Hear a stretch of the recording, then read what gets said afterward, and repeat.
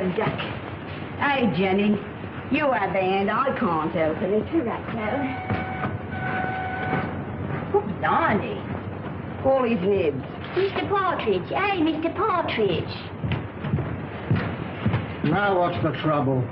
Can't open the blinking door.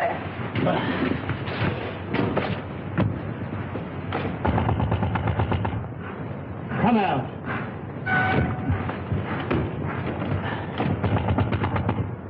You hear me? This is Victoria Station.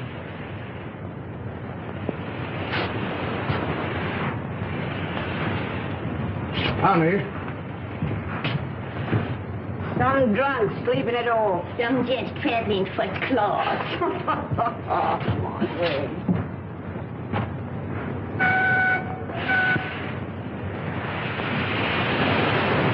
Jim, let's have your ladder. Yes, sir. Open that window. Right.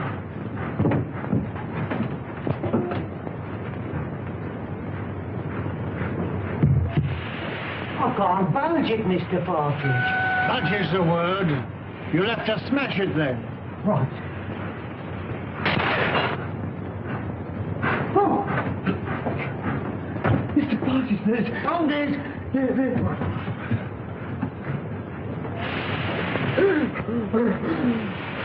Run for help. Fetch the police. Don't stand there gaping.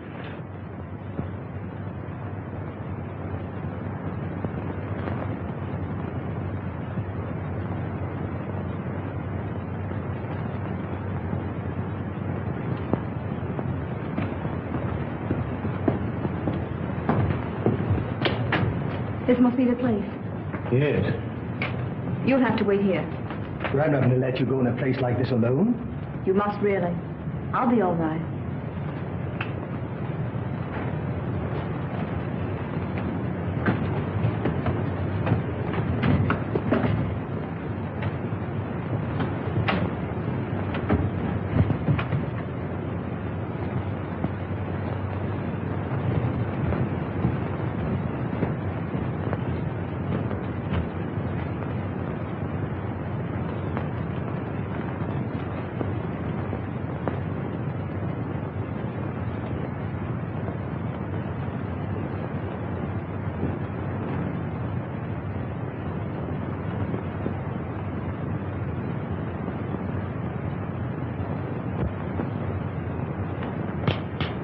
This meeting is now called to order. The unfortunate death in a train of one of our members, Mr. James Murphy, who departed this life by his own act while of unsound mind, has necessitated this meeting. That's what you say, Mr. Maydew. But how do you know? A verdict of death by suicide was returned tonight. This is the second occasion that we have been brought together by the mishaps to our members. The first being the passing away by natural causes of the late Colonel Forrester, whose charming daughter so gracefully honors us with her presence here tonight. It is agreed in the pact drawn up and formally attested to by its founders that should the Grim Reaper overtake one or more, the interests of the deceased in the society will be divided equally among the surviving members. It is also provided for in the pact that Miss Forrester becomes a participating member. Consequently, the interests of the late James Murphy will be divided equally among the seven of us. I move that my fee for the necessary legal representation, funeral expenses, and a modest urn for the ashes be defrayed by our organization. I understand from the widow that he expressed a preference for cremation. I second that. All those in favor will please signify by raising their hands. Mr. Wilson. Mr. Baker. Mr. Deering.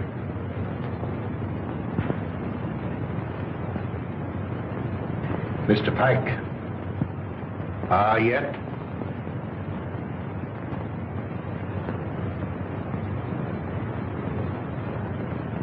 Good. Has any provision been made for the widow? None. I presume that we could stretch a point in her favor. Emphatically no. Things are complicated enough as they are. Why did he want to kill himself? Have you ever met his wife? No. No? Well, I have.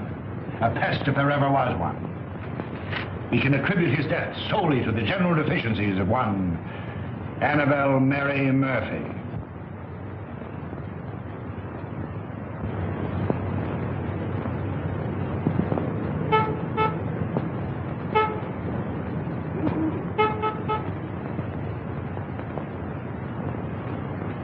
What would you deduce from this?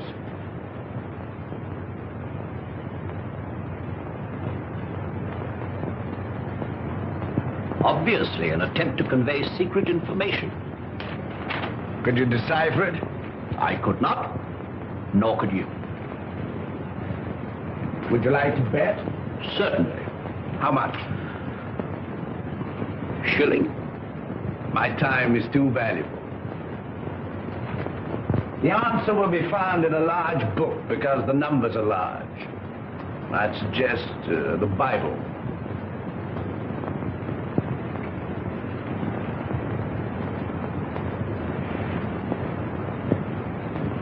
A client, Watson. Where? The widow standing under the street lamp. A widow? Would you like to bet on that? Of course. Well, I'm not going down the street to ask her. Ah. Won't be necessary. She's made up her mind. So you deduce at a distance, eh? Not in this case. I recognized her features. She's a Mrs. Murphy. Her husband was murdered 3 days ago. You mean the man that was found dead in a train? Exactly. Come in. Mrs. Murphy to see you, sir. Mr. Holmes, I'm in such a mess. Such a mess. My husband up and died without leaving me as much as a threepenny bit. It's a crying shame, Mr. Holmes. That's what it is. Sit down and try to compose yourself. Cut off without a farthing by an ungrateful good-for-nothing. Me, at my time of life. No dirty dog had a better wife. I've waited on him hand to mouth. Stood by his side morning, noon and night. And what does the stinker do?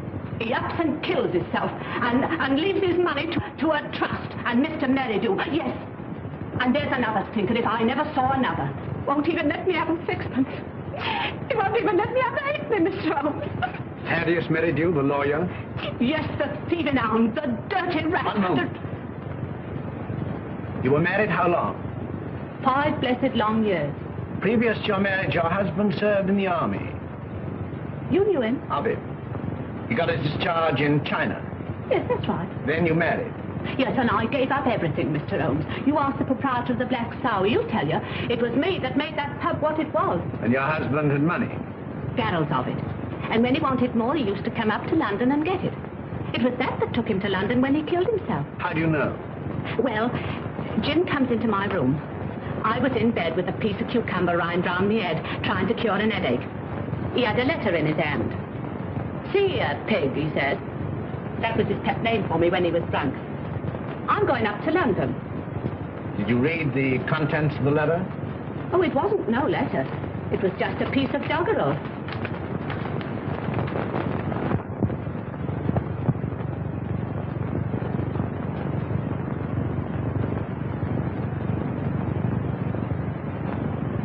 Watson, make a note of Mrs. Murphy's address. 232 King's Cross Road. Then you'll undertake me, Mr. Holmes. I'll take up your case. Mind you, it'll have to be for love. Love?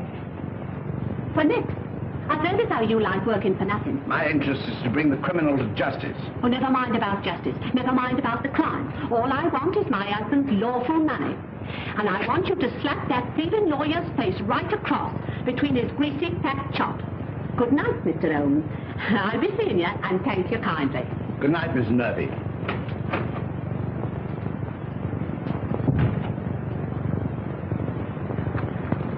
Deep water, Watson. She needs some shady lawyer, not you. Think so? I'm amazed that you're wasting your energies on such a morbid trifle. Who is this Merridew? London's most dangerous crook. The king of blackmailers. A gliding, slithy, venomous snake. Once in his power, he'll squeeze and squeeze until he's drained his victims dry. More than once I've had my net around him, but so far he's managed to wriggle his way out. The time has come, Watson. The time has come for Mr. Thaddeus Merridew. And now, Miss Forrester and gentlemen, this concludes the meeting. I would like to have a word with you alone. I sincerely trust no further accidents will happen to occasion another meeting. You never can tell.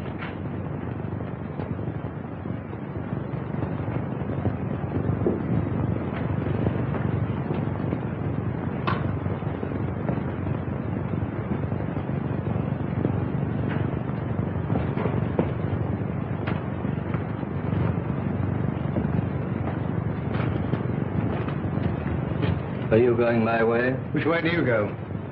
I go the other. That leads to a dead end. That's the way I go. Good night, then. Good night.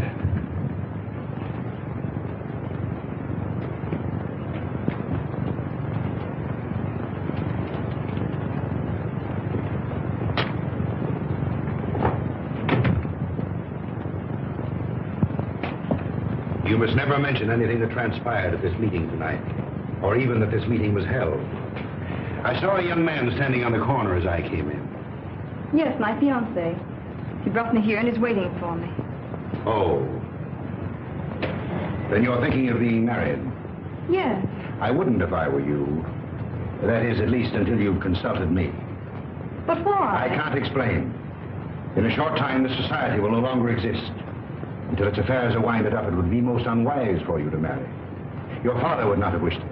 What had my father to do with these people? Didn't he ever tell you? No. Then I must respect his silence. Remember, not a word to a living soul. He's after me. He's after me. Captain Pike. Oh! Oh!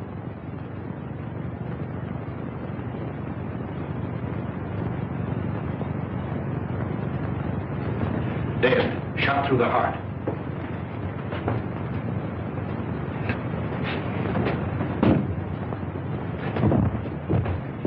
You wait here.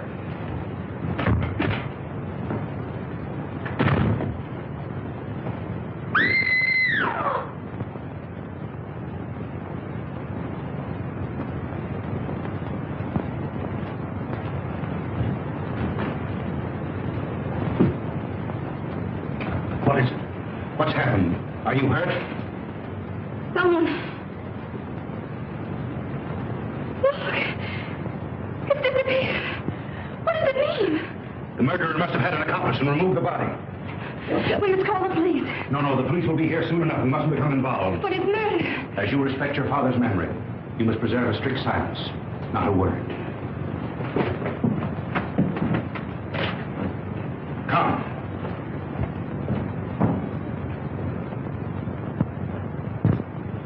The body was pulled out of the Thames at 5 a.m. in the Limehouse district. The autopsy shows that death was caused by a bullet through the heart. The features, as you see, are unrecognizable, caused possibly by the battering of the head against the wall where the body was found. The widow identified the body by means of that ring. Ah. A very rare and very beautiful ring, Lestrade. There isn't the slightest doubt the deceased is Captain Pike. The clothes were identified, initials on the collar and on the shirt. Further identifications are contained in these letters that were found in the clothing.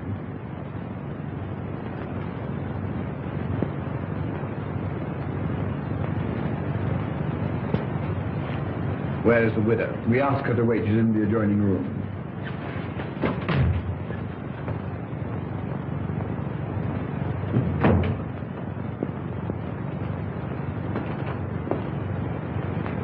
Mrs. Pike? Yes. You are? My name is Sherlock Holmes. When did you last see your husband alive? We dined together last night at the Savoy Grill. He left me shortly after 9 o'clock. I never saw him again. You are staying? At the Savoy. You've been in London how long? About a week. And you live where? At the Grange Shoeburyness. When your husband left you, did he inform you where he was going? No, but I fancied it was on a matter of business. He was a man very precise in his habits. When midnight came, and there was no sign of him, I became rather alarmed. Midnight should be a late hour for him. Very. As the time went on, I became more and more worried. At last I informed the police. An hour ago, I received a message to come here. where I identified the body of my poor husband. By the ring? Yes. Did he always wear a ring? That one, yes. I gave it to him when we were married. That would be... About 6 years ago in China. It is an heirloom belonging to my family and has been handed down through generations. I see. Permit me to express my sympathy for your great loss. Thank you. Is that all?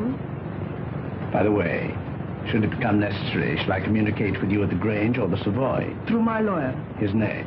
Mr. Thaddeus Merridew. Good morning, Mr. Holmes.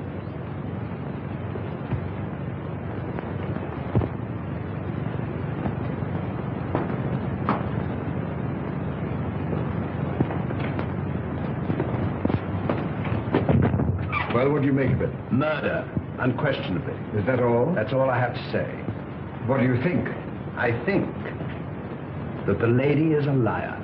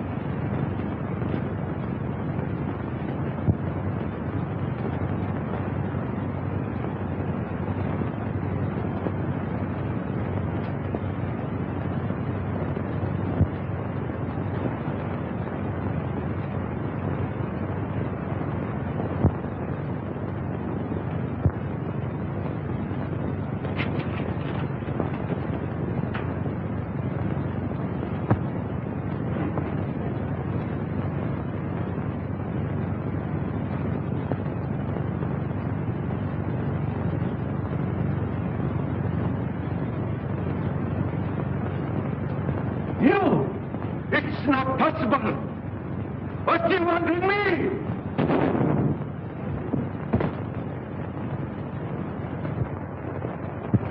The papers are full of the Pike murder mystery. Seemed to me particularly senseless and futile. There was no motive. No motive. Peer deep down in the black heart of Thaddeus Merridew and you'll find a motive. You don't mean to suggest that he had anything to do with it, do you? I suggest nothing. Come in. Inspector is strange to see you, sir. Mr. Holmes, Dr. Watson. What's the matter? You look worried. Worried? I'm up to my neck. Again? Before I can begin to finish one case, I'm plunged into another. That's the penalty of being smart. You came to see me professionally. Well, unofficially. I see. Heads you win, tails I lose. There's been a bad business during the night. An old gentleman. You'll find it a bit of a puzzler. You mean you found it a bit of a puzzler? We've left everything in status quo, hoping you'll favor us with an opinion. Dead? Murder? Suicide. Come, Watson. Game is afoot.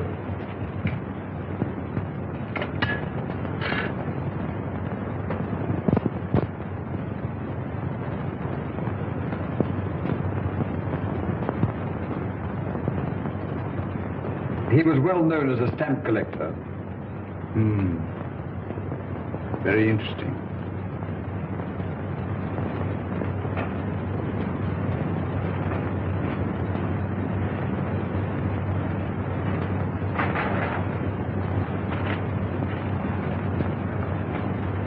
What is it, Holmes?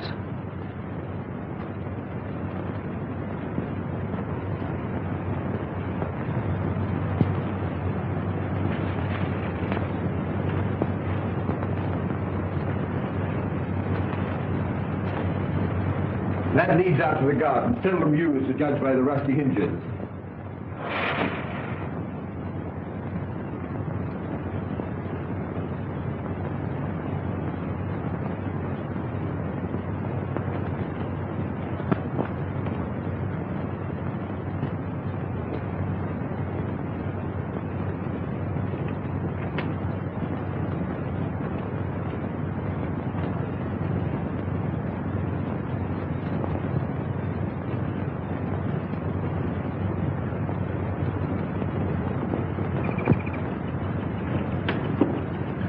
Good morning, sir. Good morning.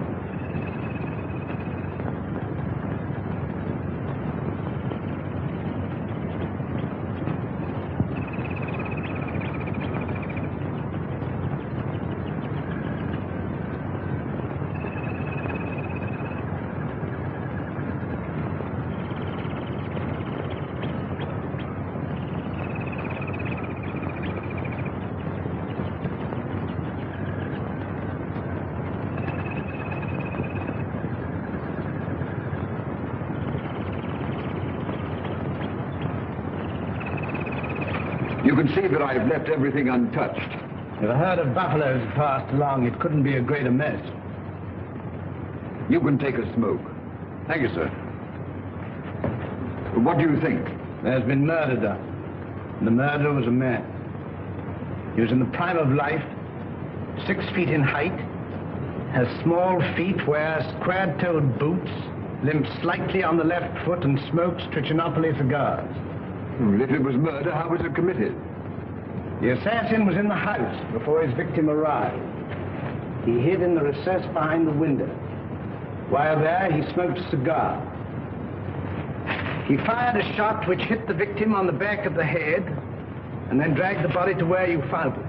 He left and returned some while later to fire a second shot, this time through the mouth. You'll find the mark of a boot clearly imprinted on the congealed blood. What was his object? To obliterate the effect of the first, hoping by so doing to transfer the crime from that of murder to one of suicide. Bullet number 1 you will find in the wall on the farther side of the room. The other will be found embedded in the body of the murdered man. Come, Watson. We mustn't keep Mr. Merridew waiting.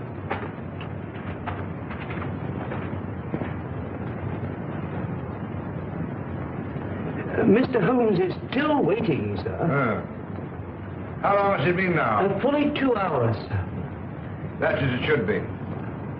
You may show him in now. Very good, sir.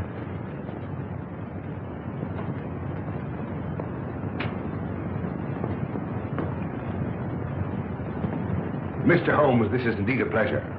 I'm sorry to have kept you waiting, but I had to digest my lunch. This is my friend and partner, Dr. Watson. How do you do? Glass of port, gentlemen? Thank you, no.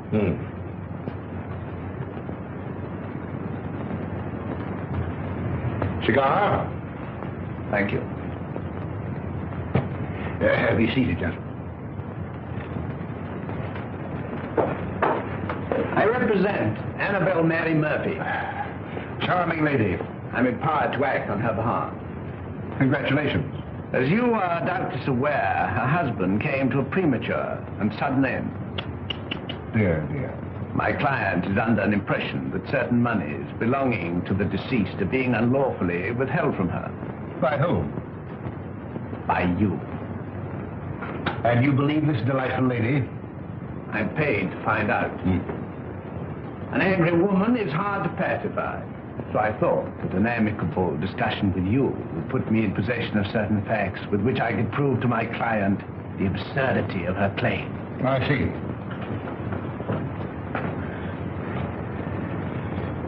Is that all? That is all. Dear, dear, you're not smoking my cigar. You refuse to assist me. My dear Mr. Holmes, I have neither the information nor the authority. You see, until a few days ago, I was not aware that your distinguished client existed. In my profession, I deal with many cases, impartially and legally, without coming into personal contact with my client. It won't do, Mr. Merridew. Anything else? May I trouble you for a pencil and paper? Help yourself.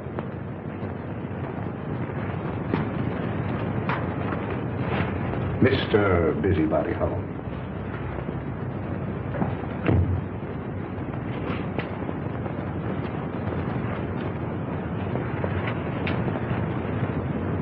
By the way, I think you should know that another client of yours met his death last night. Mr. Malcolm Deering, found murdered.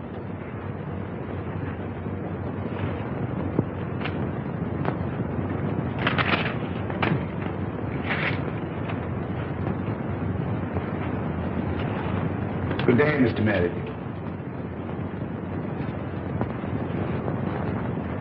Come, Watson.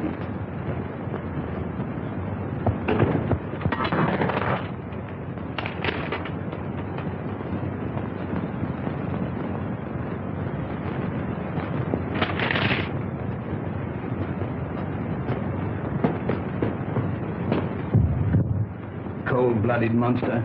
Well, I've given him something to think about. Did you see what I saw?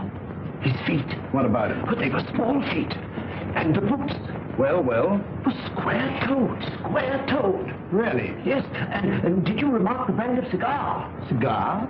Trichinopoly. It was stenciled in big letters on the top of the box. Is that all you observed? Was there anything else? 100 things. Among them, the cipher to the code. A large book, Watson. I saw no Bible. Which will call Whitaker's Almanac a large. Yes, indeed. In that book will be found the message of the numbers.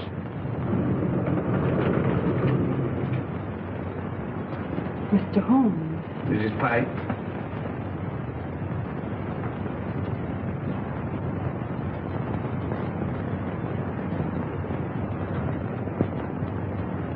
Holmes, what did you write on that sheet of paper? A long shot in the dark, Watson, but it hit a bullseye.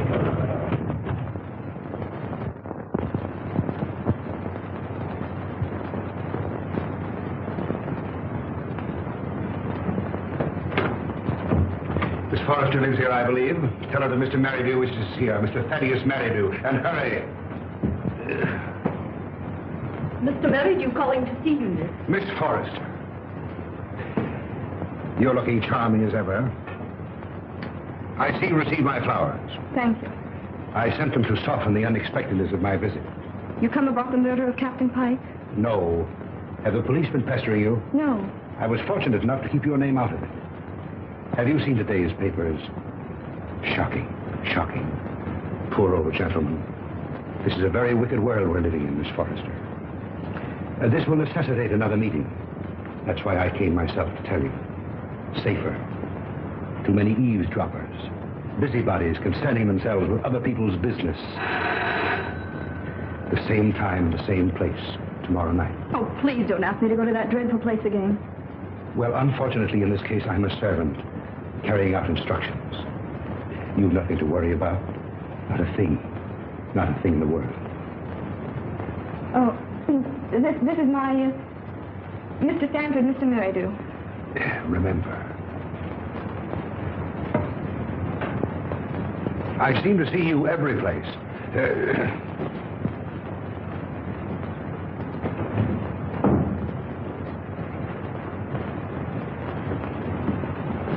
Who is that man? He's my lawyer. Oh. I remember seeing him the other night. But what's he doing here? Oh, please don't begin that all over again. But Eileen, surely I have a right to know.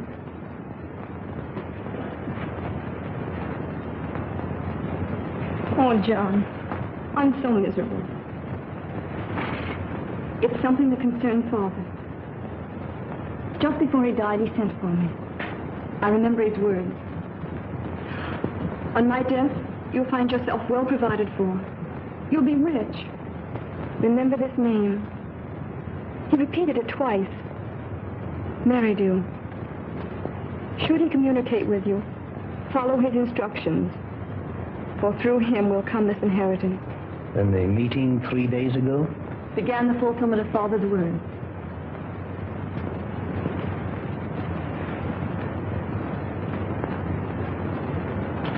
I think I'm beginning to understand.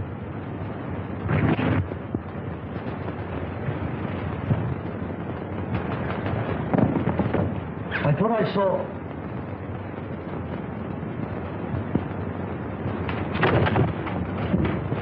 John! John!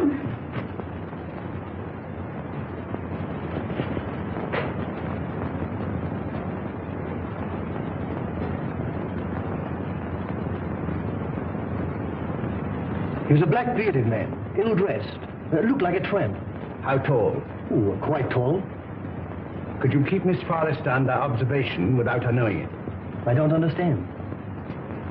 Is Eileen in danger? In great danger. You were wise in coming to see me. Should anything unforeseen occur, get in touch with me. Go to her. Remember, get in touch with me.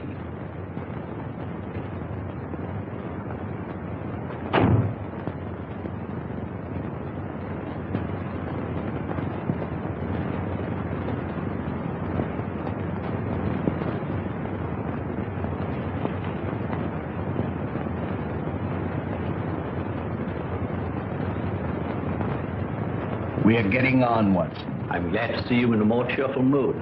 We've done remarkably well. I'm pleased. I admit I could do with a little explanation. I, too, feel a little curious. I considered the claims of Whitaker's almanac. As I suspected, the large number represented the page, the second, the small number, the column, and the other figures, the message. You'll find it decoded on the table.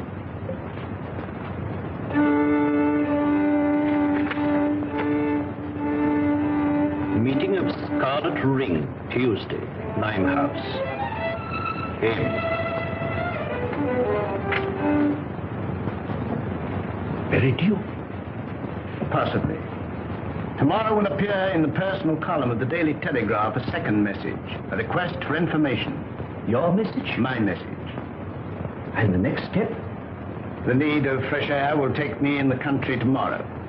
In the meantime, relaxation, music. I hope I won't bore you. Not if you make it soft.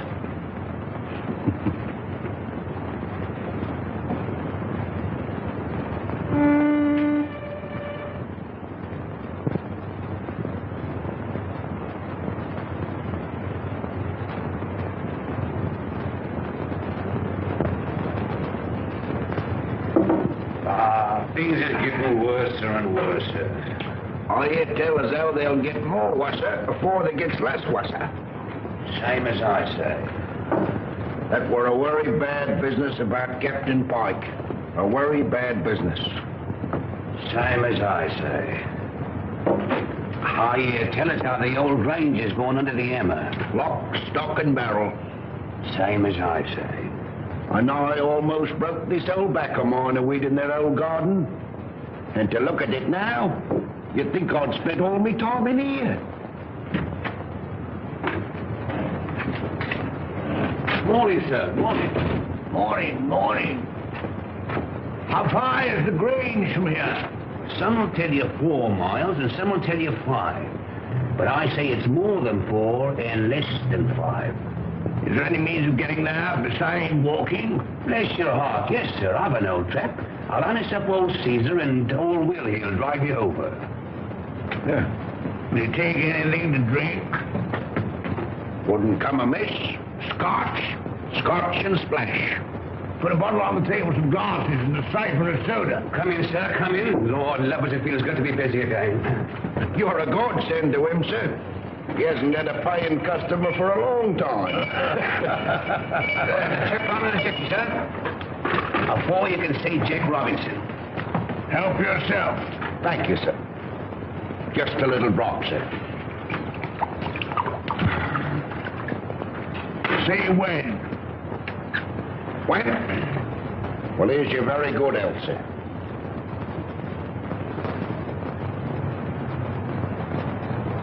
I feel like a new man, sir. Well, and now give the new man a drink.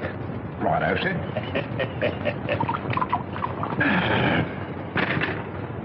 When?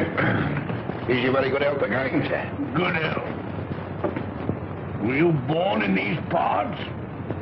I've never seen none other. Worked for the Pike family all my life. Till I got tired of working. Got this old backache from weeding that plaguey old garden. Then you would remember the late captain. And his father, and the old gentleman of Foley's father. See that dent? That belongs to Captain Pike. A mark caused possibly by the imprint of a stone. And right you are, sir. Many a good-looking young Master Robin got for chucking stones at me, sir. Sounds as though the young man was somewhat wild. Wild? He was a holy terror. Ready and waiting, sir. I've harnessed up old Caesar and he's ready to go. You must tell me some more on the way over. Better bring the bottle. Righto, sir. Scotch is sure good for the backer. Steady, Caesar, steady. He's hard to handle when he's raring to go, sir. You were saying? You can't make English gentry out of the heathen Chinese now-how. Not in these parts. Very difficult, I imagine. When the captain was alive, did he stay here often? Until last Tuesday, we ain't seen nothing on him for close nigh on to 2 years. Shall we have one, sir? You take 2. Right, that's it.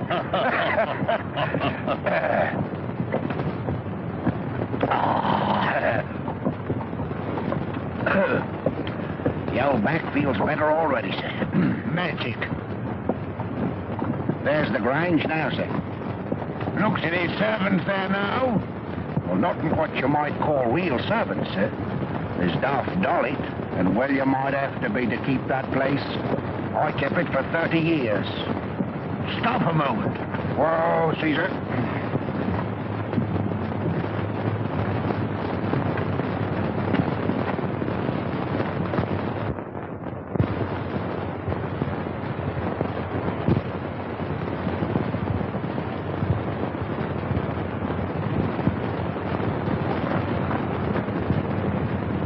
I'll walk the rest of the way. I'm in a hurry. Wait here for me. I won't budge an inch.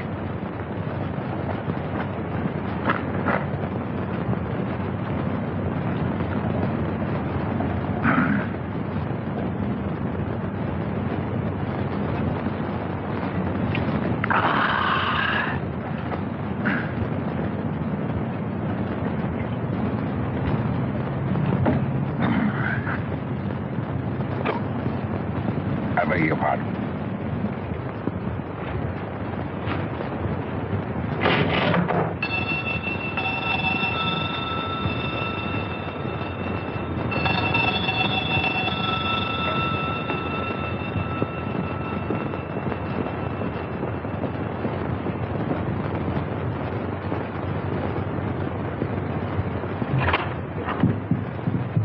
Is your mistress in? No, sir. Where is she? London town. I understand that this house is for sale. I may wish to buy it. I look it over.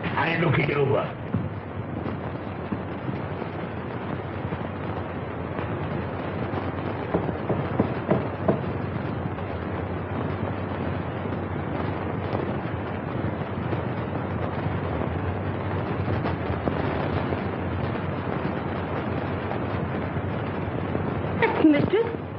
Such a good looker. Such eyes. She walks like a cat.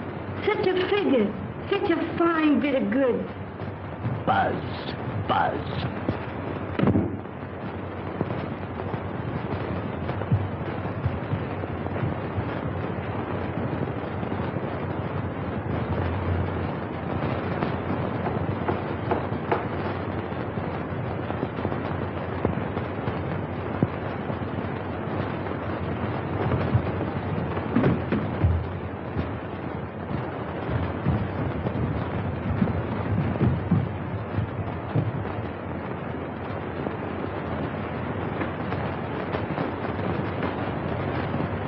Mistress sleeps here.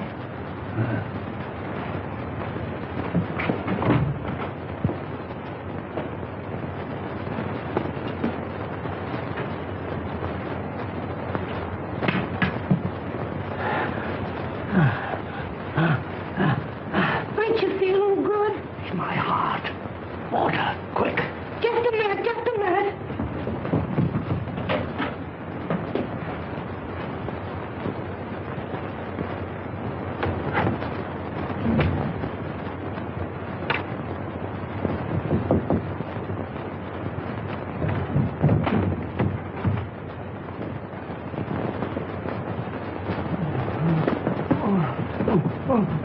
Drink this. I'm dying. Telephone for a doctor. Oh, no. We haven't got any phone in the house. Let me go for one. Doctor's a good 5 miles away. Fetch him. Hurry. Run. All right. I'll run.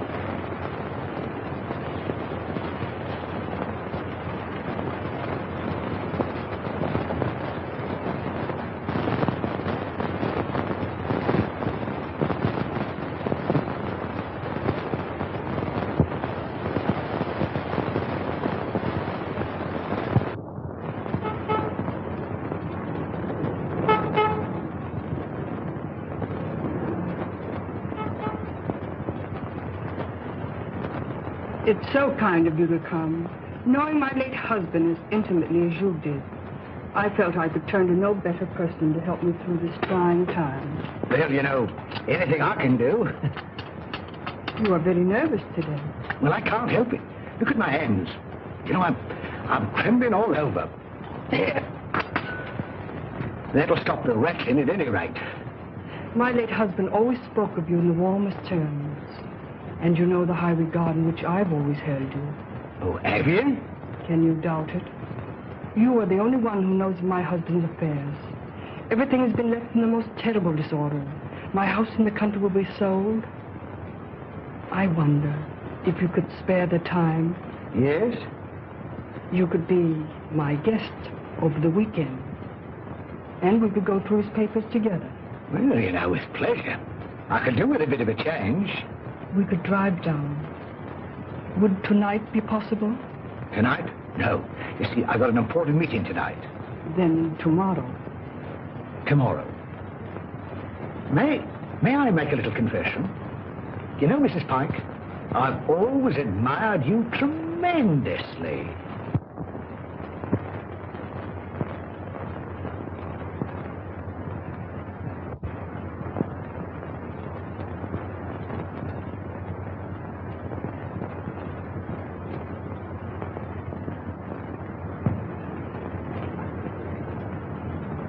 Who's that? Baker.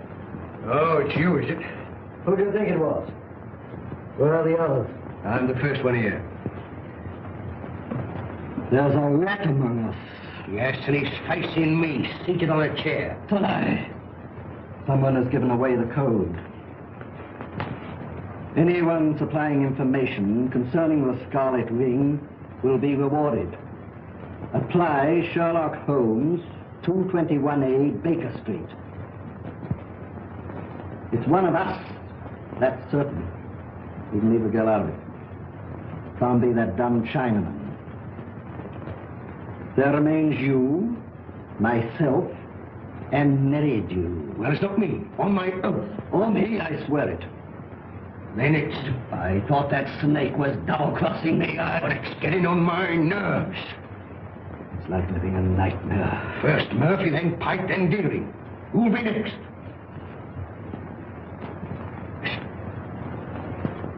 Suppose someone was to supply information to Sherlock Holmes.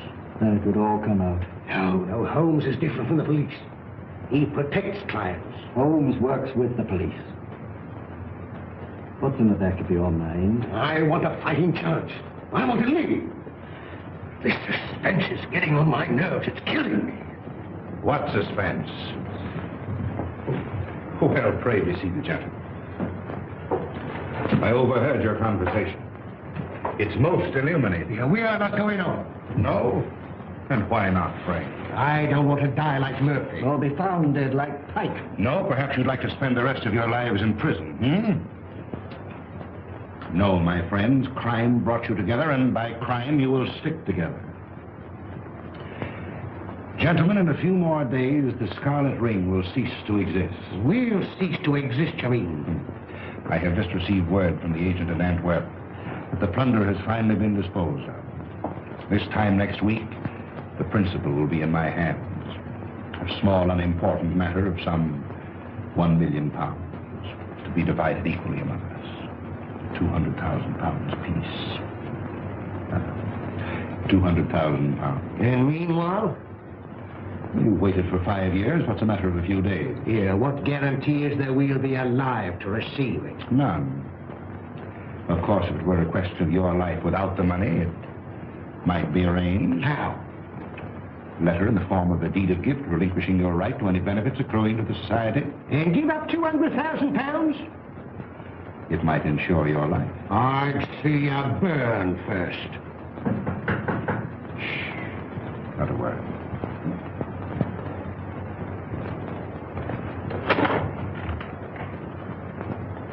Well, Miss Forrester, this is a pleasure. Come in.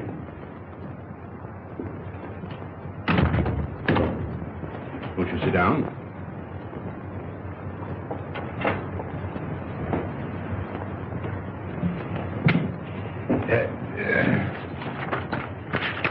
And now to business.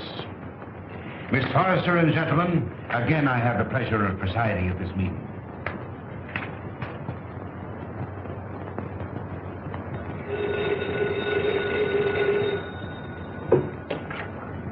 Hello? One moment. Mr. Stanford. Yes? Where?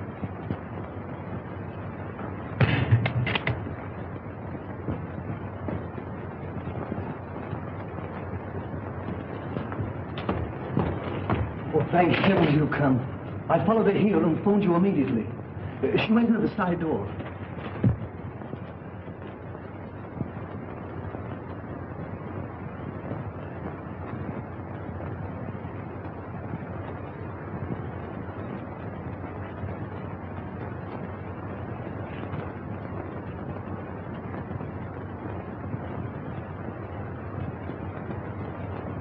There were 4 others.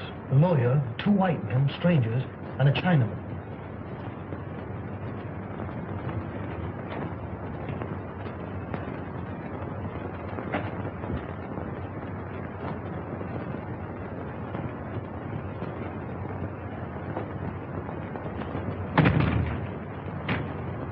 When it comes, it won't come from the sky. Oh, shut up. Oh? I'm on fire. Life's worth more to me than money. Yours may be. Mine isn't. Shall we walk to the station together? No, you go ahead.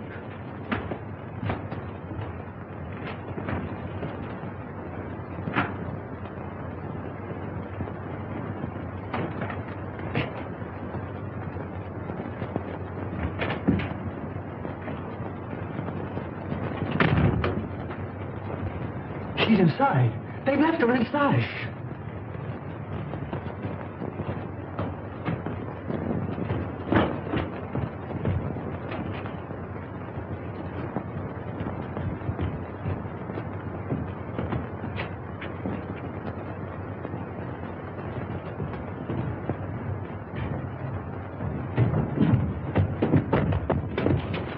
Gas! Quick, the door!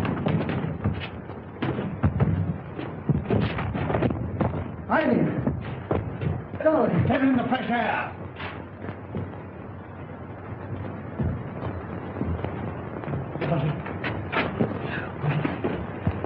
You came in the nick of time.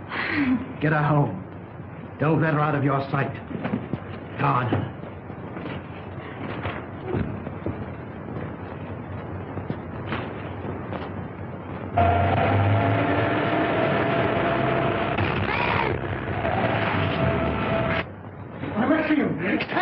Save me! Speaking as a medical man, it is extremely dangerous to run at your age and with your wit. Could I have a glass of water, please? Sit down. Oh, no. Oh. Thank you. I must apologize for bursting in like this, Mr. Holmes. I'm Dr. Watson. I don't know when Mr. Holmes will be back. Please wait. Thank you.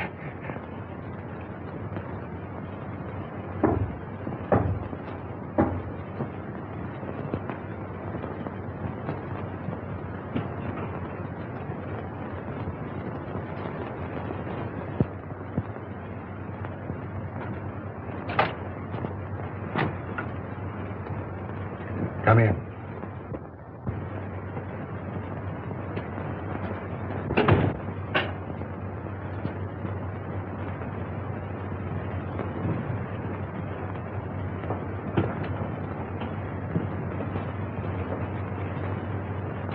Sit down.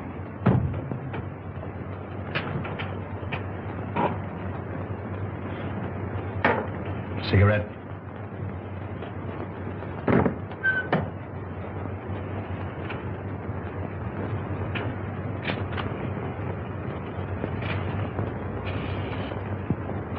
Any luck? Too bad. I have here the securities. Easily negotiable for £1 million. The Chinaman yet is devoted to his mistress. Doubtless a generous present will satisfy him. On account of Holmes, I cannot impress upon you too sufficiently the necessity for speed. Everything must be finished tomorrow night at the Grange. I will make all the arrangements.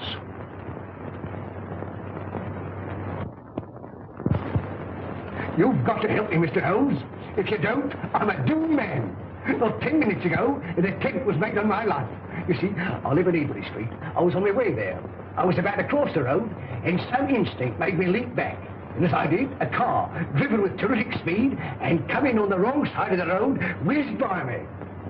How I escaped was a miracle. Did you by any chance see the occupant of the car? Yes, as it flashed by me, I caught a glimpse of the driver, a black-bearded man.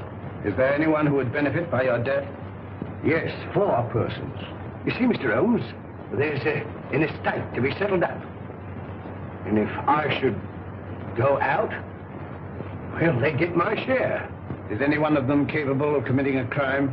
Yes, 3 of them. How much is your share of this estate?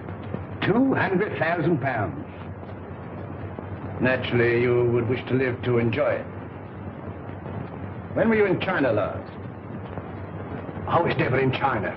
Come, sir. Then the tattooing above the right wrist?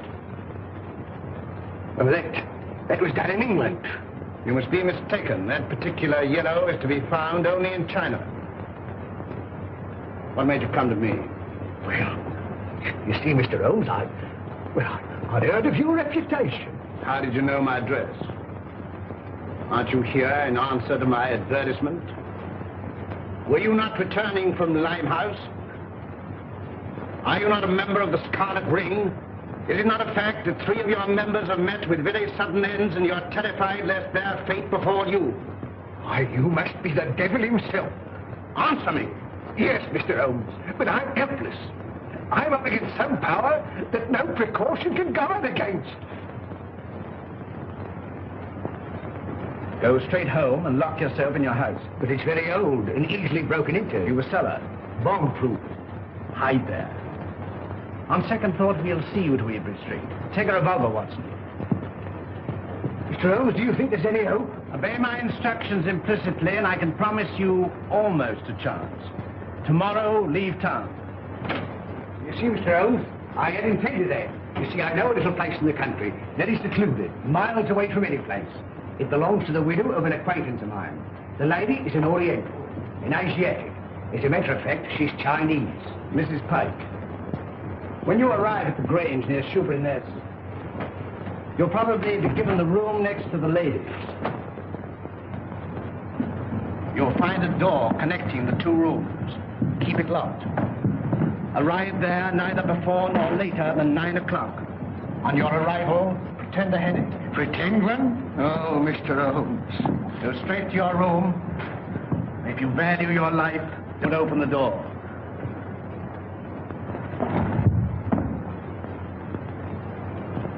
Baker! I got him too. Poison.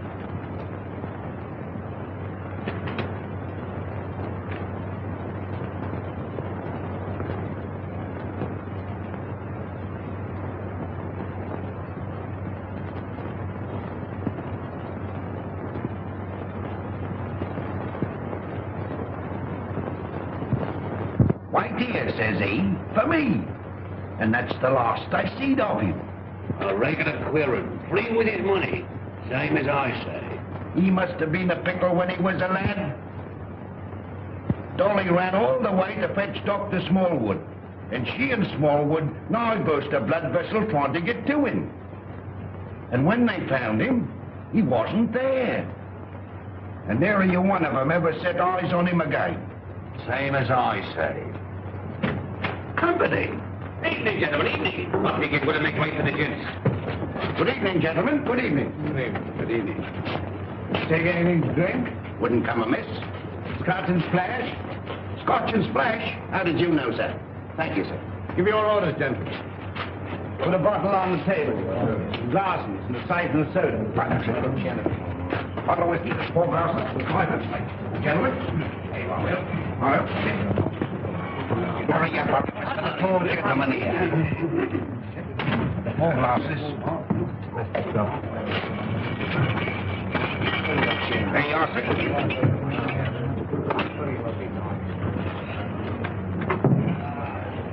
What brings you gentlemen round these here parts? This friend of mine belongs to the medical profession. A patient of his has escaped, an old gentleman, a very dangerous character. That's the reason for all these wardens. An old gentleman? Wearing a cape? Stoops a bit? Big in the belly? You've seen him? Have I seen him? Yes, sir. And Dolly at the Grange seen him. And Dr. Smallwood ought to seen him, but he never set eyes on him. As sure as I'm standing here, sir. He sat right there. It was the day before yesterday. Doctor, we're on the right scent. Say when? When?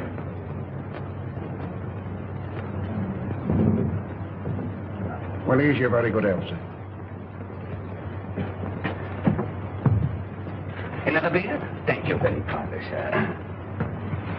Pay the bill, Watson. And take care of this gentleman. Come along. What do you have? Well, I'm here's hoping that we get him. Who? Dash my buttons if I know. My mind's never been in such a fog. It's time to leave. Gregson should be there by now. We'll have the Grange so well surrounded a cat couldn't get through without being seen. Come along, men.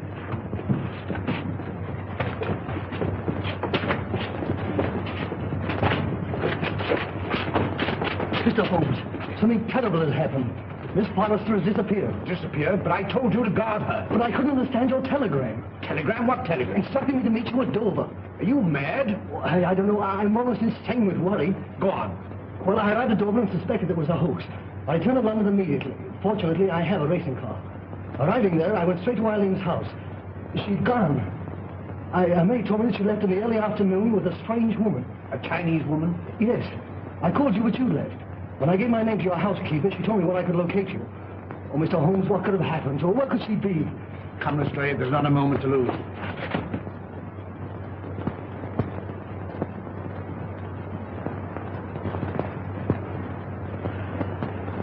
Mr. Holmes is late.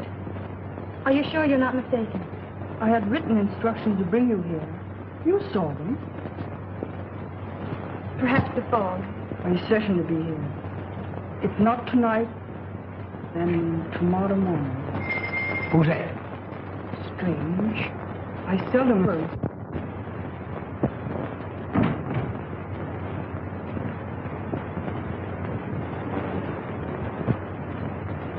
Stop! You open the door, and I'll choke the life out of you. Mr. Wilson, have you lost your reason? Tell him if he opens the door, he'll never live to open another. One sugar.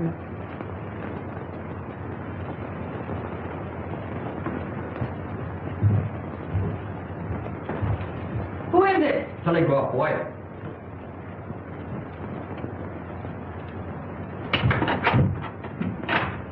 Telegram for Miss Forrester. I'll give it to her.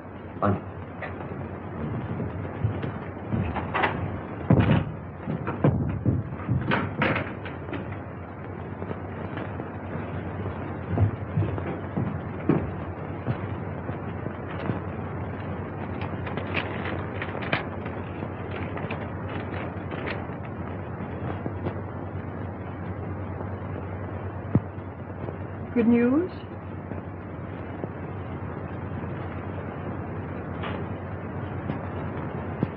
Excuse me. Hey, what is it? What is it? What does it mean?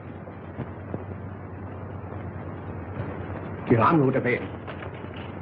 Miss Forrester, when you go to your room, lock your door. Shh. And keep it locked. What's the matter? I'm rather chilly. Who's that? It's me, sir. Did you deliver the telegram? Yes, sir. To Miss Forrester herself? I give it to one lady to give to the other, sir. Thank you. Good night. Good night, sir. You let me go to her. Wait. I'll never do it again. What? Stand about all night without a flask. Look, Holmes. Over there. Drop your gun. Well, Inspector? I checked up on all points. No one could have slipped through. Good night, my dear. My bedroom is just across the corridor. If you should want me for anything, don't hesitate to call me. Thank you.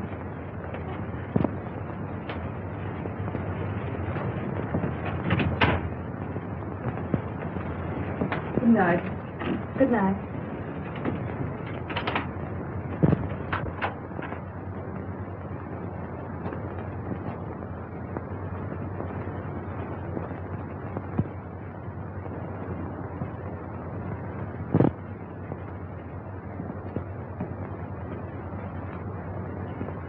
Mr. Wilson, are you in bed?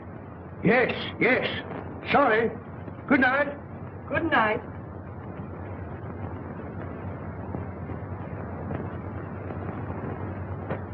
Who's that? Gregson. He's here. Came by boat. When? 15 minutes ago. Why didn't you let me know sooner? It's this fog. Our men lost their bearings. Watch the front of the house. Come. Come. All right, you stay here. Very good, sir.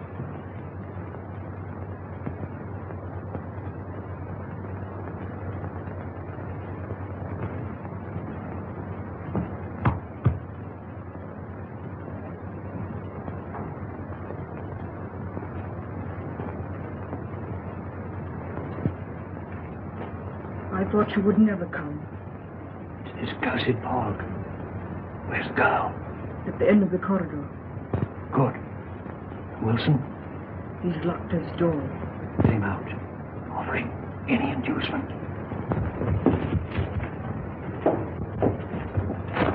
It's in the house.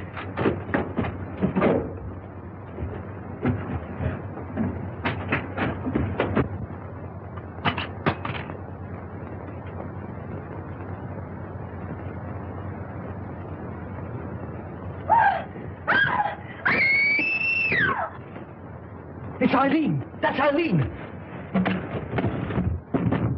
Mr. Wilson! Quick! Miss Forrester! Something terrible has happened!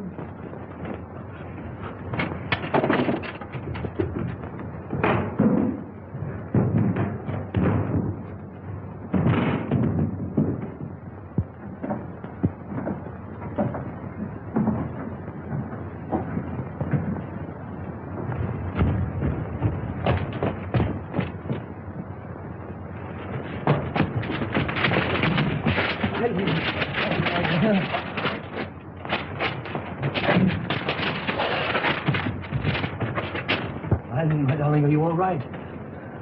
Help! Murder! Help! Break it down. Help! Holmes! Holmes! Holmes! Are you all right? Quite all right. Thank you, Watson. Take them downstairs.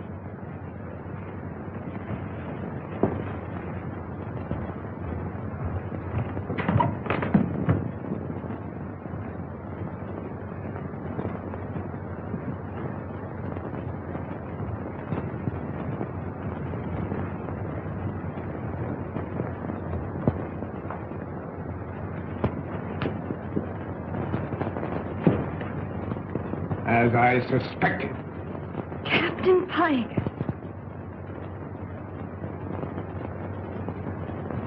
You are charged with the murders of James Murphy, Malcolm Deering, and William Baker. And this woman? As an accomplice. Take him away.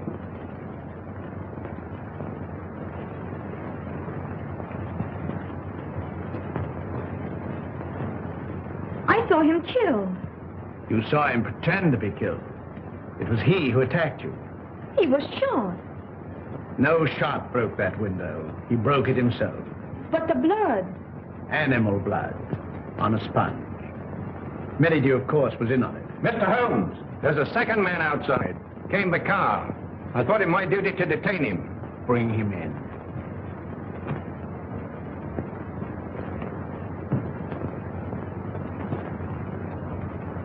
Well, well, well, Mr. Holmes. This is indeed a surprise. What are you doing here? Well, surely a man has a right to visit his own house.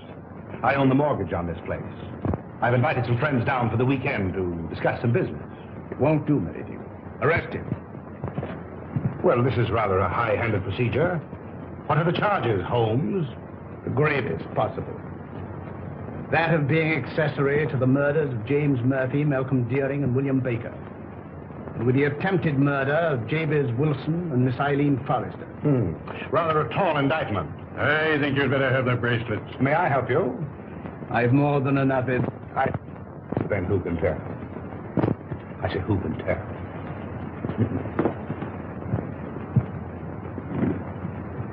This will make promotion, Lestrade.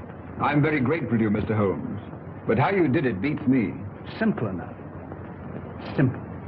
Simple. By the examination of the footsteps in the garden of Mr. Deering's house, I'm probably certain of the murderer's description. You'll remember the ring. There was no mark to indicate that it had remained on that finger for a period of 6 years as stated by his mistress. His wife, you mean? Mistress Watson. Mistress. Well, you ought to know. And the scarlet ring? Perhaps you'll remember the disappearance of the mandarin's gems in China some years ago. Perfectly. To realize on gems of international repute would be a ticklish matter? Very. That'd have to be broken up piece by piece and then disposed of carefully and slowly. Exactly. The Scarlet Ring was formed by the instigators of the original crime to protect the receiving end. And what was Pike's motive? Greed. The last survivor would become the recipient of the entire booty. I think it will be found that Pike was the original ringleader. But Mr. Wilson could furnish us with an answer to that. Not one word. We shall never forget you, Mr. Holmes. Rather not, sir. You must invite me to the wedding. Perhaps you'll give me away. I appreciate the compliment, but I never give a lady away, except I'm professional. Come, Doctor. They'll send you when they need you.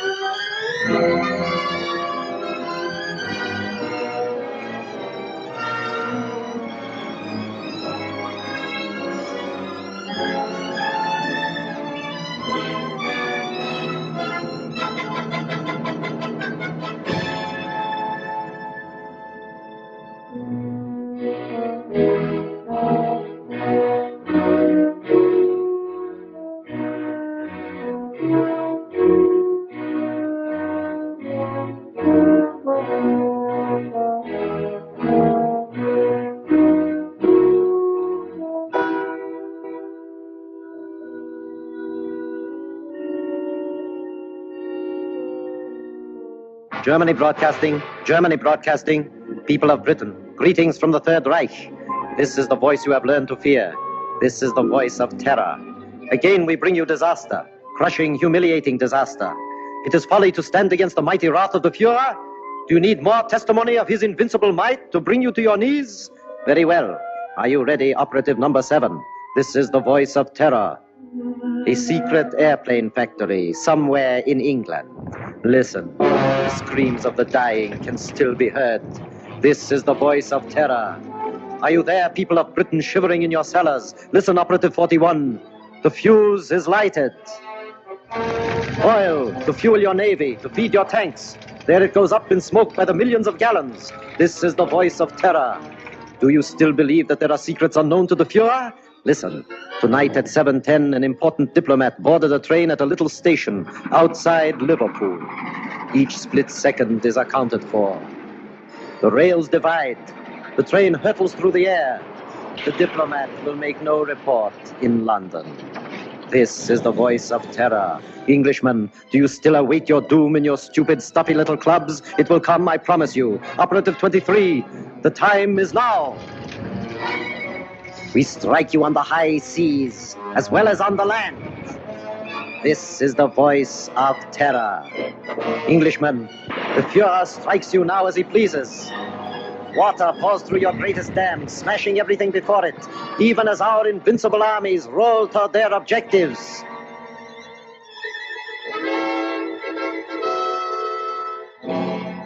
Despite the effective work done by the Intelligence Inner Council, jailing fifth columnists and saboteurs, despite their efficiency in coordinating military strategy based on information of enemy movements, they seem unable to cope with the voice of terror.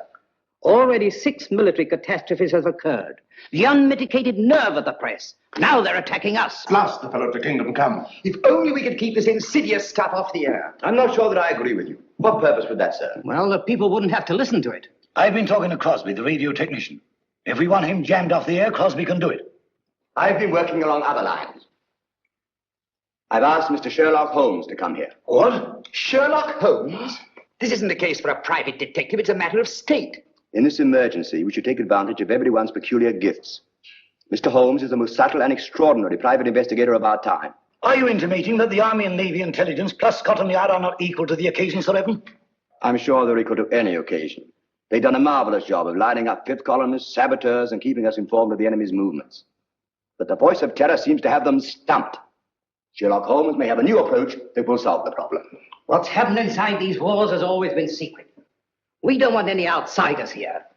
I'm positively and irrevocably opposed to calling in Sherlock Holmes.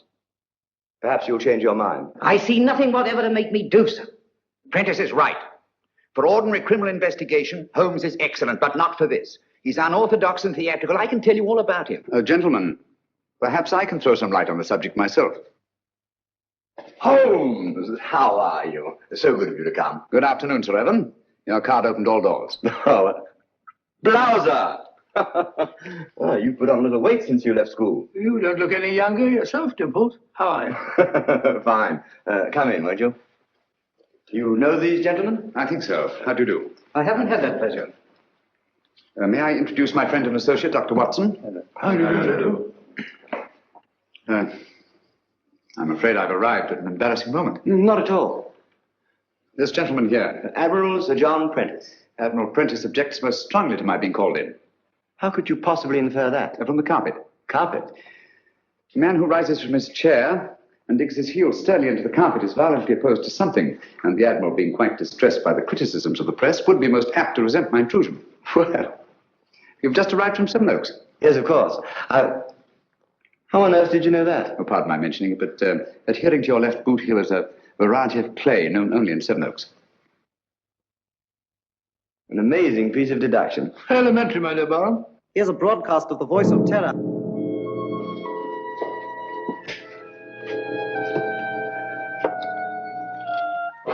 Greetings from the Third Reich. Are you listening, stout fellows across the channel? Are you listening, you little body of incompetent men known as the Inner Council? Today, a new thrill, a new proof of the invincibility of the Fuhrer. Right now, a crack express train laden with British troops and nurses is speeding across England. In just one moment, it will leave the rails forever, crashing twisted metal, the cries of the dying. They can't. Now, They wouldn't dare. It's impossible. They couldn't have got on. the men are laughing, joking. That one in the third car reads a letter from home. It is the last letter he will ever receive. The train is rounding a curve. Its whistle is screaming. Farewell, it is saying.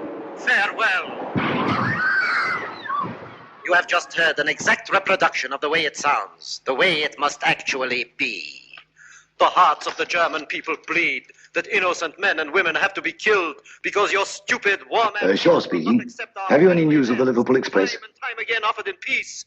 But if your blundering war cabinet cannot see that England is already lost, then it is our sacred German duty to prove it to them over and over and over until they are on their knees, begging, pleading, groveling for the exquisite mercy of our Führer. Each night, the voice of terror will announce Shut it off. death blow struck Stop at it. the heart of England. Even as you listen, and you... I'm sorry. Do what you can, Holmes. This frightful thing has got to be stopped. His son was on that train. How did they find out about the truce? It was an absolute secret. Gentlemen, something must be done about this thing at once. Yes. First of all, then, the voice must not be blocked off the air. But he's a menace. All over the Empire, this horrible news is broadcast, blown up out of all proportions. The world is beginning to believe it. Even our allies are counting England out. People are frightened, panicky. The British people are not so easily panicked. It's dangerous, I tell you, to let this thing go on. Dangerous, yes, Captain Shaw. But we must continue to listen. What for? So that we can keep on guessing who it is? His identity is not important. The important thing is the purpose behind this campaign of terror. Purpose, indeed. Isn't it enough that our most secret plans are known, our ships are being destroyed, our trains wrecked? I'm convinced that these disasters are only a prelude, a smokescreen, to cover up a more diabolic plan. And I intend to find out what that plan is. This council and Scotland Yard will give you all the aid you require. Thank you. Gentlemen, my connection with this case must remain absolutely secret. You understand that, of course. I certainly. You will let the council know at all times just what you're doing. I shall give you such information as I think wise to disclose in the interests of safety, both the public's and your own. The Inner Council has never shared its secrets with anyone. I demand that you keep us informed of your activities and progress. Come along, Watson. Mr. Holmes, I want to apologize for your rather lukewarm reception here. Well, thank you, Sir Evan. I'm used to the chilly atmosphere of high places. And of course, you recognize the importance of time. Quite. And results. Mr. Lloyd, I'm quite sure that Mr. Holmes can be trusted not to fail. He never has, you know. Thank you, Watson. The word is seldom. Goodbye, Sir Evan. Goodbye, sir. Goodbye, Barham. Goodbye, Watson.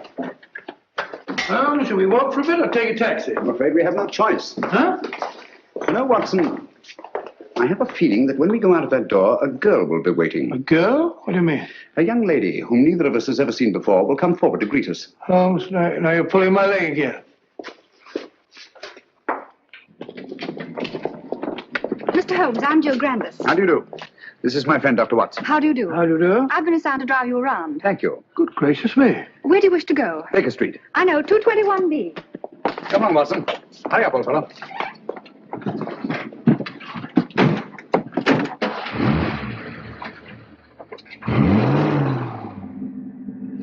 Holmes, the girl waiting. What an extraordinary thing. Elementary, my dear Watson. No, it's an amazing deduction. How on earth did you arrive at it? Barham told me. Huh?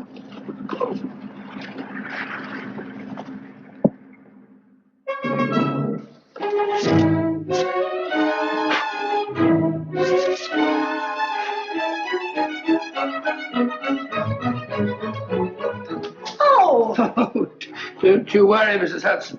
Just giving her a bit of a clean. Now we're on a case again. The joints are a bit rusty, like mine, you know. Is he back in a case again? Case? The greatest case of our career. Oh, mercy, it always is.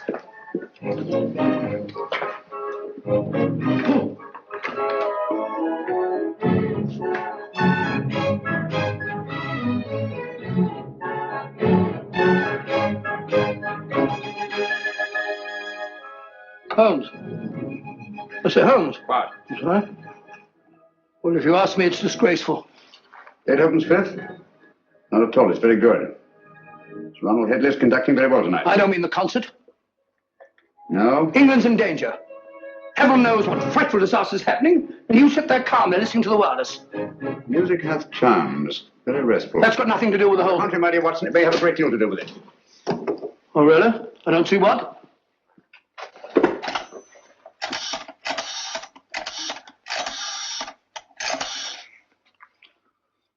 BBC Request Station, this is Sherlock Holmes.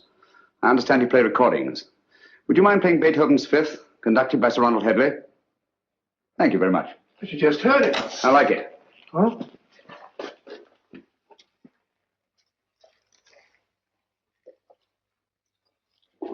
We've had a request for the Beethoven Fifth Symphony, played by the London Symphony Orchestra under the direction of Sir Ronald Headley. This is a transcription.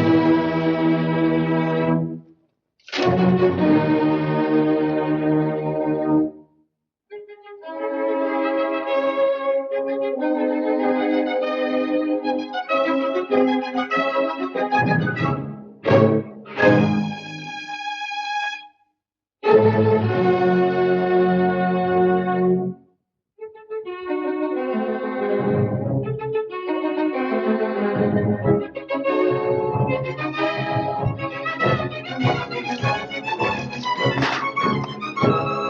what's all that about?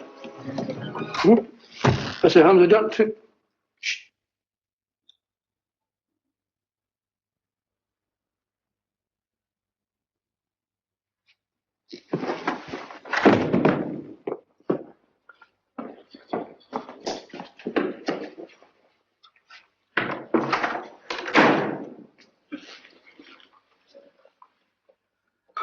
Mr. Holmes. Yes, Gavin? Christopher. Dead? Yes. It's been driven in with a lot of force. Watson, this is a warning. Warning? How do you know? I had sent for Gavin to get certain information, which you must have found there in the dark and sinister alleys of Limehouse. He came with his message, which someone doesn't want me to hear, someone determined and dangerous. What's the good of a warning of danger? You don't know from what or from whom? That we shall have to discover. This knife was thrown by the tip, from a distance of about 50 feet, by a man about 5'10". Steady, Holmes. Elementary, no fingerprints. But the distance and the man's height. The angle of entry, and the force with which he penetrated the victim. But Holmes, what do you suppose he meant when he said Christopher? We must find out at once. Come on, Watson. What? Come in. Oh, Mr. Holmes, I saw a fellow lurking about your steps, and Blimey, he won't lurk no more. From the yard. Take care of it, Dobson. Very good, sir. How did it happen? Haven't time now. Get your coat on, Watson. We're going out. No. Holmes, you promised. Oh. Where are we going? Limehouse.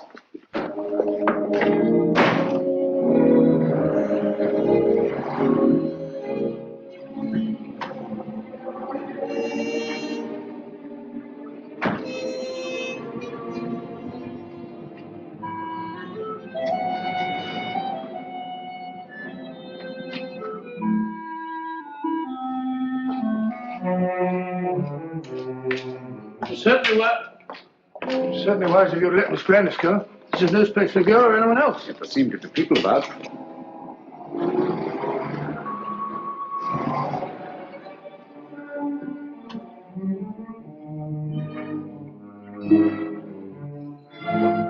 Even Miss Grandis.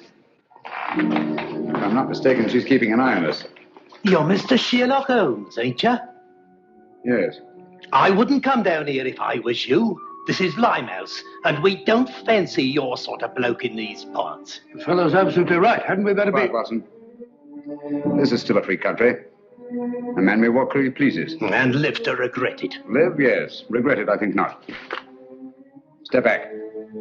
Come on, Watson. Unfriendly, what? Speak a break.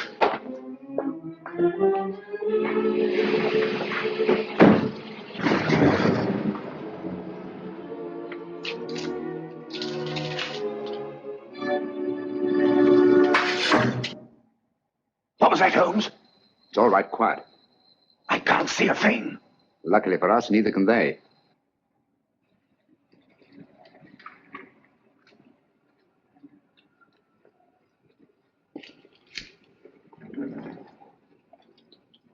Apparently, the enemy has found out that we joined forces with the government. What makes you think that? This knife, like the knife which killed Gavin, was thrown by a former habitué of the docks of Hamburg. It's a German knife. The knife throwers of Hamburg are extremely expert. Mr. Holmes, can't we come back in the daytime? Certainly not. I don't think we're safe. No one in the world is safe now, Watson. Least of all us.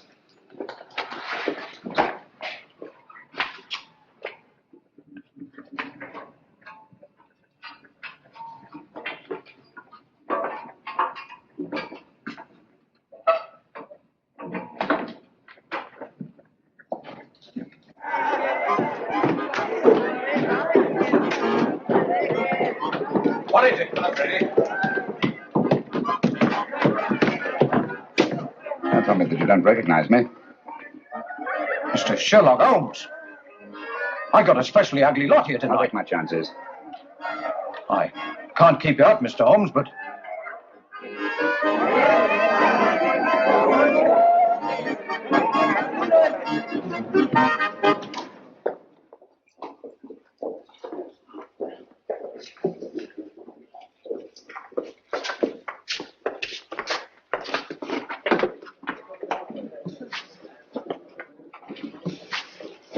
Where's the girl, Kitty?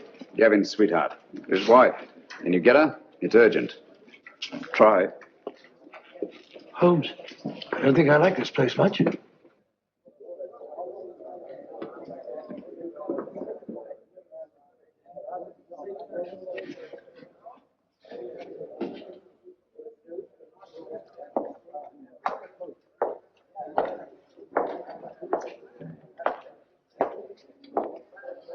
Well, just sit here if you don't mind. I think you'll recognize me, Mr. Holmes, if you look hard enough. Camberwell. You've got a long memory. Like me. Tarleton murder, 1932. Of course, I sent you up. Mr. Holmes, don't you think we better be... Stow your gab. For 10 long years, I've been sitting down there in Dartmoor. For the old 10 years, one thing's been preying on my mind. Only one? Just one. Someday I'll be getting out of here, I kept saying to myself. And when I do, someday I'm going to come face to face with Mr. Sherlock Holmes. Now you are. And now I am. Just who was it told you it was me who slit the throat of that swine Tarleton? I want an answer. You told me. Me? On the windowsill, you left 4 infinitesimal pieces of ash from a particularly revolting kind of tobacco that you were known to use. The knife blade was sharpened by a left-handed man. You signed your name to the crime. So that's what? Exactly. Very careless. Careless. It's criminal, I calls it. I ought to be shot. Perhaps someday you will be. You can put your revolver away now, Watson. Well, Holmes, you never know.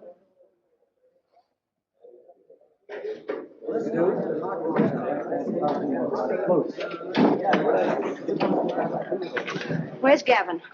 Sit down, Kitty. Where is he? You've got him into trouble. What have you done to him? Take it easy, Kitty. Gavin's dead. Dead? Oh, it ain't possible. Well, I was with him only 2 hours ago.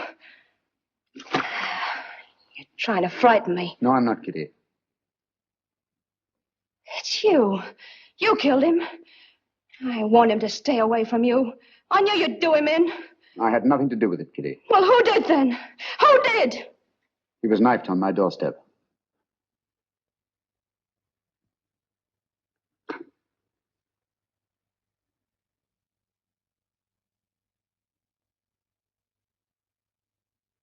I'm sorry. I'm deeply in his debt. Before he died, he said one word. Christopher. You know what it means? I've got to know. What's that to me? You want to avenge Gavin's death, don't you? I don't want nothing to do with it. Nor with you. I never had any dealings with the police, and I won't start now. I'm not asking this for myself. Our country, England, is at stake.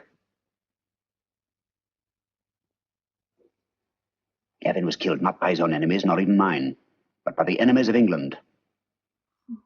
So that's it. Yes, Kitty. The Nazis killed him.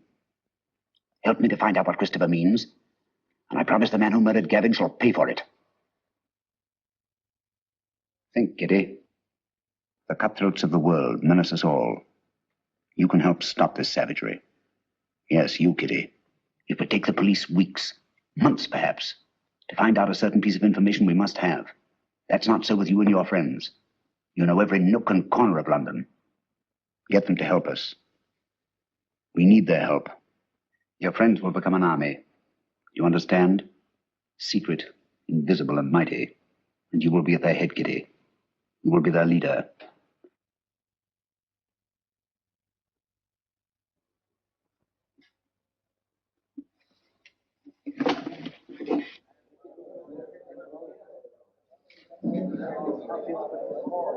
Grimes, do you know what Christopher means?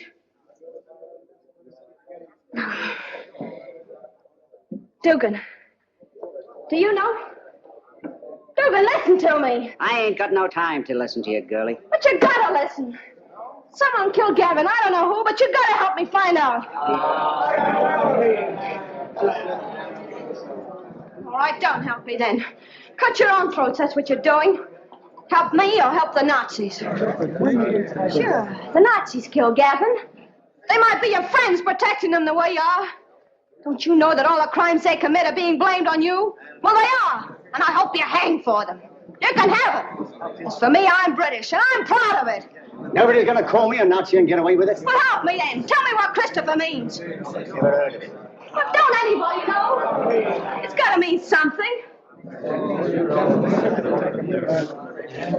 speak up if you know what it is. Let's have it. Don't mean a thing to me. You're going to creep in the corners all your life? You're going to sneak away at the very sight of a man like this and show him what coward you are? What are you afraid of? I'm not asking this for myself. England's at stake. You're England as much as anyone else's. Got no time to think about whose side we're on. There's only one side, England. No matter how high or how low we are. You, and you. We're all on the same team. We've all got the same goal. Victory! Now, what do you want to know? Spread out all over London. But find out what Christopher means. We'll find out. No fear about that. Thank you, Kitty. Well done, my dear. Shaw speaking. Yes, Miss Grandis. That checks with my report. No, Miss Grandis. Sir Evan hasn't arrived yet. Yes, thank you. Miss Grandis reports that Holmes spent some time at the Air Ministry today. That checks with my information. Last night a murder and a session in Limehouse. I wonder what the fellow... He's here now.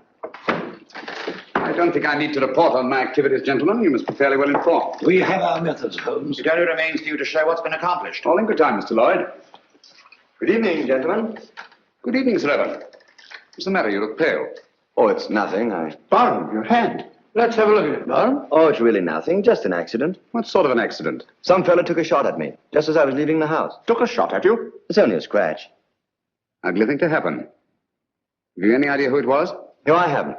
He popped up out of the bushes, just as I was getting into my car. Fired once, then disappeared. What do you make of it, Watson? Bullet wound. Congratulations. This is a matter for the police. Oh, no, please. I can never identify him. Let's forget it. Captain Shaw.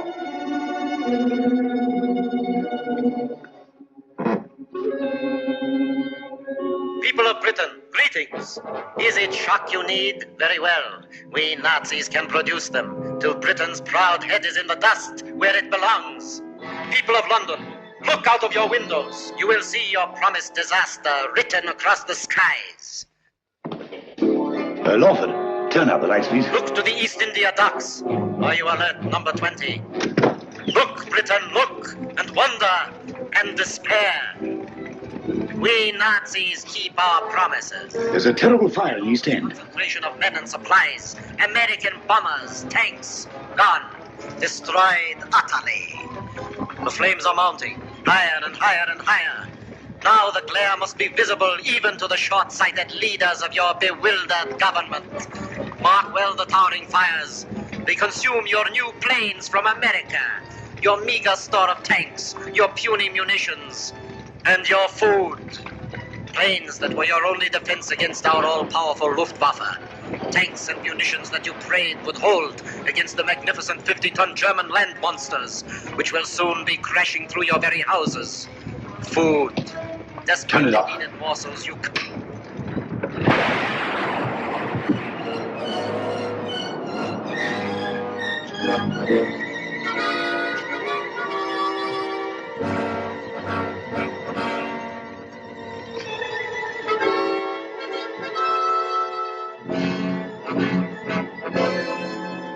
Gentlemen, this is really a terrible setback. How do they find out our secrets? It's horrible, the way it's timed, the precision of it.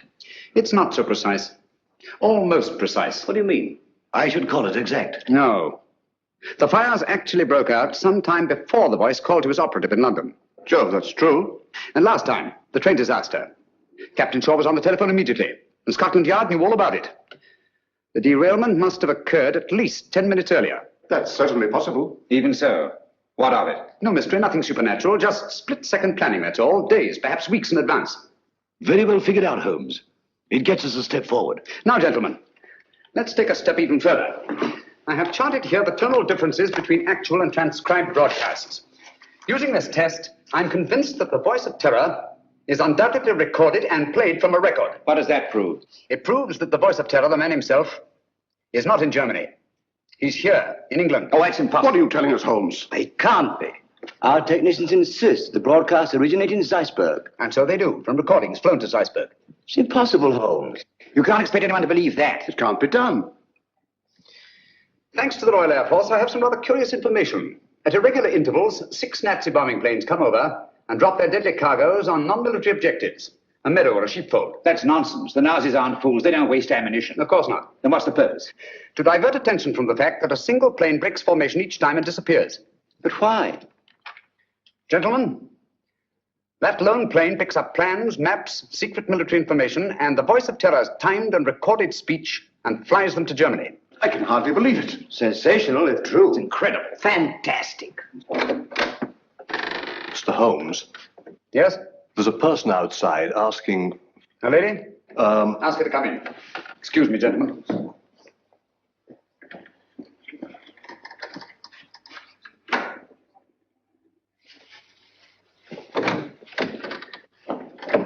Gentlemen, I must leave at once. Where are you going? That must remain a secret, even from this council. I object to this, Mr. Holmes.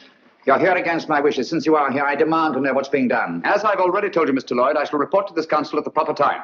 And so, gentlemen, until we meet again, as I hope we will, take no unnecessary risks. We're all in grave danger. Come along, Watson. Coming.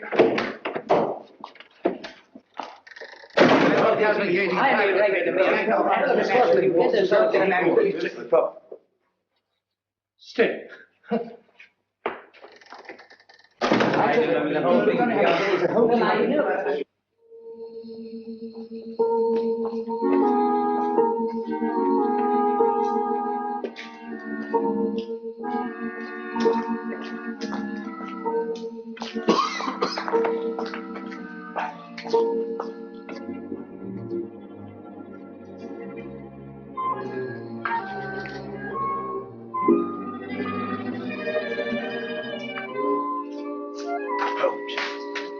We're being followed.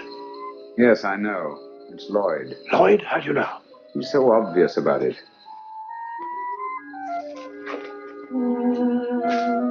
Good evening, Mr. Lloyd. You going our way? I intend to find out what you're doing. Even to the point of following me? This is our business, you know, as well as yours. All right. Come along.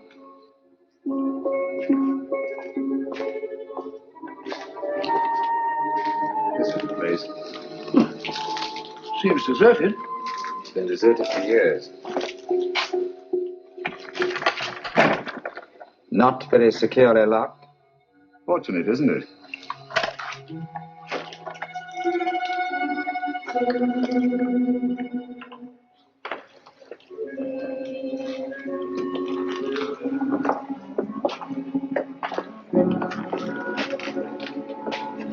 Water. It's the river.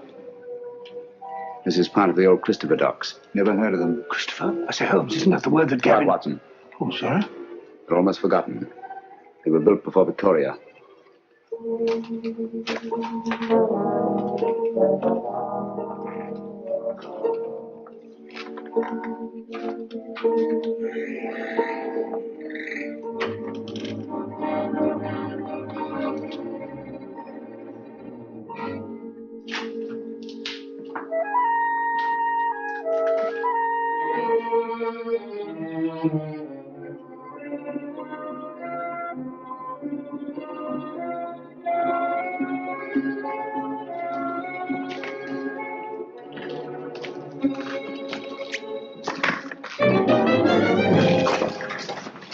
Oh, Fred.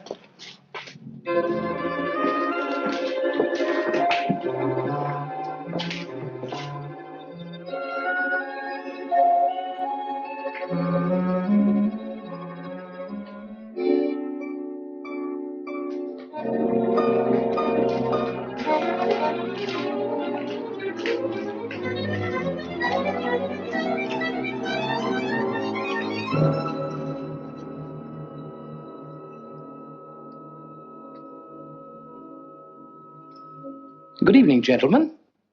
I knew your curiosity would be your undoing, Mr. Holmes. You were expecting me then? Yes. I had hoped that the entire council might have come. It would have been a pleasure to deal with all of them, quietly and effectively. Eventually, they all will be taken care of. However, Mr. Lloyd is quite a catch and will have to suffice for the moment. What do you intend to do with us?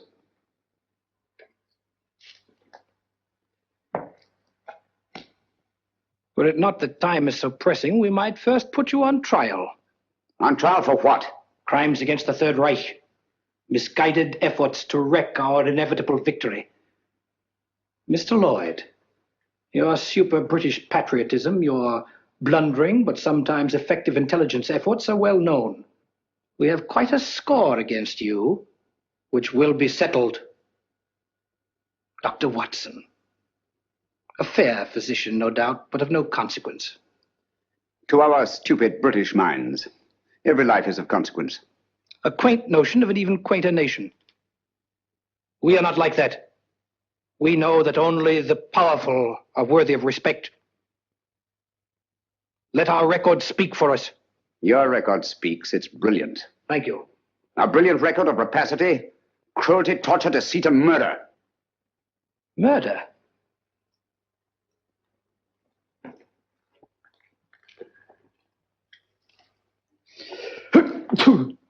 Gesundheit.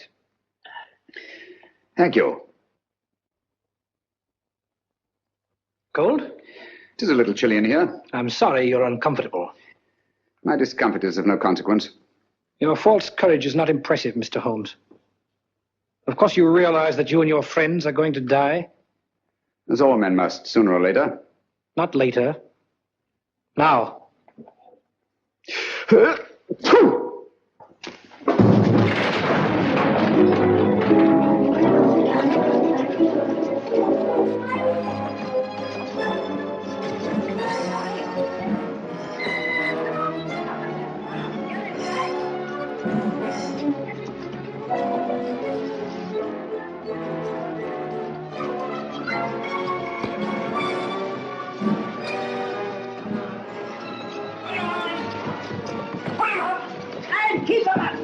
Good work, boys. It's a pleasure, sir. All right, then. Line them up there against the wall. Come on, get back. Come on, get back.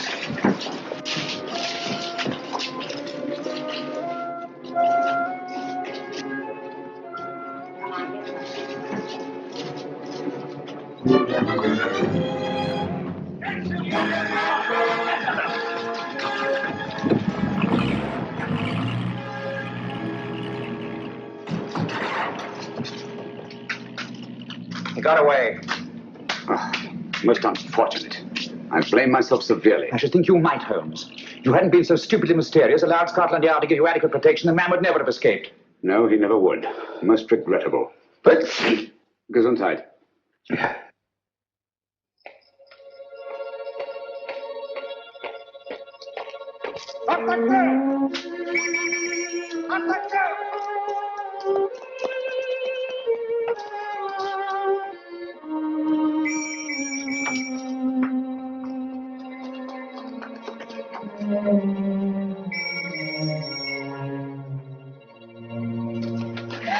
Keep quiet.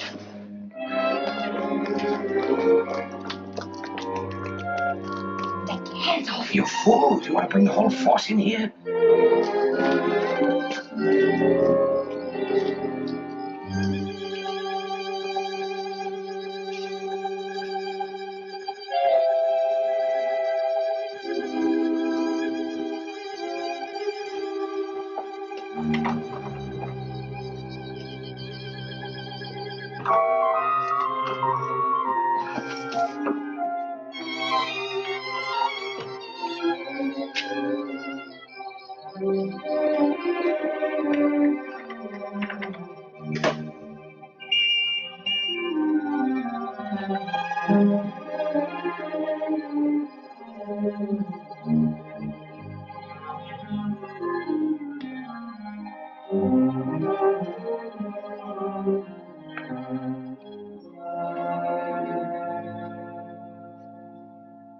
So that was it, eh?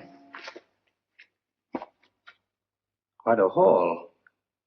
It's mine.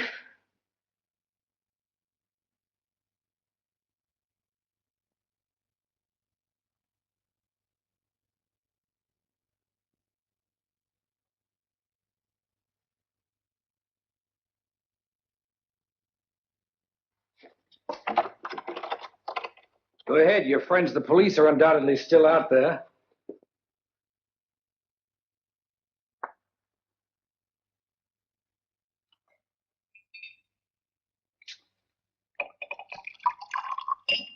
There isn't a better hideout in all London.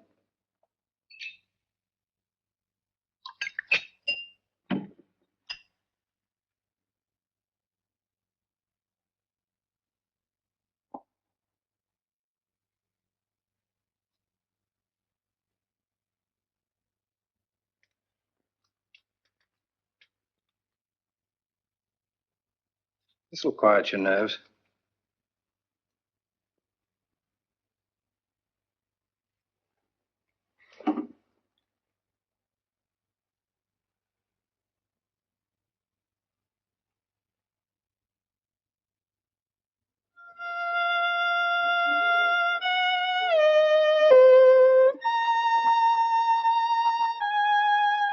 The tea's got cold again.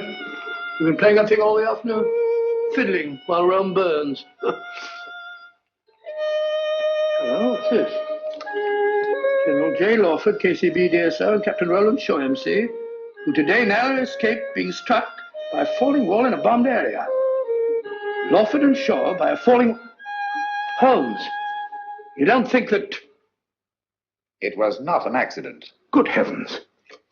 Holmes, that sinister-looking fellow, what's his name? Meade. If only he hadn't got away. Yes, difficult as it was, I managed to let him escape. You let him escape, but great Scott, man! He was about to kill us. He may even yet. I don't understand you, Holmes. It's my theory that this chap Meade is the arch criminal, that he's behind the whole thing. You're absolutely right, Watson. Except for one thing. Well, then I'm wrong. Have you observed that a highly secret military plan is thwarted by each of these disasters? Yes, I have. Now that you mention it. Watson, there's a leak. A leak? You mean in the council? But Holmes, that's impossible. Anything is possible until proved otherwise. You see who are in the council? Lawford and Shaw. They're above suspicion. Their record proves that. Anyhow, they were attacked. Unsuccessfully. Prentice? Would he kill his own son? Doesn't seem likely. And yet the boy's dead. Barham, of course, brought you into the case. So it's quite obvious that he wants it solved. Most patriotic of Savin Barham. He's a great fellow. Played wing 3/4 for the school my last term, so I can vouch for him. Besides, he was attacked too. Shot at. So I gather. How about Lloyd? No, it can't be him. Meade was going to kill him as well as us. By the way, he's a brave fellow, Lloyd. Did you notice that he didn't turn a hair? Very composed. Come in. Mr. Holmes? Yes, Kitty? I think now we'll be able to get some information from Mr. Meade. Your plan worked like a charm. I knew you could do it. Oh, it's not so hard once your mind's made up. And mine is. You'll be careful. She better be. She's mixed up with that fellow. Oh, I'll be careful, all right. But I'm going through with this. Good girl. I heard him talking on the phone today. Yes? He said, I'll take care of that little Seven Oaks matter at 11 tonight. Seven Oaks? Isn't that where... Barham has a country place. Watson, there's not a moment to lose. If I find out that Meade did kill Gavin, I'll... If so, he'll be punished. I warned you no one was safe with that fellow at large. Now he's after Barham. Yes, I only hope we're in time. Come along, Kitty. I'll get you a taxi. Thank you, Mr. Holmes.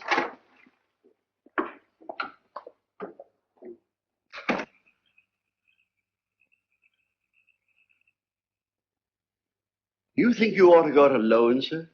Worrying about that escaped German agent, huh? The threat was to kill the entire council, sir. Calm, Smithson. Took bigger chances than this in the trenches. You've forgotten. I know, sir, but we were younger then. And there were no such thing as Nazis. I'm ready for him. I understand, sir.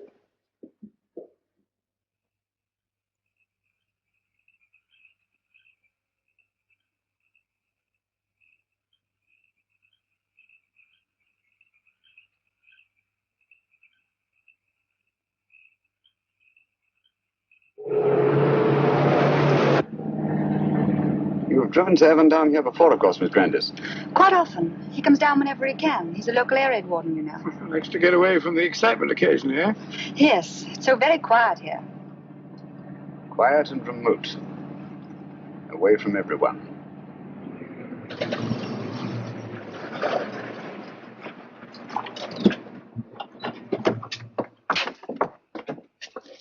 Yes? Oh, Miss Jill. It's all right, Smithson. Where's Sir Evan? On his rounds, miss. Which way? Down that lane of trees, sir. I'll go. You stay here. You too, Watson.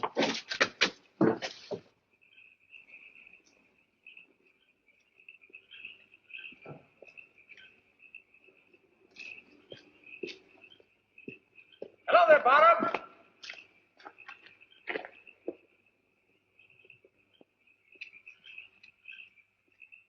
Holmes, what on earth are you doing out here? I've been worried about you. Yes? That fellow Meade appears to be in the neighborhood. Do you mind if I go along with you? I feel better about it. Not at all. I'd appreciate the company. You know, it gets quite lonesome, especially on a night like this. By the way, do you feel you're getting any nearer a solution of this terrible business? Yes, the end is in sight. Really? Well, would you mind telling me? Listen. Air raid sirens. Yes. Coming our way. Yes. Well, I don't seem to hear any planes. Wait a minute. I can. Look, there's one. She's coming right over.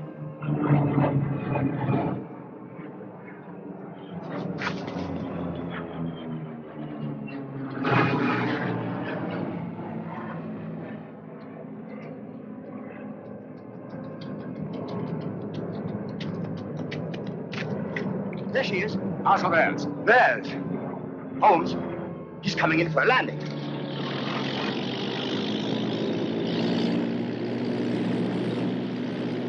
The swine. That's the pickup plane. The voice must be here, close by. Then we've got him. Bottom! Be careful!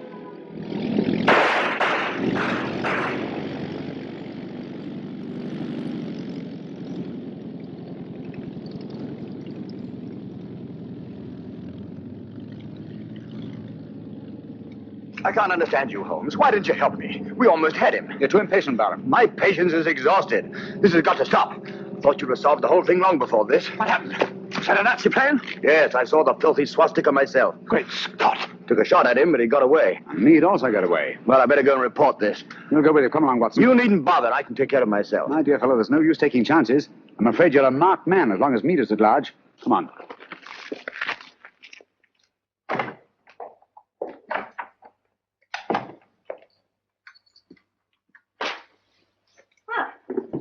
You're a fine one, leaving me alone half the night. You think I like it? I want to go out and have some fun. Don't bother me. Said you were going to let me work with you. Someday you'll come back and I won't be here. Where would you go? What's my business? Maybe you'll be waiting here next time and I won't come back. Don't talk like that. I'm sorry, Kitty. You seem sort of different lately. Anything the matter? Maybe the next time you see me, I'll be in a position of authority, of power. No longer hiding in the dark. Giving the orders, not taking them. What do you say to that? You're drunk. Drunk? Yes.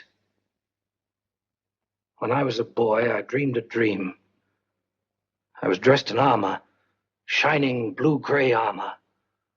I rode on a horse through the streets where the people cheered, hailing me. I rode over the bodies of underlings, prostrated before me.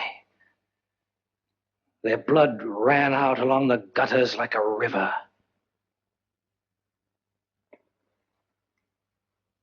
What if this was no dream? What if it was prophecy? What if all this comes to pass? Well, something must have happened to you. Yes, Kitty. Something that you're going to share with me. Get your coat. Hurry.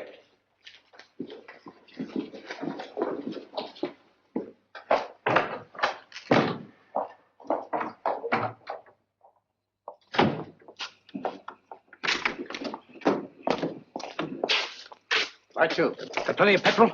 Enough. Start driving.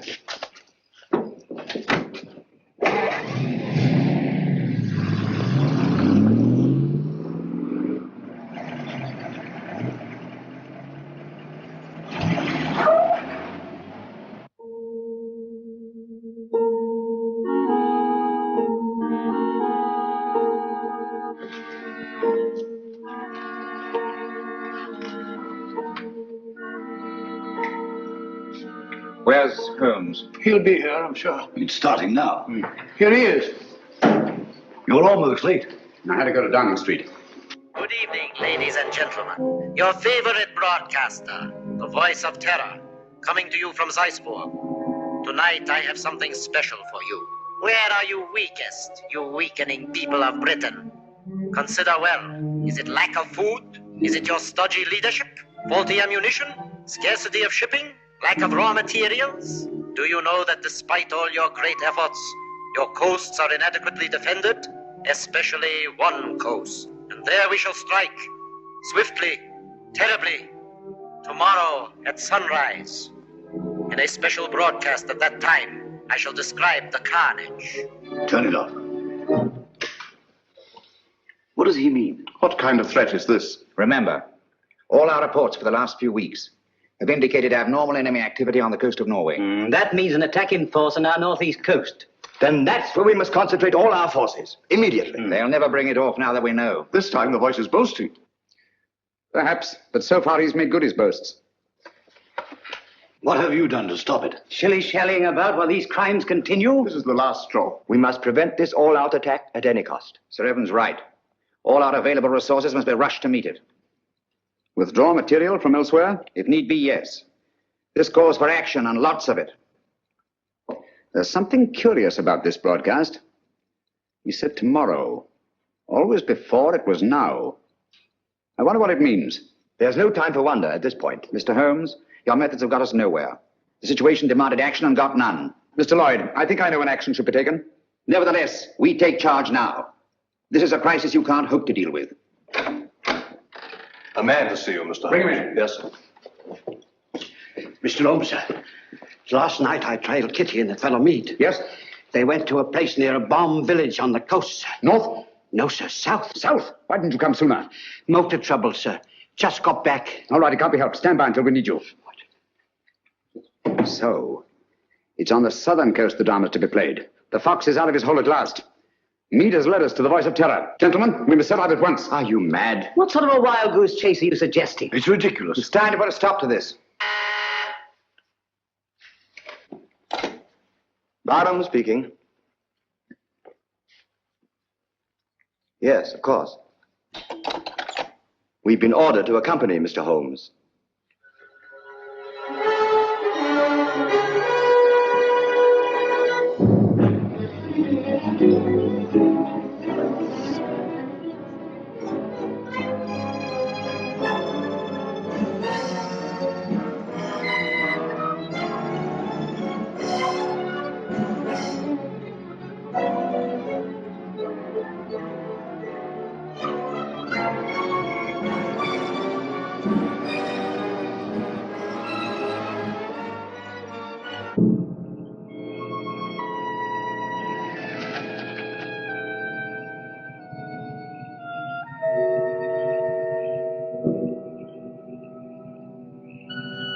Major Harrison, Mr. Sherlock Holmes. Good evening, sir. All the arrangements have been made. Splendid.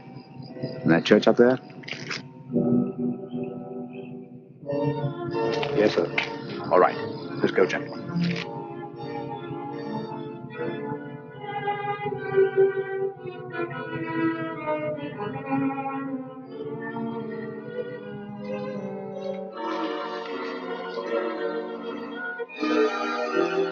Von Borg seems to be delayed. He'll be here, never fear. You all understand your objectives.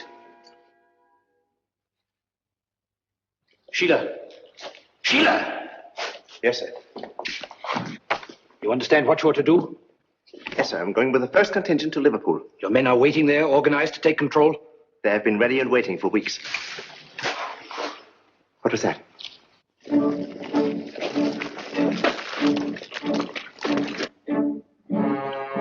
world is changing, it is natural to be on edge. Merely owls or perhaps wood rats. No, it sounded like... Sheila. Yes, sir. Wall. City of Croydon and Croydon Airport. All is prepared. You go. Birmingham, where I used to slave in the factories, but not anymore. The day has come at last.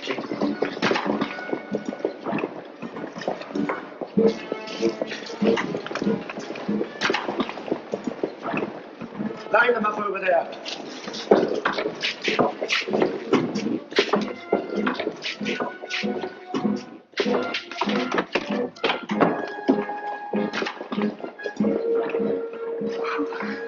Mr. Holmes. Oh, I was afraid you'd be too late. I'm glad you're safe, Kitty. Come along, sit down.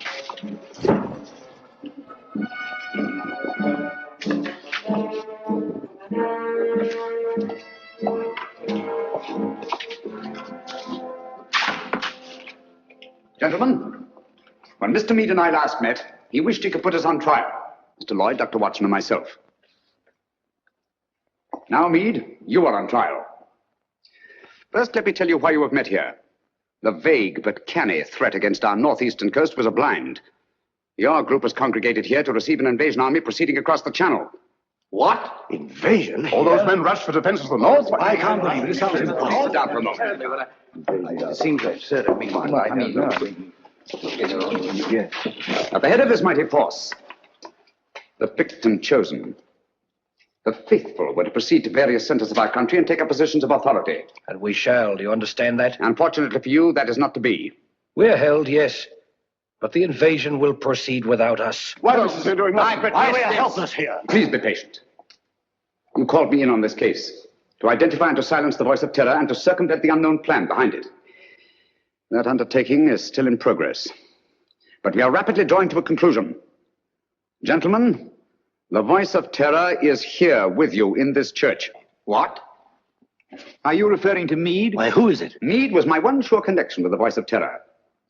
At the warehouse, I allowed him to escape and assigned Kitty here to trail him. When I learned through Kitty's abduction that Meade had come down here to meet with a group of men, I asked myself why. Why a deserted fishing village on the Channel when Scotland was to be the next scene of disaster? And why was it necessary to withdraw great stores of ordnance and material for the protection of Scotland? It was a ruse, gentlemen, to leave this coast unprotected. A ruse devised by the voice of terror. I knew quite early, of course, that the voice was a member of your august body. You dare to insinuate that one of us... If this is meant to be humor, it's very ill timed. German agents knew I was on the case the very night I was called in. How did they know this secret? One of your counsel informed them. There were attempts made on the lives of all of us. But the attempt made on the life of one of your members was entirely unsubstantiated, resting on his word alone. One member whom I went to the country ostensibly to protect, actually to surprise. This member fired on the Nazi pickup plane, not in rage as he pretended, but to warn and frighten it away. That was very clever of you, Sir Evan. Sir Evan? I can't believe it. Sir Evan couldn't be implicated in a thing like this. What's Sir Evan got to say? Let me congratulate you, Mr. Holmes. You admit this outrageous accusation? There's been treason before, but this is beyond belief. Treason is not involved. Sir Evan Barham is not Sir Evan Barham. What are you talking about? In March 1918, Lieutenant Evan Barham was a prisoner in a German prison camp. There, his amazing resemblance to a certain Heinrich von Bock, a brilliant young member of the German Secret Service, sealed young Barham's fate. One morning, he was taken out and shot, murdered in cold blood. Then this man is Heinrich von Bock, who has been masquerading in Barham's place for the past 24 years. You see, gentlemen, the Germans plan well in advance. It's incredible. How could a thing like this happen? Barham had no immediate family. The details of his private life were avidly studied by von Bock, who was 3 years at Oxford and had a perfect knowledge of the English language and English habits. So, with possibly the help of a little plastic surgery, not forgetting the considerable resemblance to Barham in the first place, the deception was carried through. Very clever, Mr. Holmes. I must say, Holmes, this is positively amazing. What made you first suspect Barham? The real Sir Evan Barham carried a scar from childhood. This one is about 20 years old. A detail, but significant. I can't believe it. It was Barham who insisted on your being brought into the case. A colossal piece of egocentric conceit. One to match your own, Mr. Sherlock Holmes. Of course I brought you into the case, to see your weak and silly handling, to watch you fumble and lose it. Are you too stupid to realize that this group is but a small part of our organization? We have men stationed all over England, ready to take command. They never will. They were all taken exactly at dawn, just as you were.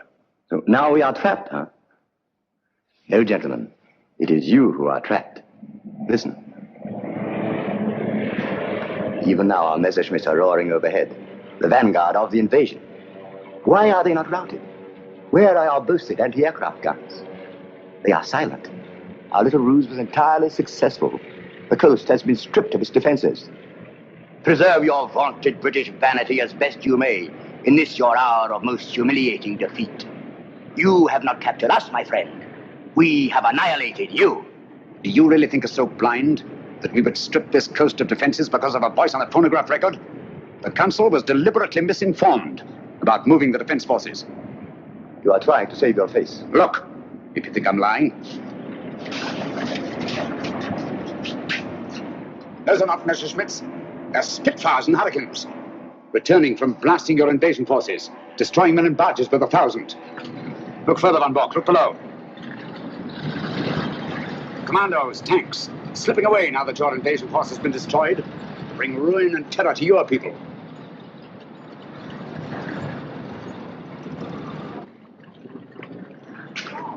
I wonder if there's anything on the wireless about this. The BBC. We are frightfully sorry to announce that a special broadcast of the Voice of Terror will have to be delayed indefinitely. The threat against our northern coasts, made only as a blind to cover the enemy's invasion plans, has not been fulfilled. Instead, our victorious planes have blasted invasion bases on the continent, destroying enormous stores of materiel and troops. More news of this triumphant victory tomorrow. At the same time, the scattered Nazi agents all over the Commonwealth have been unceremoniously clapped into prison. That is all.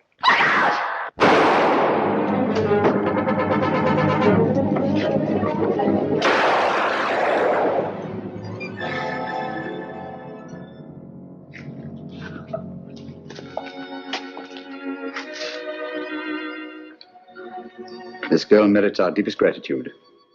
Our country is honored in having had such loyalty and devotion. We'll remember.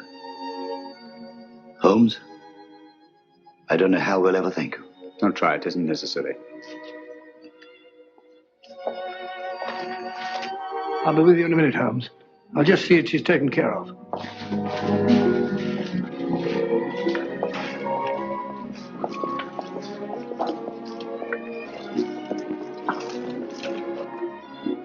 I always did think that chap was an imposter. Barham was a good fellow. Played wing three-quarter for the school.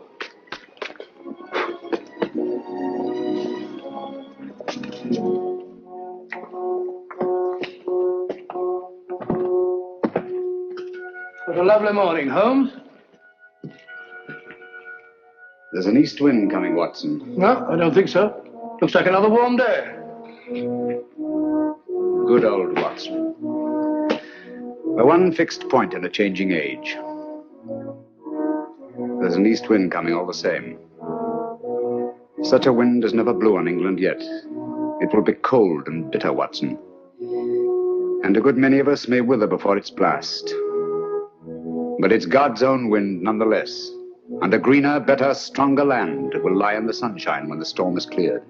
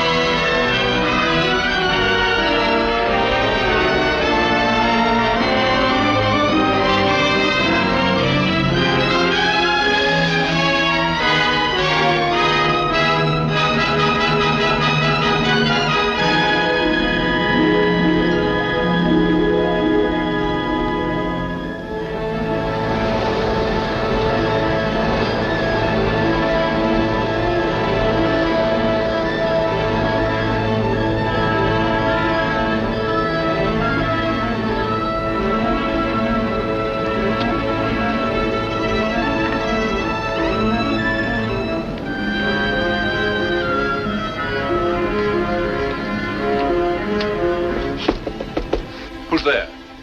Stewart, sir. I say, we're not at Dover yet, are we? No, sir, but there's a message for you, sir, in the wireless room. I'll be right there.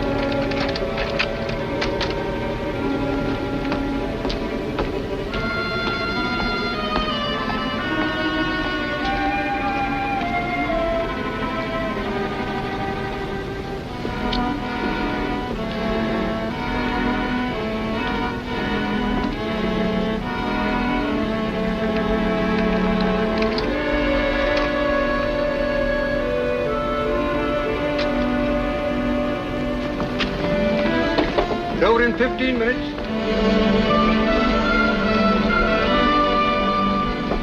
Over in 15 minutes. Over in 15 minutes.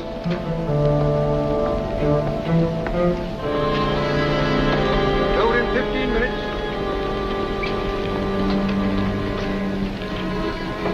Over in 15 minutes. Over in 15 minutes.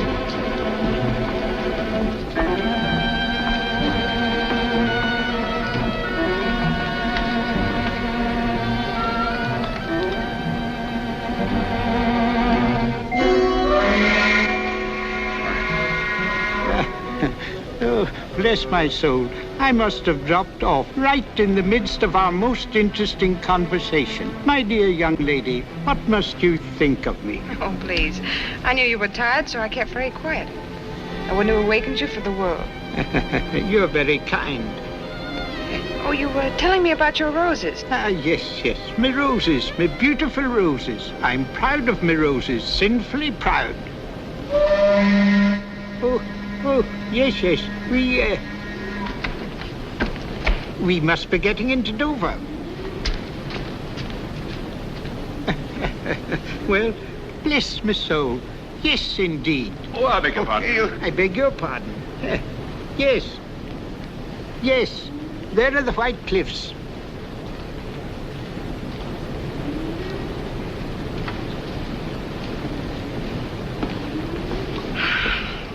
You know, I've been dreading this moment. Why now? Well, you see, I have some exposed film in my camera, and they might make me open it. The customs, I mean. I should so hate to lose my little pictures. Oh, dear, that's too bad. I wonder, it would be a great favor. Would you mind taking care of it for me? Till we get through the customs, I mean. Well, I don't quite know. If you'll just say it's yours. Being a clergyman, you're not subject to such rigid inspection. All right. Just a harmless little deception, eh? All right, my dear, all right.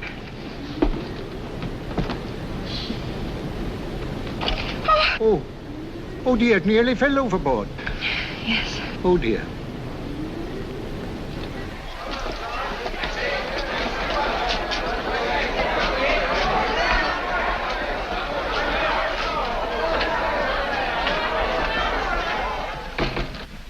Are you courier for the Royal Museum? Right.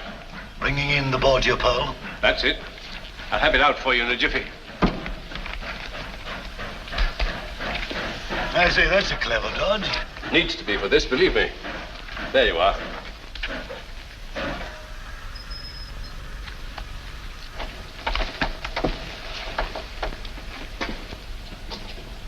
That message, sent to me on the boat. It was a hoax to get me out of my stateroom.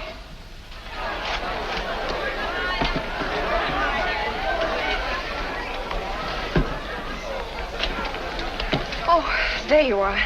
I was afraid that... My dear, they didn't even question me. Oh, how can I ever thank... Don't try. Just send me one of your photographs, will you? I'll be happy to. Goodbye. Goodbye.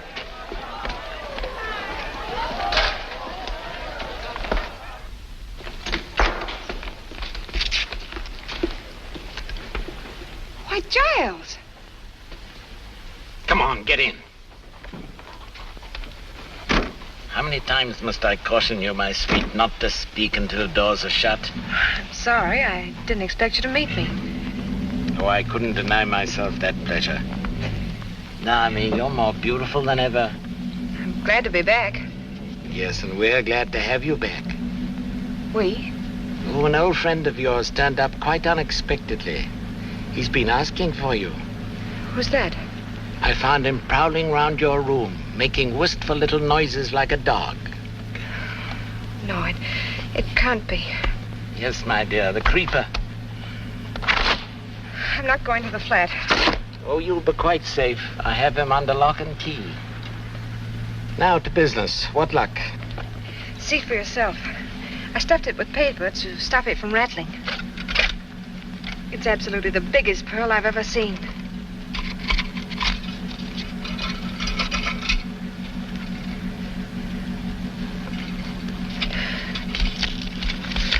I don't understand. You've been had, my dear, properly had.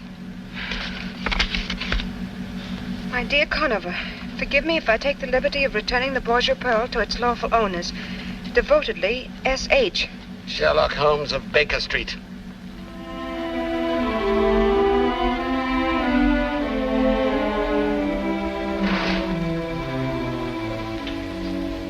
Well, you won't tell me what you've been doing. One thing at a time, old boy. Let me get off this makeup.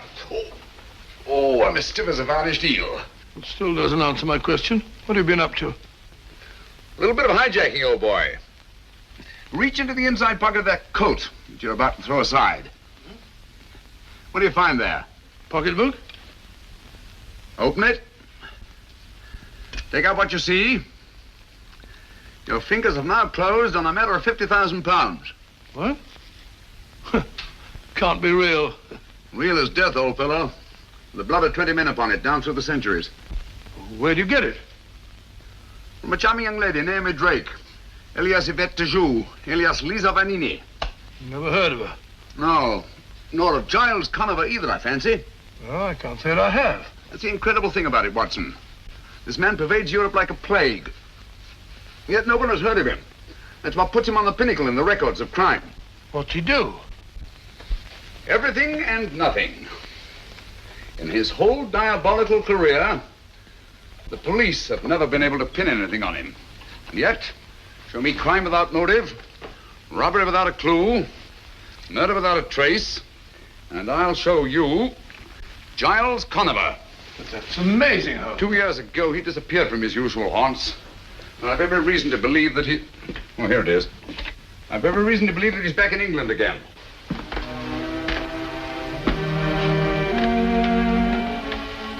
If I could free society of this sinister creature, I should feel that my own career had reached its summit. Where is that stuff? And you think Conover's behind the theft of this pearl? I was never more sure of anything in my life. Excuse me. Oh.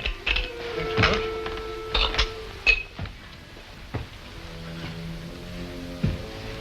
Shh. Listen.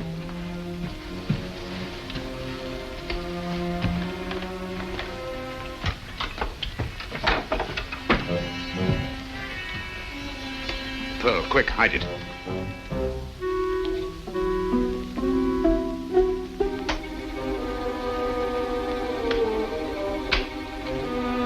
Turn out that light.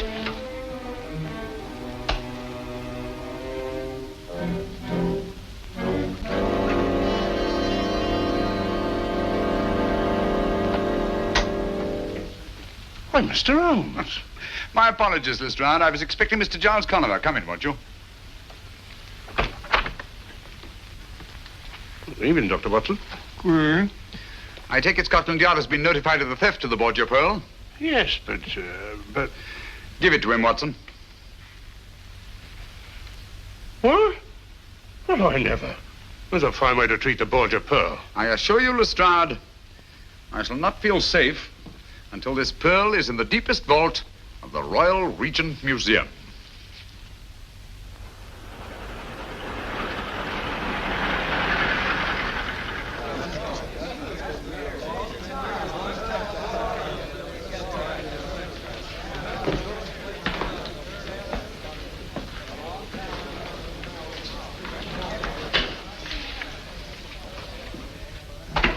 I'm telling you, Digby, I should be glad to see the last of your precious pearl. Well, precious is a feeble word, Holmes. Look at its flawless skin. Its matchless symmetry. It's a miracle of beauty. Miracle of horror? Steady on now, isn't that a bit strong? Is it? Think of its blood-stained history. Think of all the misery it's brought to the poor wretches who laid greedy hands on it. Alexander Borgia died twisted and black with poison. Carlos of Spain became a driveling madman. A disastrous duel, Digby. The world would be much better off if it was sunk in the ocean from which it came. Oh, really, Mr. Holmes? We'd hardly treat a national treasure in such a cavalier fashion. If you'd kindly open the case, Inspector. Certainly, sir.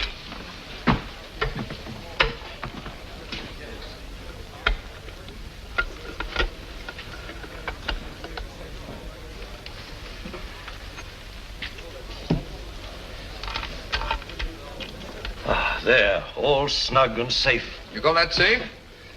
I've told you Giles Conniver's after that pearl. Under the circumstances, wouldn't it be better to place a guard over it? It has 100 guards over it at this very moment. Well, my eyes must be failing me. I don't understand. What's to prevent anyone smashing the glass and pinching it?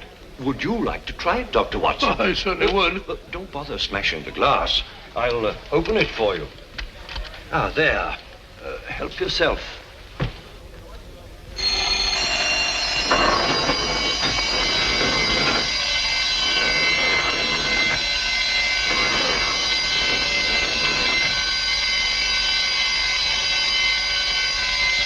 Mr. Digby. Don't be alarmed, Bates. Merely a demonstration.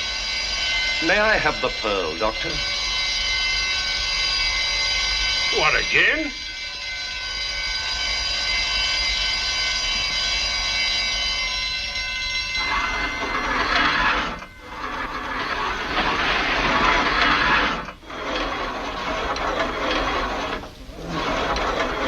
That allays your fears, I trust, Dr. Watson. If you'll step into my office, gentlemen, I'll explain to you what happened. Oh, how does the thing work? Electricity, the high priest of false security. As you have noticed, gentlemen, we are well protected. Every article in this museum is so placed that its removal creates a contact. Very ingenious.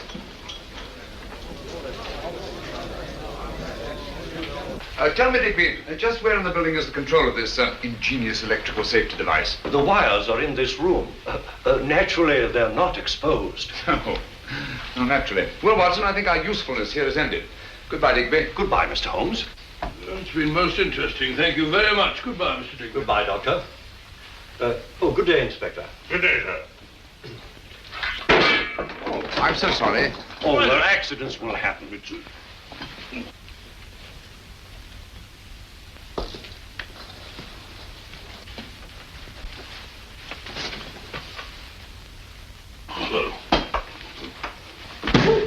Well, you're going... Oh, I knew it.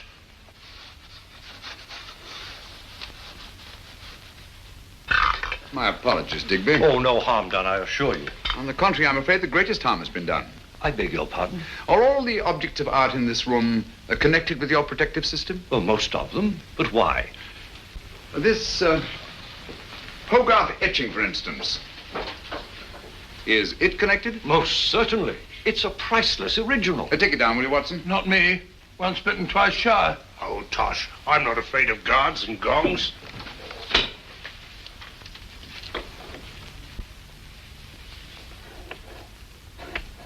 But I don't understand. What's happened? Why don't the gongs ring? I'll tell you why. Because your whole elaborate system here isn't worth a brass farthing. But it all depends on 3 wires. Behind that strip of Chinese embroidery. Who told you? You told me yourself. Said the wires weren't exposed. The only unexposed wall space in this room is behind this embroidery. While you were picking up those ornaments, I disconnected these wires. Just to show you how absurdly easy it would be for anyone, far less ingenious and far less resourceful than Giles Conniver, to do the same thing. Now, will you listen to me when I tell you to lock that pearl in the deepest, darkest vaults in all England?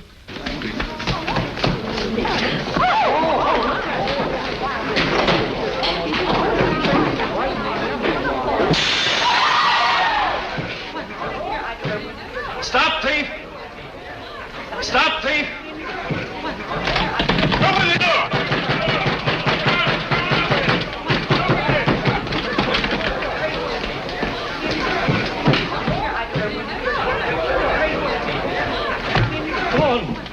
It's gone. A workman took it, sir. Bates is after him. I don't understand. The gongs never rang and the shutters never closed. No, the wires were disconnected.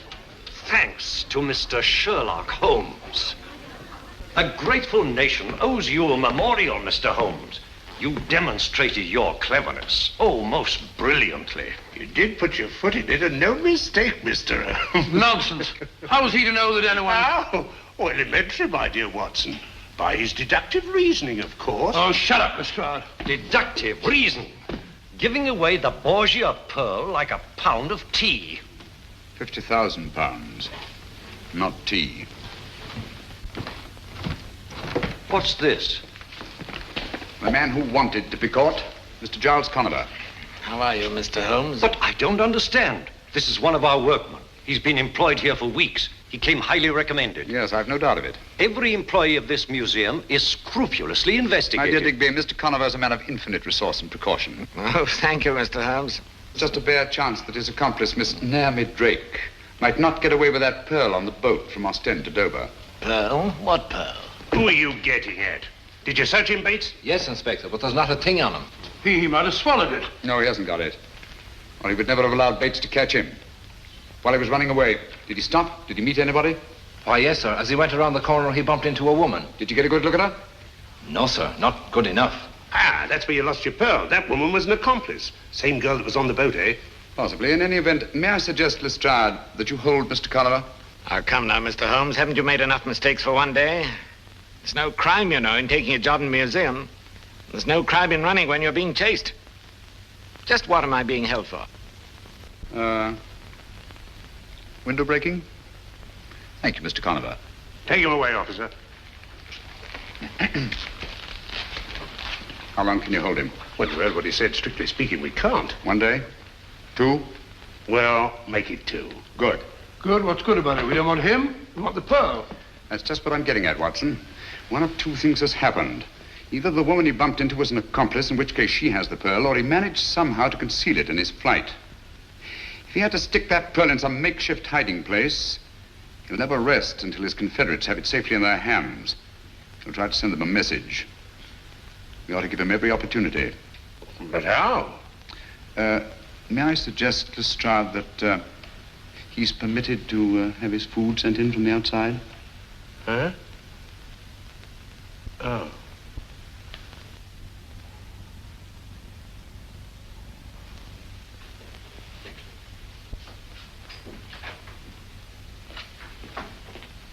Here we are, Inspector. It was his tray just the way Mr. Conover left it. Oh?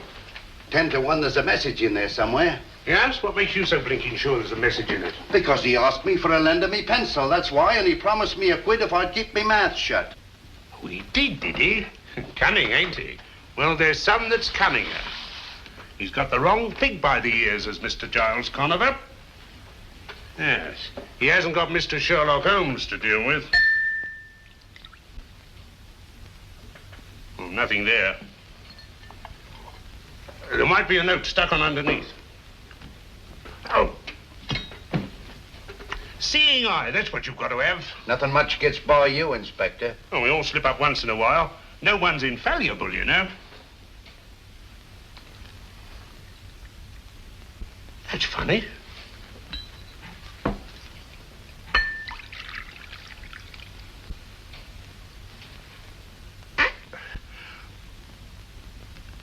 Gotcha, Mr. Giles Conover. Here, hang on to this. What is it? You'll soon see. A note to his accomplice, or I'm a Dutchman. Yes.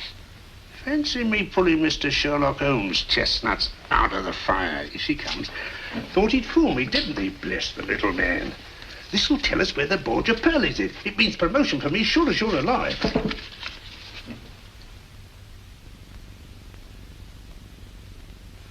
What did it say? What do you care what it says? He didn't say where the Borgia pearl was, it, Inspector. Just you clear up this truck. That's all you've got to do, and see it gets back to the restaurant. Very good, Inspector. Holmes and his theories.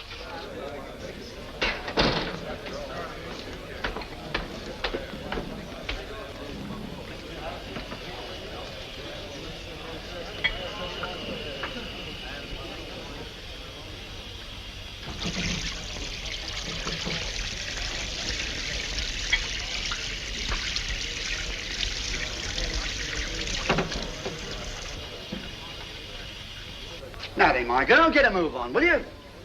What are you staring at that plate for? Oh, I ain't a staring at it. Now I'm washing it. See? Well, I ain't paying you to go to sleep on your feet, you know. Go on, you old bag of grease. Wash your own dirty dishes. See? Here, you can't do that there, here. Lovely weather, ain't it? Well,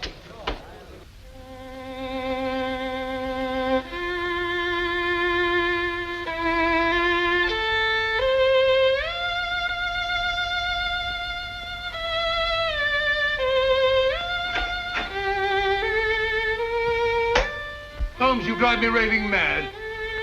Standing there scraping on that filthy fiddle as if you hadn't got a care in the world. All the time your reputation's been dragged in the mud. My dear Watson, I really must caution you against hitting newspaper reporters in the teeth. It isn't dignified. Well, he deserved it, the idiot. But how did you know I struck a reporter? Observation, my dear fellow. You come in here with 2 copies of the morning paper. A thing you never do unless there's an article you wish to clip for your files. You talk about my reputation being dragged in the mud. Obviously, I've been the subject of a scurrilous attack in connection with the theft of the Borgia Pearl. Well, you certainly have. This article practically suggests that you stood to profit by the deal. And it implies that you were working with Conover. Yes, I'm afraid I'm for it, Watson. Indeed you are. But how did you know I struck the fellow? Oh, that.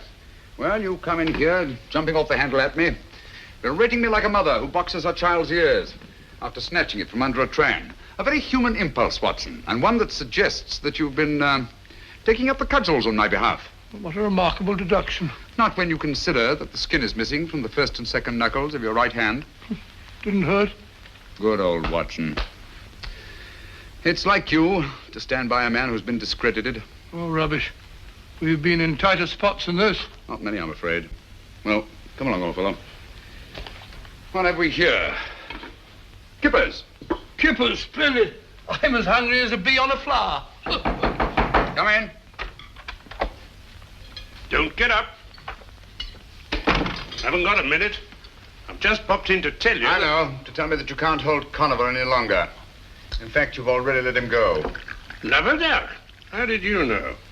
Elementary, my dear Lestrade. You know as well as I do that you can't hold a man for more than 48 hours without bringing a charge against him. That's right. Have one, won't you? Thanks. Oh, I've got to be off. Off to solve another baffling crime, I suppose? Oh, you might call it that, Doctor. But to me, it's just another routine murder. Oh? Who is it? A bloke named Harker, military man. Harker. Horace Harker? That's right, you know. I've heard of him. Horace Harker? Yes, I remember him. He's a major in India. He's retired. Uh-huh. So he's been murdered, has he? Right. And his back broke. Well, I got to be off. Wait a minute. What did you say? Eddie's back broke. You know. Spine snapped. That's it. That's what? It's come at last, Watson. The thing we've been waiting for. Hold on. Keep your shirt on. There's no mystery about it. He must have fallen down in the struggle. That's all. Nonsense. Here's your coat, Watson. Oh, what is all this? We're giving Lestrade a hand. Oh, the Borgia Pearl, we can't afford... Borgia Pearl we're after. Come on, Lestrade. I don't want an hand. Borgia Pearl, we're out giving Lestrade a hand. Lestrade, I'm coming. Give Lestrade a hand. Lestrade all the day, all morning, noon, and night. We can't... And this is exactly how you found him? Yes, sir. Nobody's touched him but the police surgeon. Back broken, eh? Snapped clean, sir. Died instantaneous, the doctor said. Lestrade, would you mind if Dr. Watson has a look at him? Not at all. Thank you. Watson, I'd like to know whether the break is cervical, thoracic, or lumbar. And I'll wager it's lumbar. Oh, tosh. Who found the body, Murdoch? She did, sir. His housekeeper. Oh. Said she came in to clear away his supper things and found him lying there. And that's the first and last word we've been able to get out of her. Oh, it is it? Well, I'll soon get a word out of her. Here, you. I shouldn't do that if I were you, Lestrade. Why not? The woman's suffering from shock. Close to catalepsy, if you ask me. Well, I ain't asking you, Mr. Holmes. Naturally. Get her out of here, Murdoch. Get her to an hospital. Can't you see she's suffering from from shock? Come on now. Nobody's going to hurt you.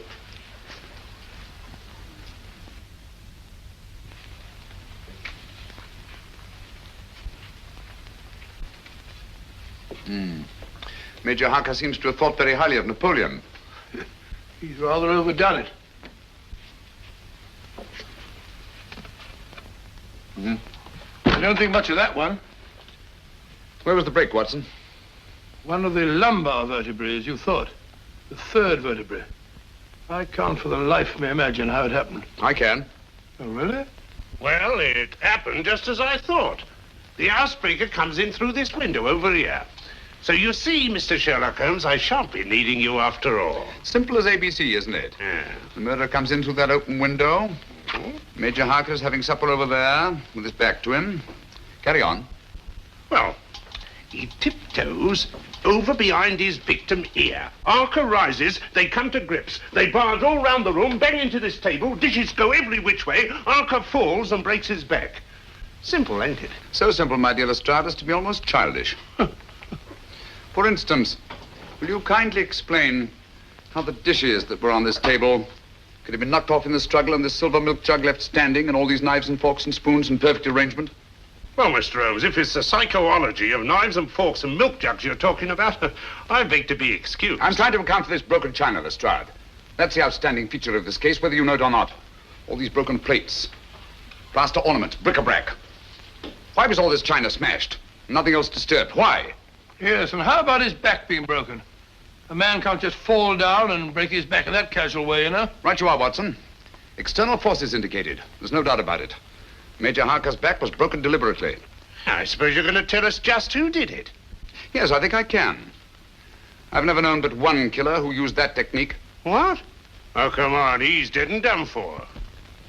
You remember him? Am I likely to forget the Oxton Creeper? Hoxton Creeper? Oxton Horror, I called him. A monster, Watson. With the chest of a buffalo and the arms of a gorilla. His particular method of murder is back-breaking. And it's always the same. A third lumbar vertebra. How horrible.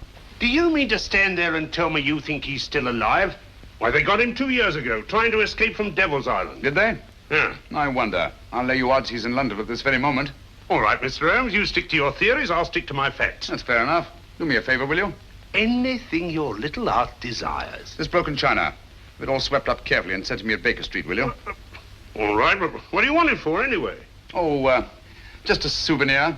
Come along, Watson. I think our usefulness here is ended. Mind you sweep it all up, Lestrade.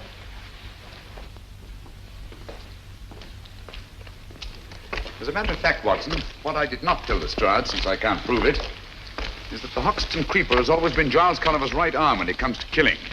When you heard that Major Harker's back was broken, you suspected the Creeper, eh? Naturally, it can't be mere coincidence that the Creeper comes back into the scene just as Giles Conover reappears in London. I see, but how does Harker tie up with that gang? In the foggiest notion. Buy a box of matches, gentlemen. But there is a connection. Or Harker wouldn't be lying there now with his back broken. My surmise is that Giles Conover's lost the Borgia pearl and is trying desperately to get it back, just as we are. You really think so? I'm just as sure of it as I am that we're being shadowed at this very moment. Nice one, Watson. Come on.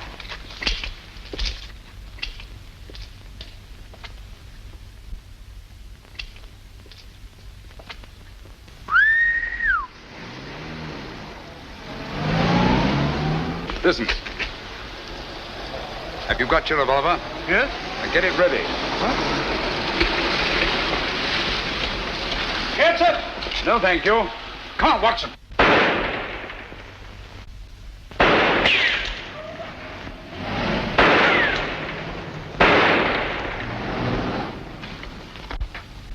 Conover's gang. We're on the right track, Watson. Due primarily to the brilliant work of Inspector Lestrade. Brilliant work of Inspector Lestrade. Rubbish. Lestrade couldn't even see the stripes on a zebra. Hello, housekeeper held. Arrested the housekeeper. Well, how could a little woman of that size break a man's back? Lestrade's an idiot. Well, what the dear public don't know, the dear public won't worry about.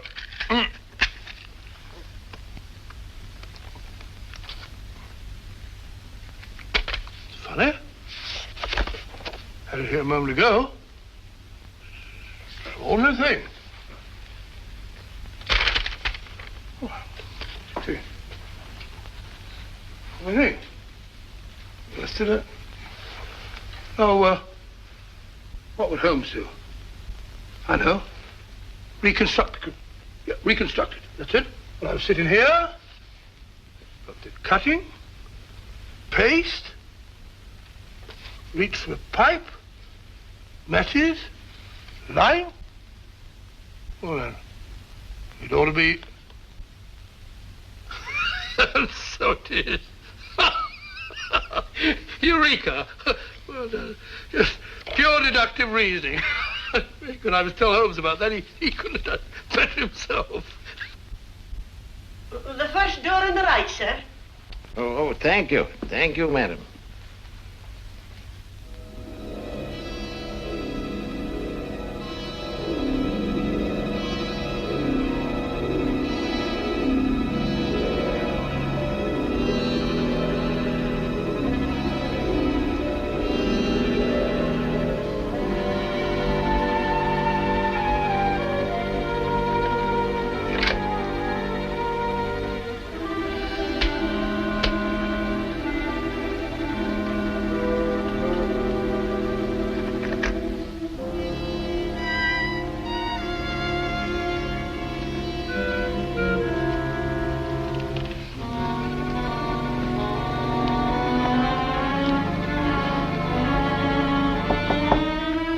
Come in.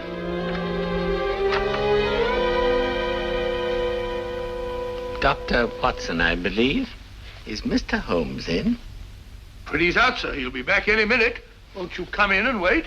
Thank you very much. Thank you.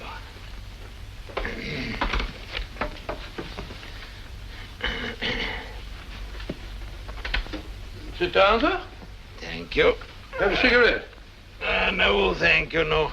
The doctor won't allow me to smoke cigarettes. But, may I? Yes, sir. You'll find matches on the table. Oh, thank you very much. You know, my health has never been the same since that dreadful affair at Farnsworth Castle. Farnsworth Castle? The Farnsworth case? I thought I recognized you. Just a minute. I'll tell you who you are. Really? Yes. Simple deduction. The bowed shoulders of the scholar, the open countenance of the churchman. You must be Lord Farnsworth's brother, Archdeacon Farnsworth. No, sir. I'm no archdeacon. Oh, then you're the man who found the body in the bathtub. Oh, it was the butler who found the body, and it was in the cupboard. Oh, strangled, wasn't he? No shot. Oh, shot, yes, of course, shot, yes. Lord Farnsworth's uncle, wasn't it? I am Lord Farnsworth's uncle. Oh, well, of course, my mistake. You're Lord Farnsworth's uncle. And your name is, Theophilus Kirby, Lord Farnsworth's uncle and biographer. Of course, I remember you well. Holmes will be very glad to see you. He may be a bit late. By the way, as he isn't here, if there's anything that I can do, same training as Holmes, pure deductive reasoning.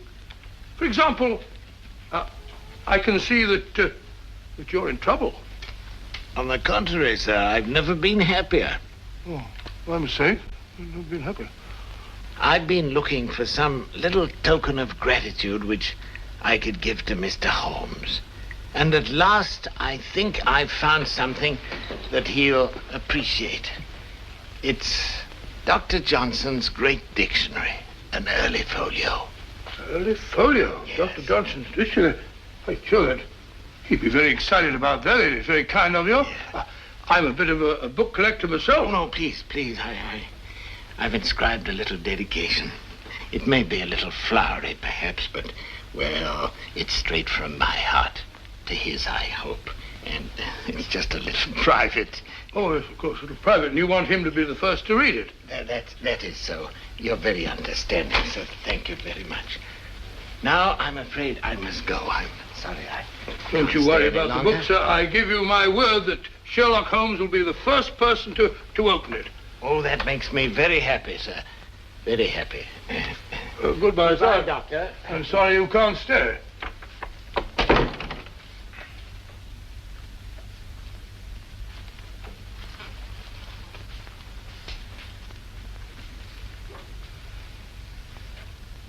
$1757.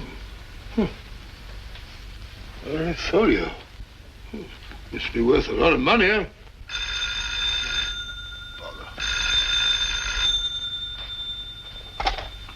Eh? Who? Mrs. Pennyweather? Oh, no, Mrs. Pennyweather here. This is Dr. Watson. Mrs. Pennyweather. Wrong number for Penny.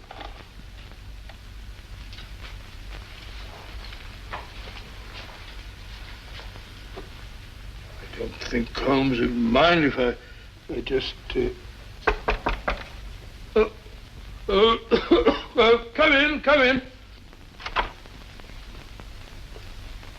Oh, hello, Miss Hudson. I brought you tea. And when Mr. Holmes comes in, see that he eats a bite like a good soul. Certainly, my dear. I'll be glad to. I have a hard time getting him to eat. Oh, good afternoon, Mrs. Hudson. Oh, I just brought you tea. Thank you. And be sure you drink it. I will. Hello, Watson. Well, too bad you're late. Old chap was here to see you. Oh? Sorry to have missed you. What old chap? Theophilus Kirby. Lord Farnsworth's uncle. You remember the Farnsworth case? Yes, indeed I do. And I remember Theophilus Kirby, too. Quite a scholar. And like most scholars, poor as church mouse. What's he want? He brought you a present. First folio of Dr. Johnson's dictionary. Book must be worth a lot of money. He's written an inscription in it, bless his heart. Out of gratitude. That's very nice of him. Like to have a look at it? Have a cup of tea? Oh, thanks, boy. Put it down there. Gratitude is a rare quality in these days. Let's see what he wrote. Watson, have you been smoking a cigar? No, the old boy smoked one. Kirby wasn't a smoking man as I remember him.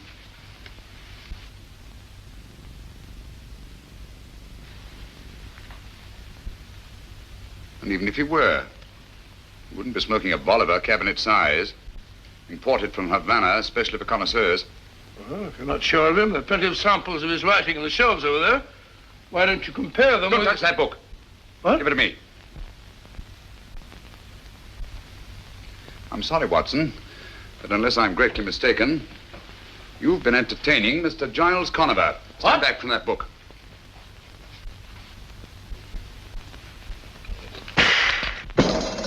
Great Scott! He meant that for you. Oh, that's very gratifying. Gratifying? Certainly. Conover wouldn't go to all this trouble to eliminate me if I weren't in his way. And obviously I am in his way because he hasn't yet found the Borgia pearl. And as long as he hasn't... All right, let me have it. Here. All right. Yes, yes. All Lestrade? Yes. What? Say that again. Don't touch a thing. No, not a thing. You understand? Right. We'll be with you. What is it, Holmes? Another murder. Little old lady. With her back broken. No. Yes. And in a litter of smashed china. That was exactly how I found my sister. There. Steady, my dear, steady. You live here, Miss Carey?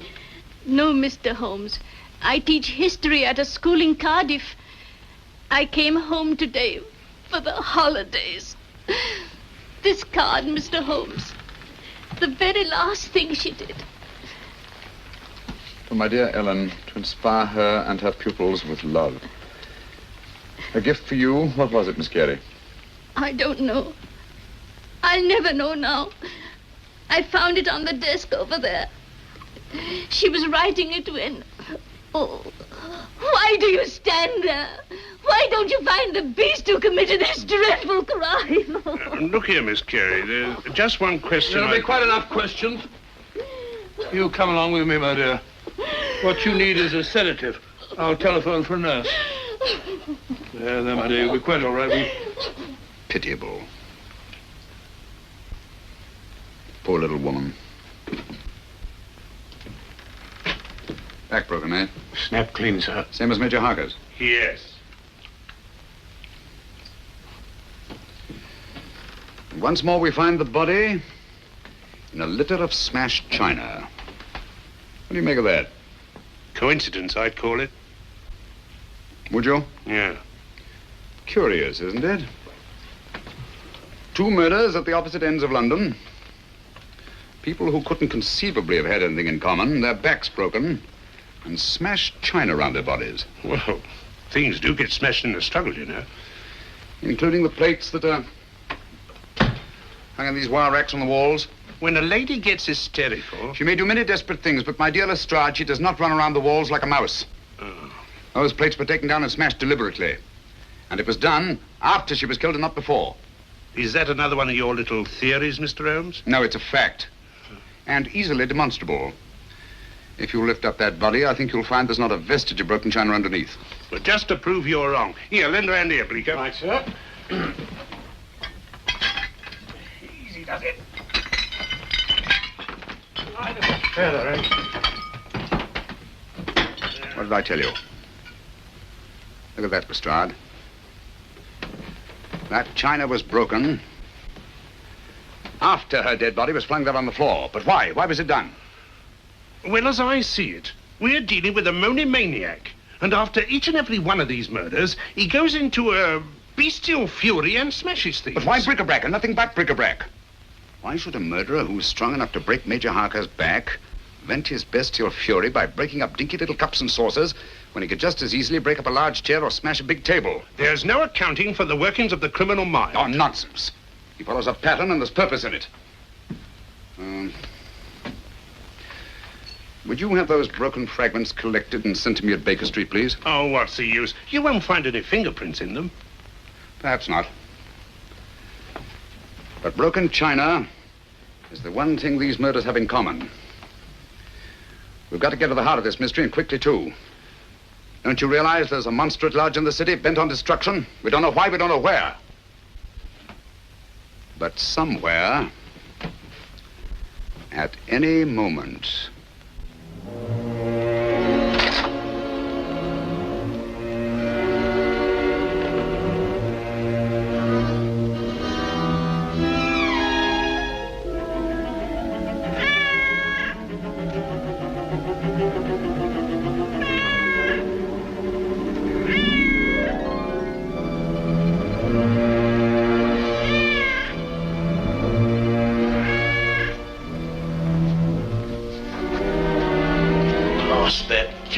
I swear I put her out. That's funny. I'm sure I drew those library curtains.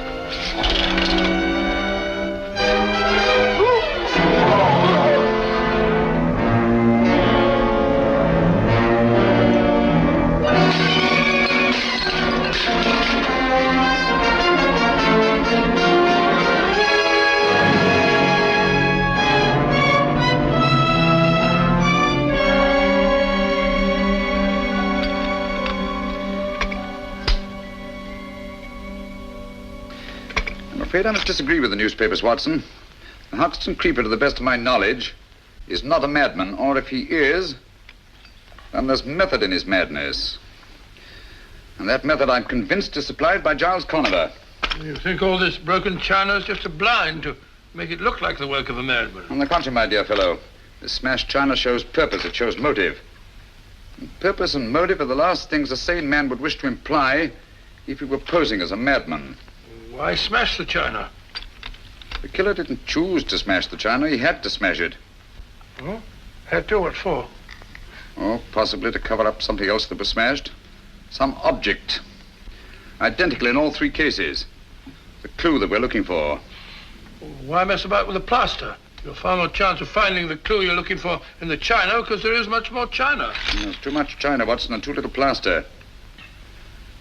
Which, leads me to suspect that the greater conceals the less, and that the china was smashed to cover up the plaster. Curious notion. Oh, look. Bird. Matter of fact, I had thought of it myself. Oh, did you really? Then it was very tactful of you not to mention it. Here, what do you make of this? Cocked hat? Soldier, eh? No doubt of it. Part of a bust. Military hat. Late 18th century, I should think. That's funny. Here we are in the second house. Here's a shoulder with a bit of a chest and a medal on it. Looks as if it might have come from the same bust. Mm-hmm. Identical. Same plaster, same proportion, same military subject. And this piece comes from the house of the second murder, while these pieces came from the house of the first. We're getting warmer, Watson. Okay, wait a minute. I got something over here. Here we are. Look, here's a nose. There's a mouth and a bit of a chin from the third house. Put them under this hat. The little corporal himself. Right, Watson, Napoleon. A single statue made up of fragments from 3 different houses. Identical busts in each house, huh? Yes. Put the pieces down here. I told you this China was smashed to cover up something else. Well, why smash Napoleon? Think, Watson, think. Something was hidden in one of those busts. Something that Conover is looking for. You don't mean that... Precisely. The Borgia pearl. But how did it get in the bust in the first place? That's what we're going to find out. We're going to get hold of that guard. The one that chased Conover down the street the day he stole the Borgia pearl. Get your hat. I'll get a taxi. I'll get a taxi. Borgia pearl, Napoleon bust. I was driving about London looking at broken glass. Borgia pearl. Here we are, sir. This is where I nabbed him. He's baiting it along here like a frightened rabbit when I come up from behind and make the pinch. That isn't true. Would strike me dead if it ain't, sir. Isn't it true that he went in there? Well, he was at... Oh, out with it, man. Did he or didn't he? Well, as a matter of fact, he did duck in there. But I made the pinch right on this very spot, like I said. Can you tell us exactly what happened? Why, yes, sir. He runs in here full leg and up to this door. Was the door open? Just like it is, sir. But when I got here from the head of the stairs, the door is bolted. So I starts to climb in this here window. Was the window open too? No, sir, I had to force it. When suddenly the door opens, out he nips, and I made the pinch right on that very spot like I told you. How long was Conover out of your sight? I should say less than a minute, Mr. Holmes. That's why I didn't want to mention it before. I didn't think it was important. Important? Great heavens, man. Come on. Oh, I beg your pardon. Gentlemen, this is not my sales room. This is my workshop. What can I... Oh, it is you, is it? Catching more thieves today? Ah, no, I was explaining here to Mr. Holmes and Dr. Watson. Thank you, Bates. That will be all. Thank you, sir. Good day, Bates. Good day, sir. Mr. Gelder, our time is short, and believe me when I tell you that lives are at stake. Lives? Please answer my questions as briefly as possible. Last Tuesday, at 10 minutes past 12, where were the workmen who are usually employed in this room? It was a dinner hour. They were out. On this table over here? You had some busts of Napoleon standing to dry, did you not? Yes, I did, but how did you know? Never mind that now. How many were there? 6. Just like these busts of Beethoven. 6 busts of Napoleon Bonaparte. 6. Are you sure? No more, no less? Yes, I'm positive. Watson, look sharp, will you? Go to that door to the alley and do exactly as I tell you. Huh? No, not her. Just do it. Leave your stick. Think I am an alley cat? Go outside and close the door. Stand over there, will you? Me? Yes, please. Ready, Watson? Ready, Holmes? All right. Come in quickly. Close the door. Hold it. Turn round. Take 2 steps forward. Stop. Wait a moment. Look round you. Now look over here. Wait a minute. Now run over here. Pause a moment. Look at these wet plaster busts. Look back to the door. Take a coin out of your pocket. Come on, hurry, man, hurry. Now stick your finger in one of these wet plaster busts. Go on, do it, do it.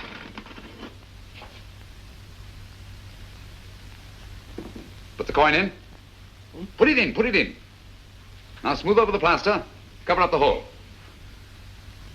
Mad. Both of them. 54 seconds. That's close enough. Conover could have done it faster. But he acted on his own while you had to wait for instructions. You mean to say that... Precisely. Conover stuck that Borgia pearl in one of those 6 wet plaster busts of Napoleon. What? Gelder. Gelder, what happened to those 6 busts? You are not the first one asking me that. No, who was the other? A woman. When? Was it Wednesday? The day after the thief was taken? Yes, it was. Amy Drake, Watson. Amy Drake? What did you tell her? The same as I'm telling you. They were delivered, all 6 of them. Yes, but to whom? To Amos Hodder's art shop on Kensington Road. Amos Hodder.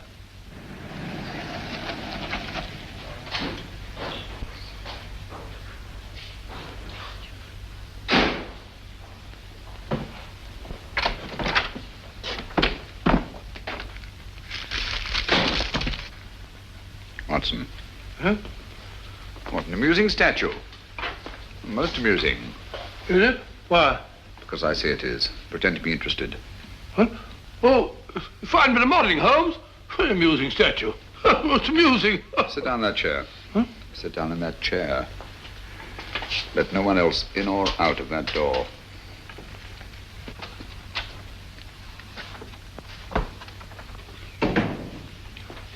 Attend to the gentleman, Miss Bittinger. Yes, Mr. Hodder.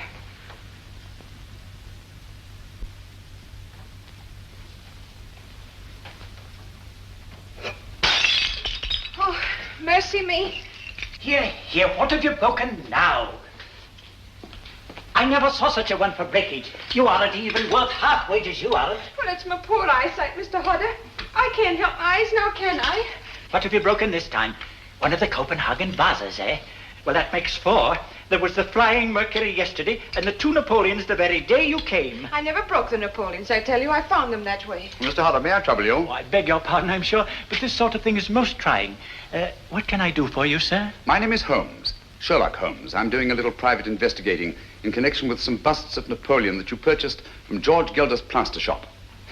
I understand there were 6 busts of Napoleon here on Wednesday morning last. That's correct, Mr. Holmes. Now, let me see. I think I heard you say that 2 of the busts of Napoleon were broken by accident. Accident? That clumsy girl. Oh, Bittinger, put the vases up on the shelf before you break the rest of them. And sweep up this litter, will you? Yes, Mr. Hodder. Well, don't be too hard on the poor girl, Mr. Hodder. Accidents will happen, you know. Now, tell me, you say that 2 of the busts were broken here in the shop. A 3rd went to Major Harker, a 4th to Miss Carey, and a 5th to Mr. Thomas Sandiford. Yes, sir. And by the strangest coincidence, all 3 of those persons... It was not a coincidence, Mr. Hodder. Bless my soul. Tell me, what happened to the 6th bust?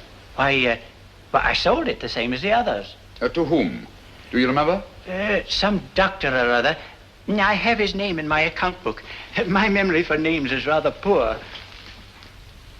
Now, where is the wretched thing? Yes, here we are. Let's see, it would be Wednesday or Thursday. Any luck? The best of luck, I think, Watson. Fortunately for us, we arrived here before Naomi Drake. Here we are. Sold to Dr. Joseph Caldecott, 13 the Burnham Road, Streatham. Good, that's just what I wanted. Take down the address, will you, Watson? You got a pencil? Dr. Joseph Caldecott. Joseph Caldecott. C-A-L-D-E-C-O-T. 13 Burnham Road. Good. Streatham. This name and address, Hodder. Is that your handwriting? Look carefully. Why, no. The doctor is mine, but the rest is changed. Quiet. Oh, bless my soul, it's a forgery. Ink eradicator has been used, and another name written in. Think carefully. Can you remember the name of the doctor that you wrote here? Oh, dear me, I'm poor at names, you know. This is very much like it, very much. Clever devil. She's made the names enough alike to throw you off. This telephone. Is there an extension in there? Why, yes. What are you going to do, Holmes? Shh, quiet.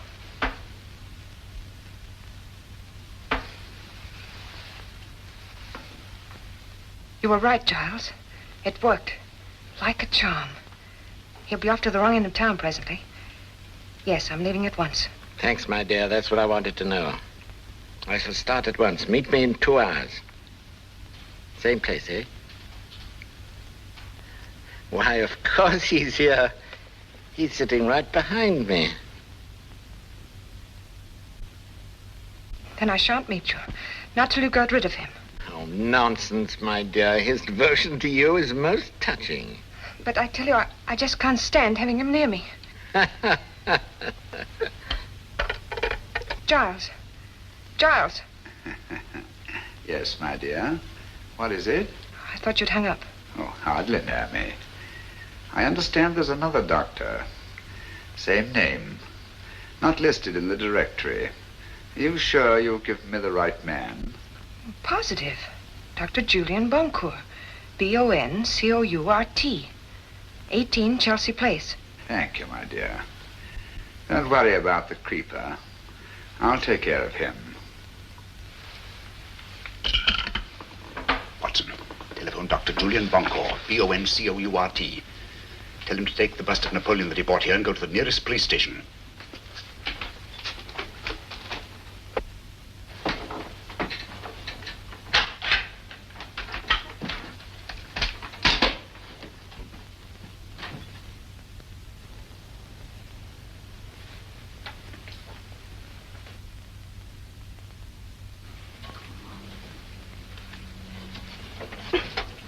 Just let go, Naomi. I'm here to catch you. Think you're clever, don't you? You can't hold me. Come on down. charges are against me? Peddling matches without a license. Constable, put the cuffs on her. She's an accomplice in 3 murders, possibly 4. Leave me alone. You can't do this to me. No one there. I can hear it ringing.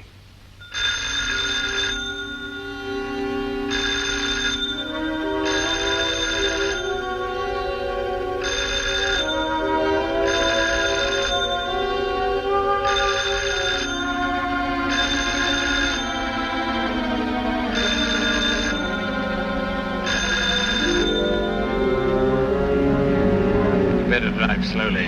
I wouldn't like to get picked up with our passenger in the back. Oh, it's pretty quiet back there. What's he up to?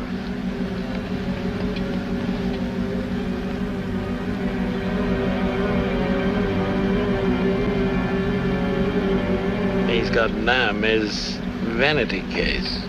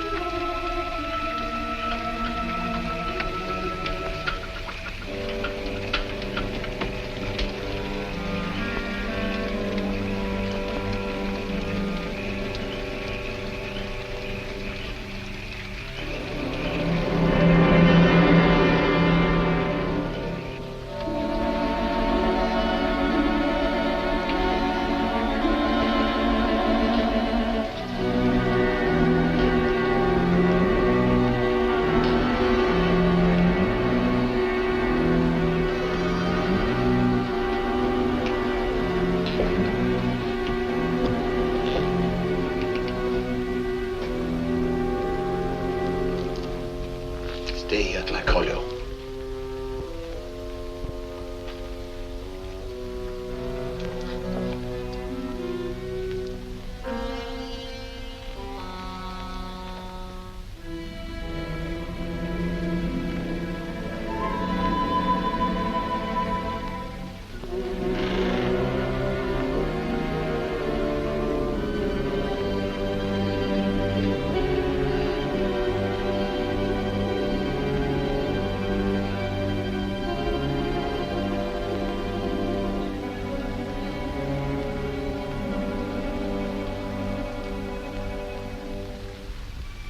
Dr. Boncourt. Yes, yes. What you want? Don't you see I'm busy? I shan't keep you very long. I've only come to ask... How did you get in here? Who are you? I'm also a very busy man. Doctor, I understand you bought a bust of Napoleon a few days ago. I should like to look at it. What are you talking about? Will you get out of here, please? Or must I call the police? Stay away from that telephone, you old fool. Where's that bust? Unfortunately, it is broken. Broken? Yes, you will find the pieces over there. In the container.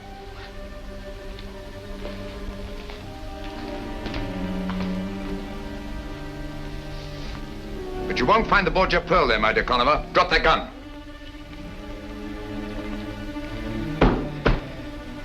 The bust is still unbroken and quite safe.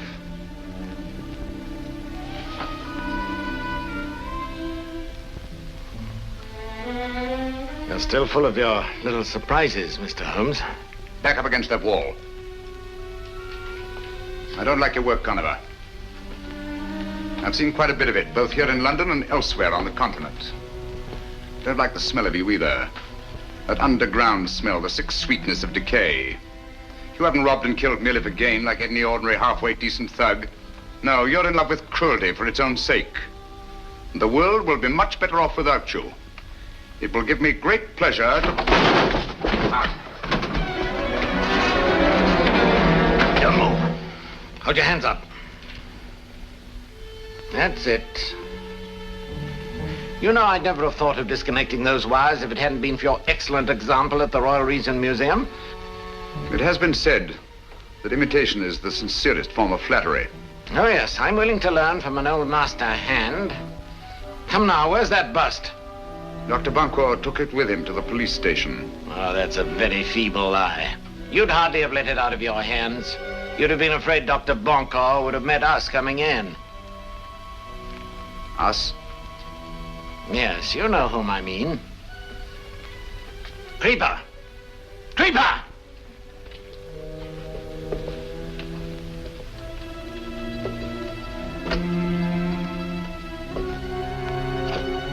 Stay where you are. Now listen. Go to the room at the head of the stairs. The one with the 2 glass panels in the door. You know what to look for. And if you should meet Dr. Bancourt on the way, pay him your respects. You'll hang for this, Conover. Just as Naomi Drake will hang. We caught Naomi Drake, you know. That's too bad. That's her lookout. No, it's your fault, Conover. It's all your fault. Poor Naomi. Now stay where you are. I shouldn't let the creeper know if I were you.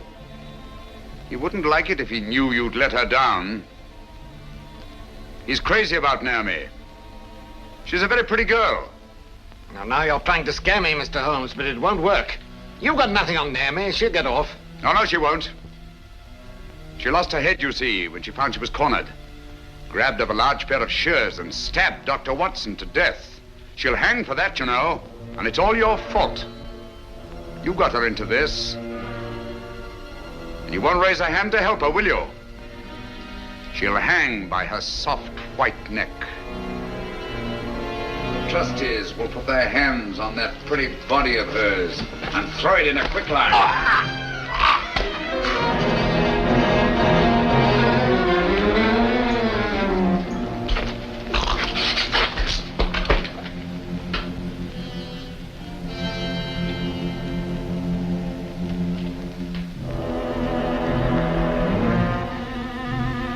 Stay back.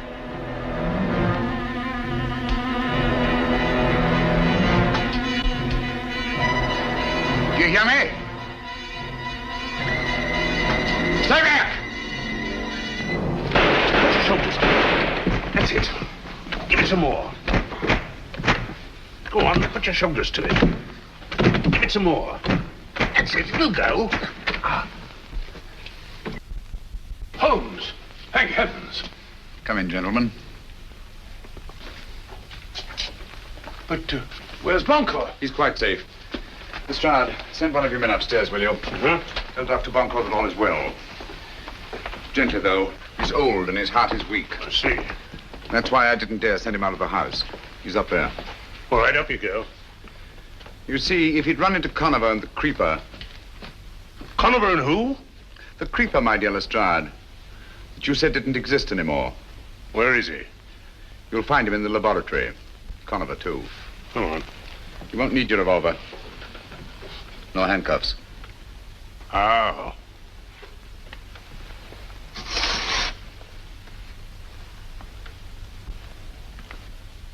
You got them? Yes. Did they find the bust? No. Well, what did you do with it?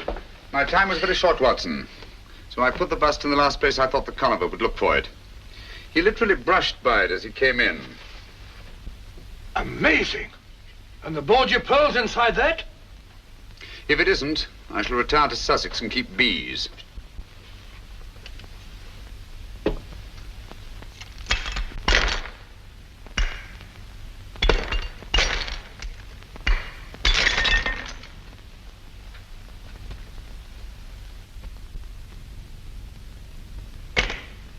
Look, There it is.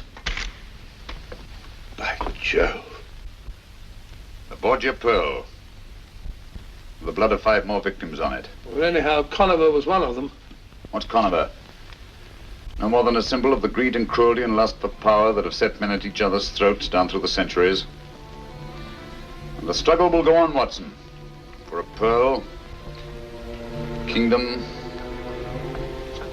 perhaps even world dominion. Till the greed and cruelty are burned out of every last one of us. And when that time comes, perhaps even the pearl will be washed clean again.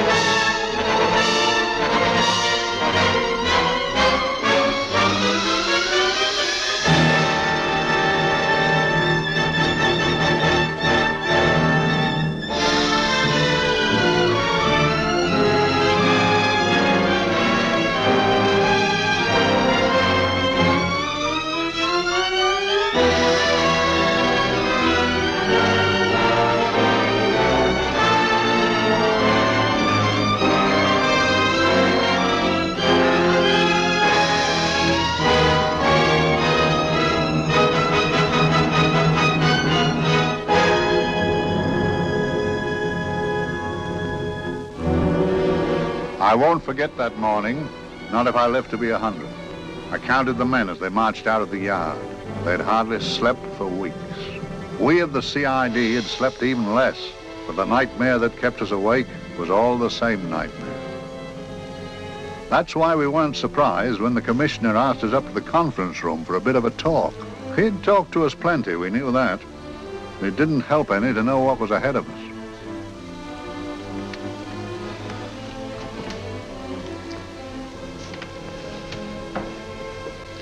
Must we have that window open, Gregson?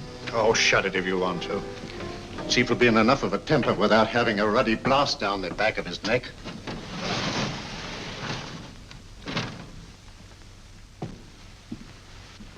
Gentlemen, the commissioner. Stuffy in here.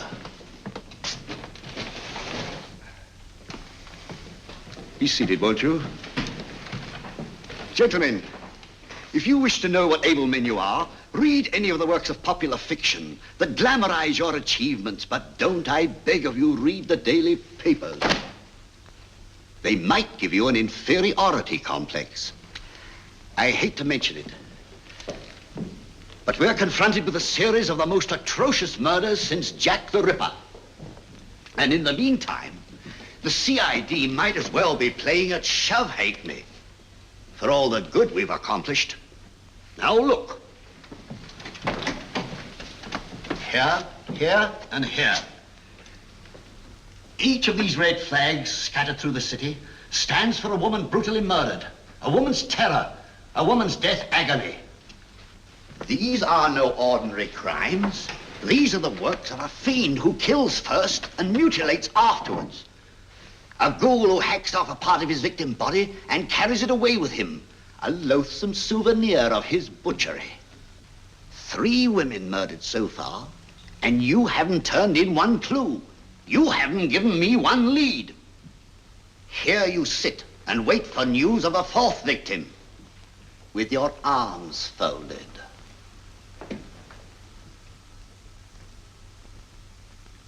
Well, we hadn't long to wait.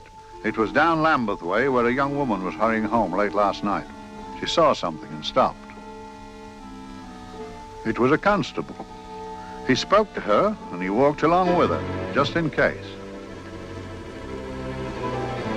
He saw her go down the stairway to the basement lodging where she lived. We can only surmise what happened after that.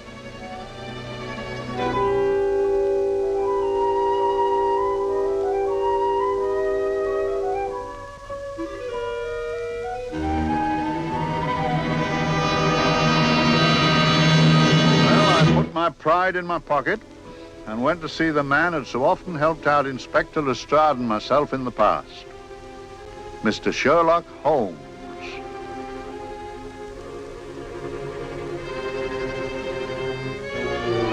If ever a man needed help, I did.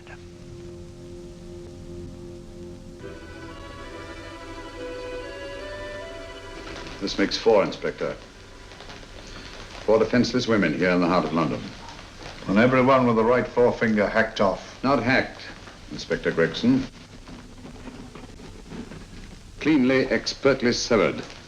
The work of a skilled surgeon. That's our only clue. Much about the age of my sister's girl.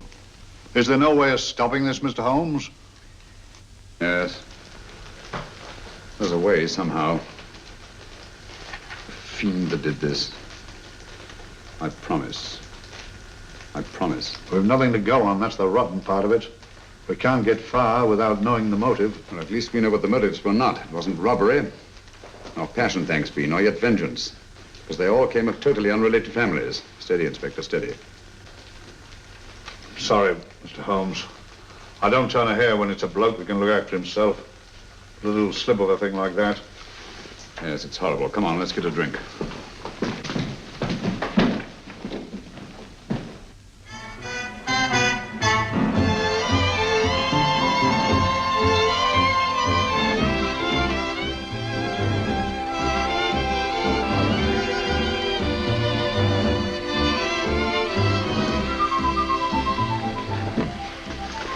Good evening, Mr. Holmes. Good evening, Vincent. Whiskey and soda, please, and a double for my friend here, Inspector Gregson. Very good, sir. Make mine Irish. Decent of you to give me a hand with this thing, Mr. Holmes. Always a pleasure to be of help to Scotland Yard, Inspector. Little out of my line, looking for a maniac who murders just for the fun of it. Or perhaps just to get a human finger. In all 4 cases, the murderer risked capture by stopping to secure a finger. Wonder what for? Who knows? He's just a madman. Perhaps there's method in his madness. If we could just trace those missing fingers. If we could just drain the English Channel, we might find a penny. Huh? Oh, thank you. You may keep those, Mr. Holmes. Thank you.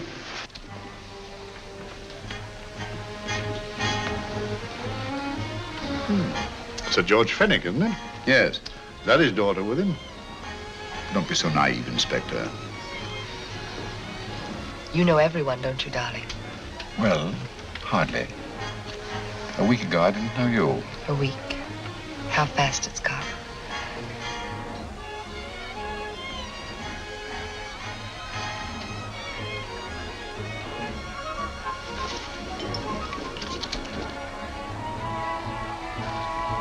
I collect these things. How very quaint of you. Shall we go? Yes.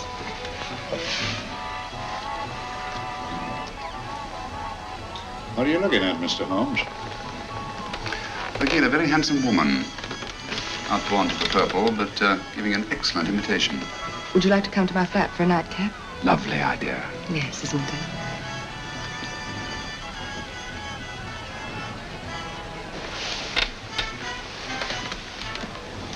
Wonder where she's taking Sir George Fenwick. Don't be so naive, Mr. Holmes.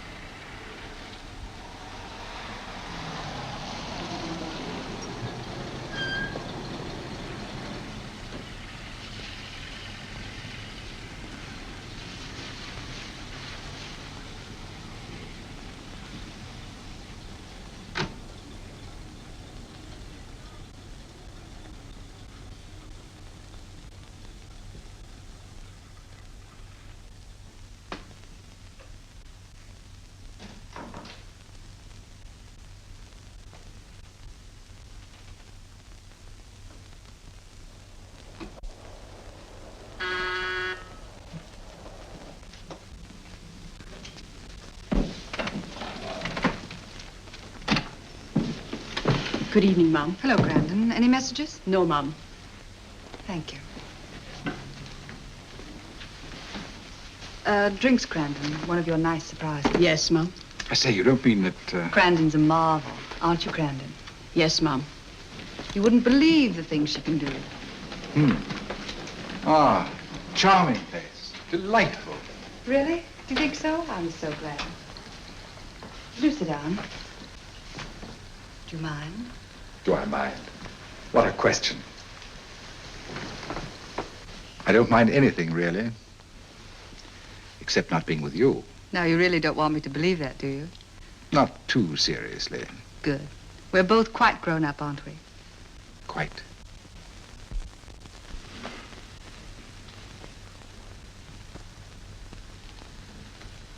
You're a treasure, Grandin.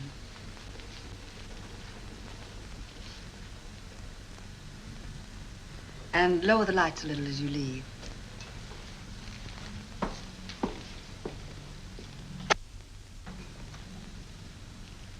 I prefer a more flattering light. In any light, you'd be... Would I? And don't you know it? Perhaps I do.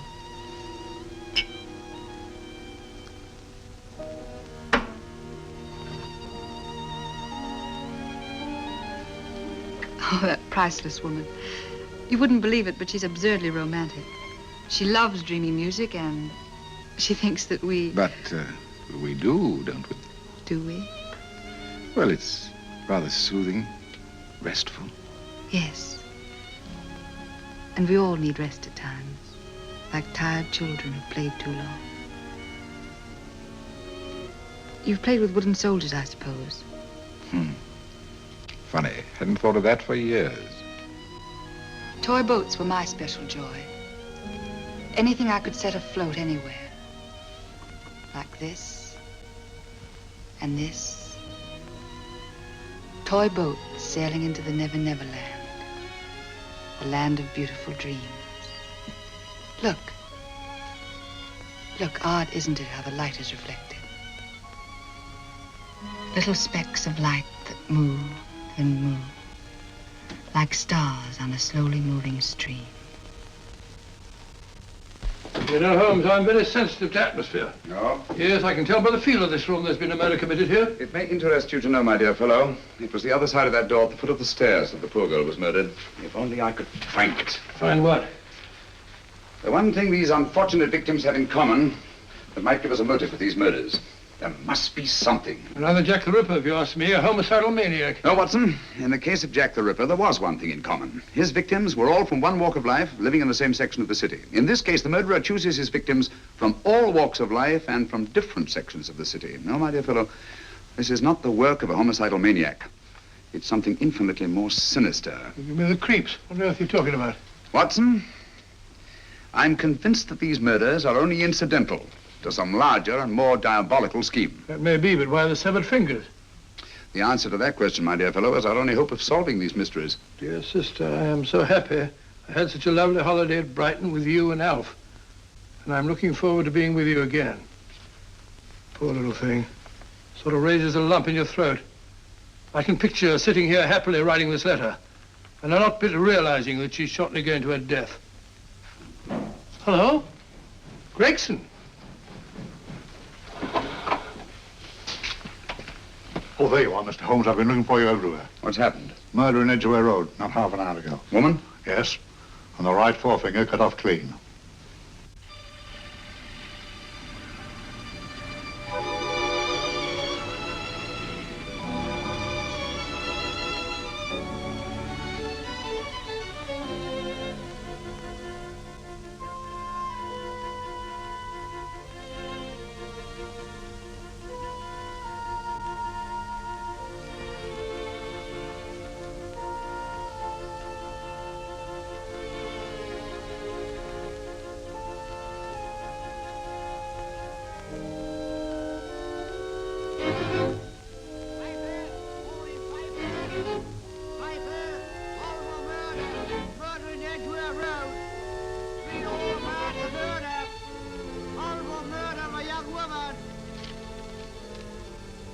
Get your papers.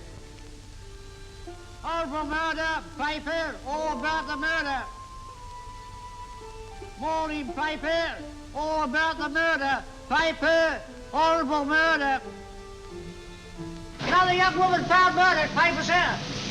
Horrible murder, paper, paper, read all about it. Get your paper, murder in Edgware Road. Horrible finger murder. Shocking murder, murder in Edgware Road. Horrible murder of a young woman. Read all about the murder.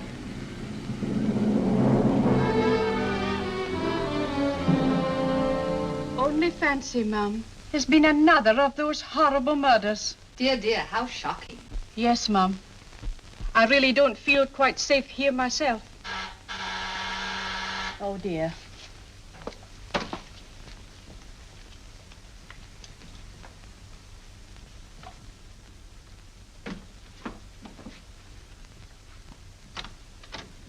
Why, Sir George! I must see Miss Marlowe at once. I don't know if she... I must see her. Where is she? Lydia. Why, Sir George, what is it? What happened? I don't know. You'll have to help me. You've got to help me. But I don't understand. Listen, I woke up a few minutes ago in a cheap boarding house off Edgware Road. I don't know how I came there. I don't know when. The last thing I remember is being here with you. Calm yourself, Sir George. When did I leave here? Well, it was about, It was 10:45, Mum. Precisely. You seemed, forgive me, just a little distressed. Detached, not interested. I thought I'd said something to offend you.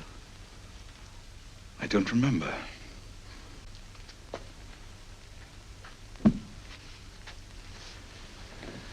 I can't remember. Tell me, has this happened to you before? Before? Well, there is such a thing as amnesia, you know. If it was 10:45 when I left you, it was 9 this morning when I woke. Over 10 hours lost. 10 hours that I can't account for. And in my pocket when I woke, I found... Yeah, in my pocket. That isn't... Oh, it's not for you, of course. It can't be. Excuse me, Mum, but there's a man asking to see the gentleman. Send him away. Yes, Mum. No, please. I'll see him.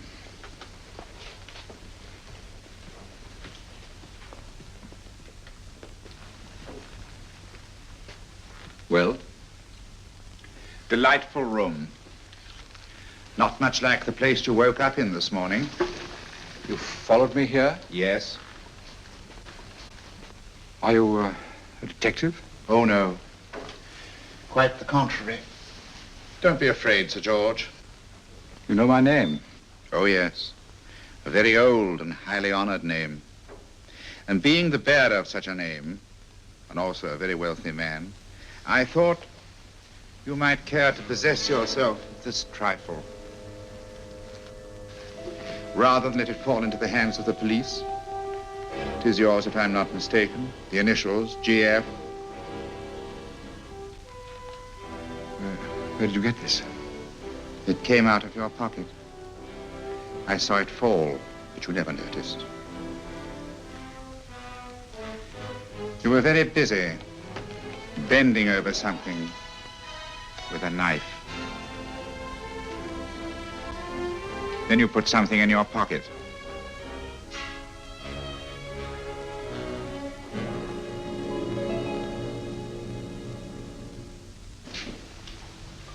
Come along, Holmes, come along, come along. How many more times must I tell you? You're missing a treat. This is delicious. Little jam tarts to follow. Aren't you tempted? You and your flesh pots.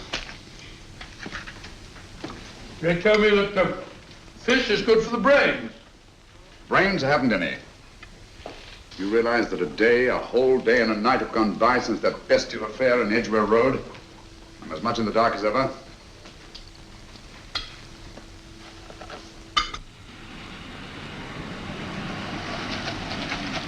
Well, here comes a client, unless I'm very much mistaken.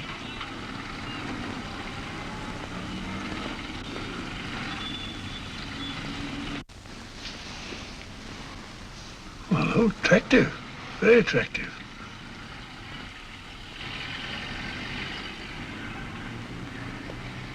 Obviously, she left home under the stress of some very great emotion. How do you know that? She isn't wearing any gloves. A startling omission in a young lady of fashion. No, she didn't put her coat on.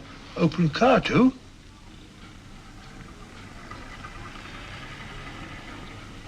Furthermore, there's something in that bag she wants to show me. What makes you say that? The bag doesn't match her dress, indicating it was picked for size rather than style, to accommodate some bulky object. You amaze me, Holmes. What do you mention, my dear fellow?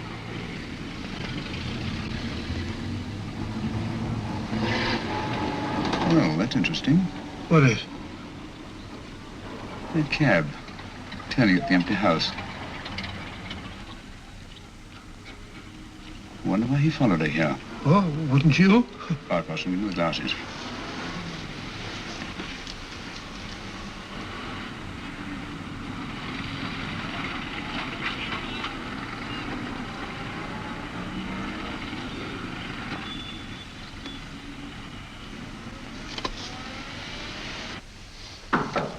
Well, we shall soon know.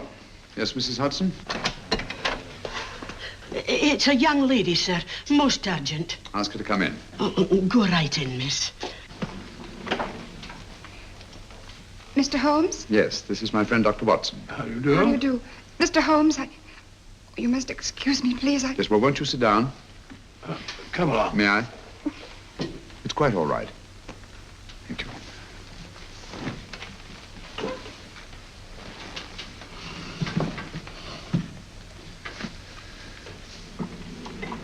Now try to control yourself, Miss Fenwick. You're with friends.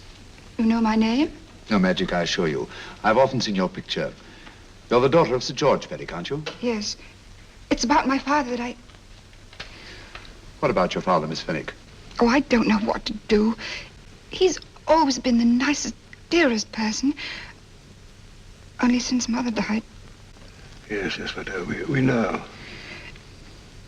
So I didn't think anything of it when he was away all night before last. But he didn't come home until yesterday at tea time. He didn't come in for dinner at all.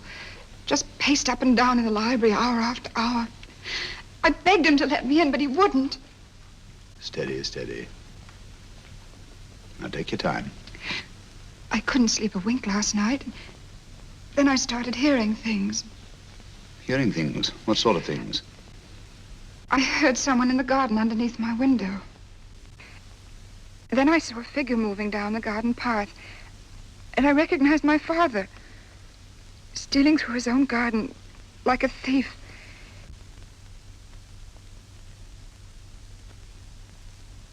He had a spade in his hand. And he stopped by the greenhouse where he started to dig.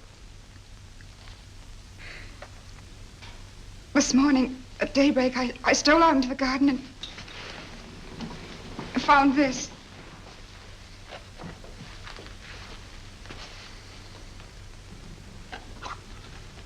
A finger. A human finger. Bring up Scotland Yard, will you, Watson? Ask them to get hold of Inspector Gregson and tell him to meet us at once at George Fenwick's house, Kingston. Operator, get me Scotland Yard quick. Where's my father, Norris? He's still in the library, miss. Thank you. We'll see him right away. Will you come with me, please? Thank you. I got your message, Mr. Holmes. Yes, indeed. Dad, may I come in? Dad. It's funny. He doesn't answer. Do you mind? Please do. Thank you. Watson, quick. Oh, Come along, no, my dear. no, no. Take charge, Miss Fenwick, please. Sorry, sir. Now, miss, please. Please come along with me.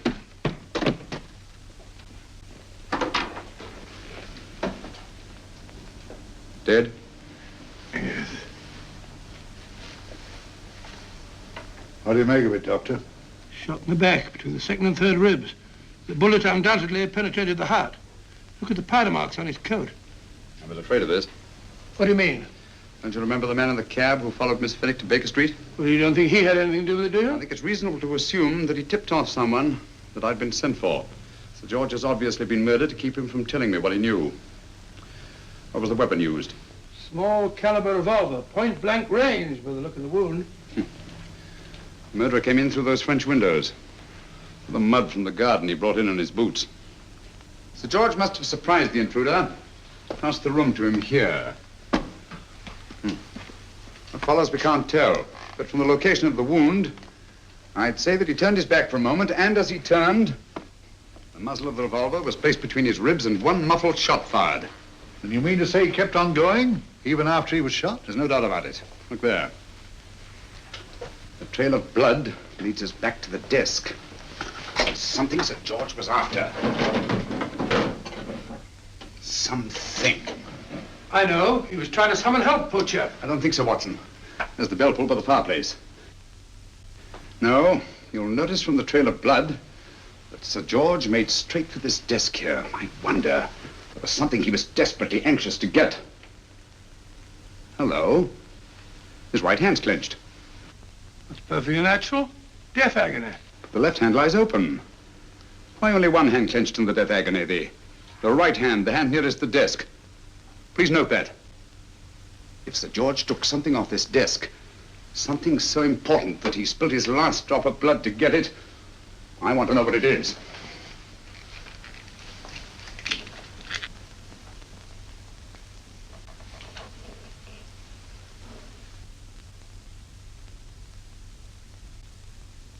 It's nothing but an ordinary match folder.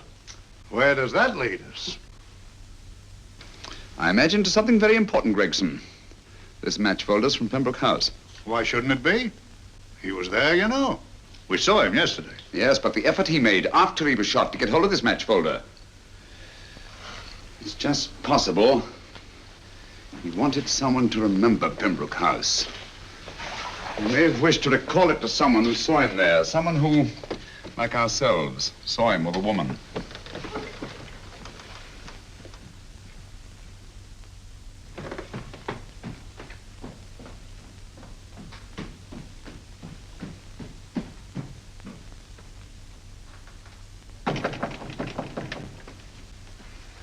Come in.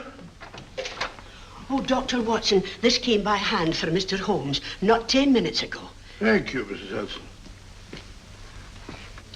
That would be the report from Mr. George's bank. Report from Sir George? Oh, really? Don't you remember his daughter told us that he'd just closed his account? Had it looked into at once.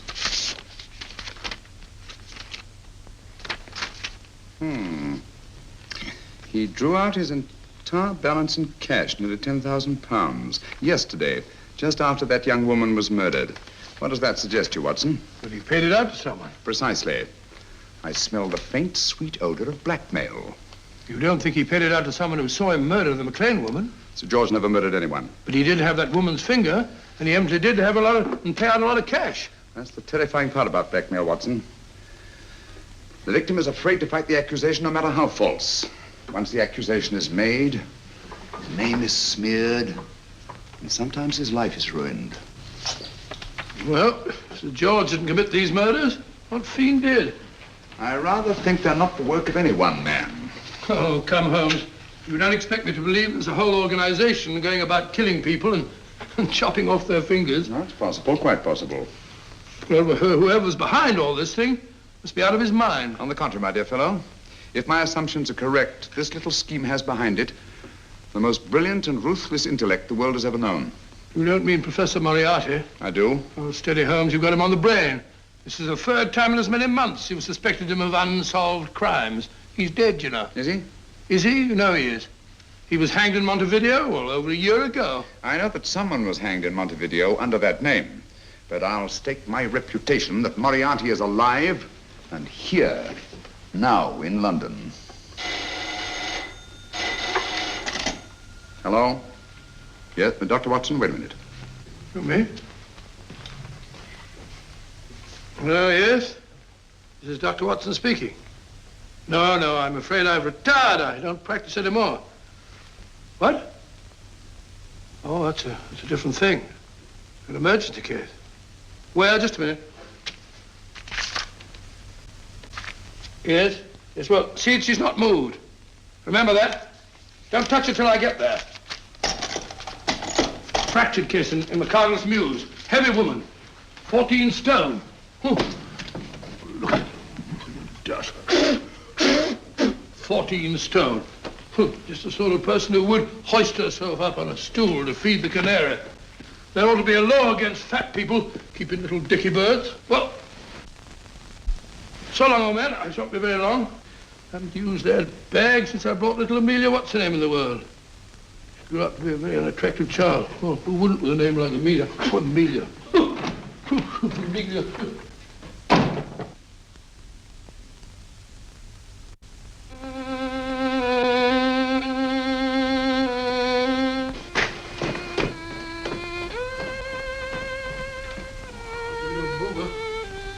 People so stupid about accidents.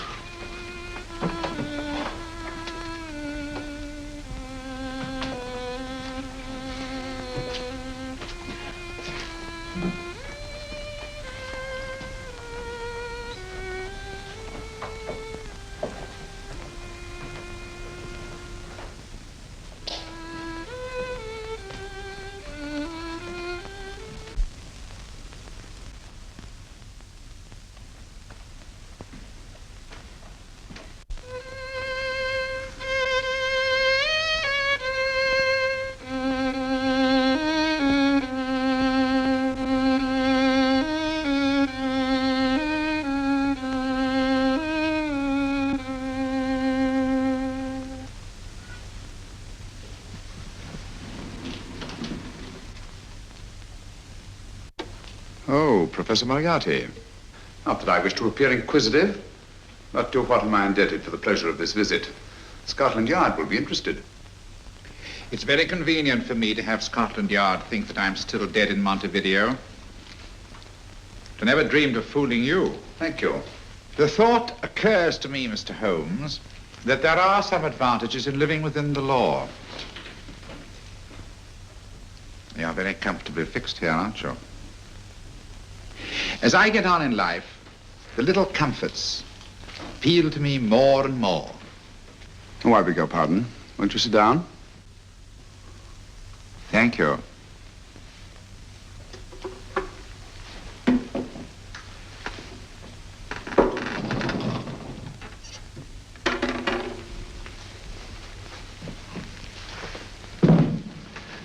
And now, Professor Moriarty, what can I do for you? Everything that I have to say to you has already crossed your mind. And my answer has no doubt crossed yours. That's final? What do you think? I shall not rest until you are hanged for the finger murders. You've no proof, you know. No, not a shred. But I have you. I could turn you over to the police here and now. You could? But if you did, you'd never see Dr. Watson again. Oh, the telephone call. Quite. I rather assumed you had taken some such precaution. Or I should have snatched up a revolver and indulged in a fit of heroics when you came in. Very smart, aren't you? Not smart enough, or I should have anticipated you. But if any harm comes to Dr. Watson, I shall seek you out. I shall not rest until I find you, and when I do... No harm will come to Dr. Watson this time. But I can't answer for the future. Mr. Holmes, I should strongly advise you to drop this case. Don't be silly. Think it over. We've had many encounters in the past.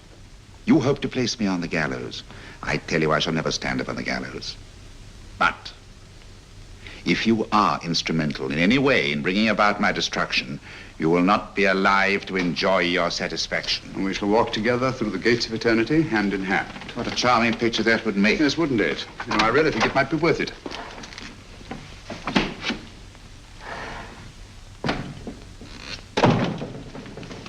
Shoelaces, Governor? Tuppence a pair.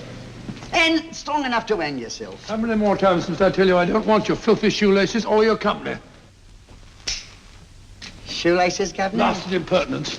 Run along, my good man, or I'll give you in charge. Shoelaces, Governor? Shoelaces, governor? Help a poor bloke. What's only got one arm? Any luck with Mr. Holmes? You can read his obituary in tomorrow's papers.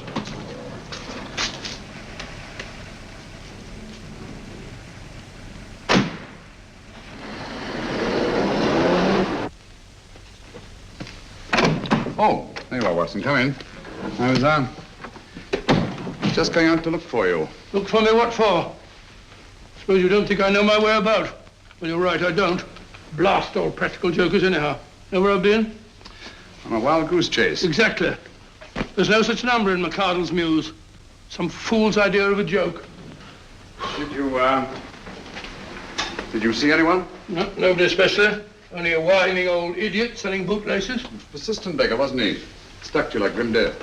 Huh? How do you know? And finally left you for someone who looked like Bella Pickings. Someone, my dear Watson, was Professor Moriarty himself. What? He's just called on me. Moriarty here and you let him go? But you must be out of your mind. Why? Well, he bluffed me into believing that he was holding a friend of mine as hostage. Friend of yours who? Oh, nobody very important, just a fat, lazy fellow. Medical man, I believe. Medical man? Do I know him? Yes, I think you do. Fellow by the name of Watson. Watson, never heard. Who, me? I'm afraid so, old fellow. Your street hawker's job was to do away with you in a certain contingency. And you let Moriarty go? Because of me? I had no choice. I can't afford to lose you, old fellow. Well, it's very decent of the old chap, I must say, but... I wish you'd nabbed him. We shall, never fear. I know the motive for the finger murders. All I have to find out now is the method used with the blackmail victims. Method? Yes. How does Moriarty get them to the scene of the crime? How does he plant those severed fingers on them? And how does he scare them into believing that they may have committed those atrocious murders themselves? Curious.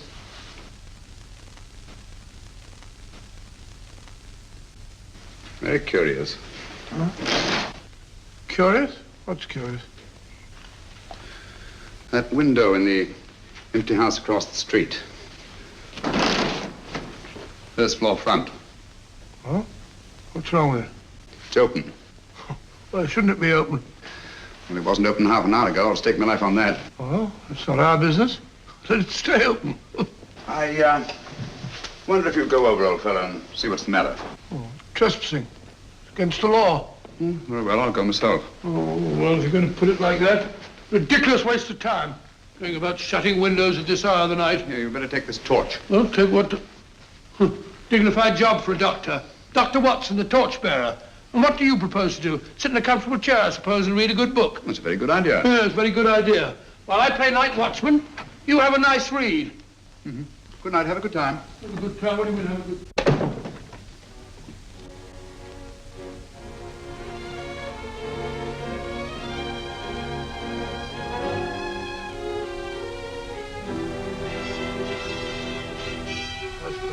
I've done everything.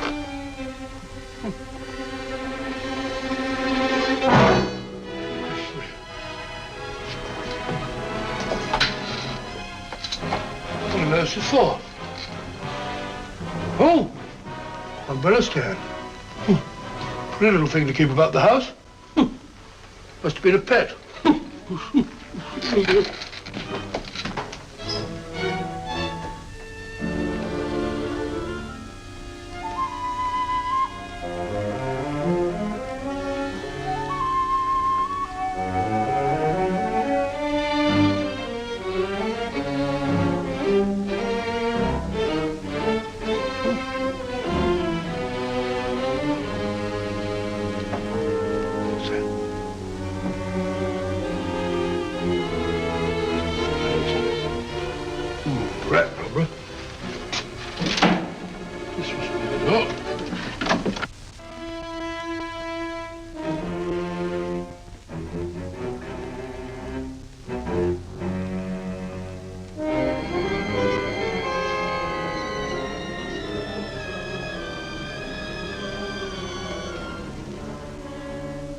While he sits comfortably reading a book.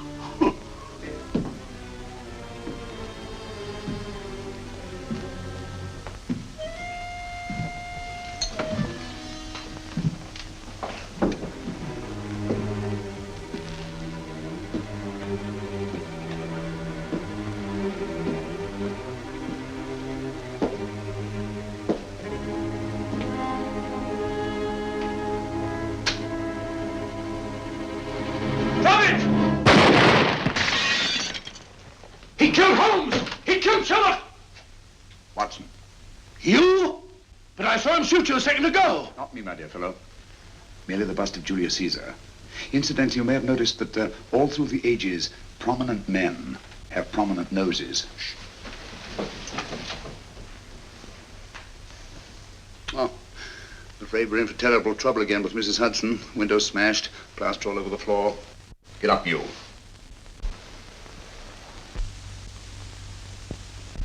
Corporal Williams, Middlesex Regiment. Discharged from the army as physically unfit. Papers seem in order.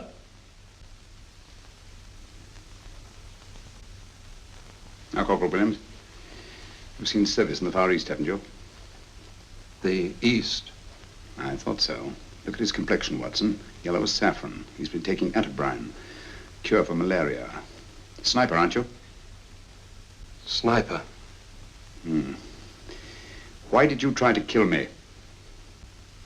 I had to kill him.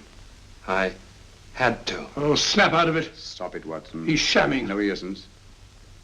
Who told you to kill me? She told me. She told you? She told me I couldn't miss. Well, luckily you did miss, you murderer. He isn't a murderer, Watson. Listen, Corporal Williams. She told you you had to do it, didn't she? I had to do it. I've got it, Watson, I've got it. Got what? The method used in the finger murders. Well, what is it? Hypnotism, my dear fellow, hypnotism. And it wasn't against his nature, that's the devilish part of it. They picked a man for their purpose whose job was sniping. Who are they? Professor Moriarty and his finger murderers. Williams spoke of a woman. I think you'll find that she asked him home tonight for a drink. Nice quiet rooms, soft lights, music. You've got it all pat, Mr. Holmes. What's the lady look like? Oh, up 30, nice figure, blonde, lustrous eyes. Oh, really? Got a phone number? Oh, so? Williams will give us her address. Look after him, Gregson. Don't let anyone come near him. He's our key witness in the finger murders. Well, I hope you're guessing right, Mr. Holmes. Get up, Williams. Now, go with Inspector Gregson anywhere he tells you. Come on. Yeah. Ring me as soon as he comes to himself, will you? I will. Good night, gentlemen. Good night. Well, if you believe that fellow Williams was hypnotized, I suppose you think Sir George Fenwick was hypnotized too. Yes, I'm quite sure of it. Have a cup of tea? Thanks, old boy. Nothing to eat. Well, why didn't these people make Sir George do the murder himself? Because they didn't want to get him hanged. They wanted to blackmail him. Well, who do you think the actual murderer is? One of Moriarty's gang. A diabolically simple technique. Kill a woman. Yes, but why cut off the fingers? My dear fellow, don't you understand? The severed finger is what links the blackmail victim to the murder. He wakes, finds the grisly thing in his pocket. He doesn't know how it got there. He's no idea that he's been hypnotized. For all he knows, he may have committed the atrocious crime during some dreadful lapse of sanity. In that state, when he's utterly demoralized, the blackmailers take over. Is that it? Undoubtedly. You see, they swear that they saw him commit the murder. And being human, the victim will pay anything rather than stand trial on a charge that will make his very name loathsome. Oh, it all fits in if you believe in hypnotism. The only possible explanation. You think the hypnotist is that woman with the blonde hair, the lustrous eyes, the woman you invented? I didn't invent her. I saw her. What on earth are you talking about? That woman, my dear Watson, was with Sir George when he left Pembroke House. I saw her there. I shall see her again, and Williams will lead me to her. That's why it's so important to keep him safe. He will identify her.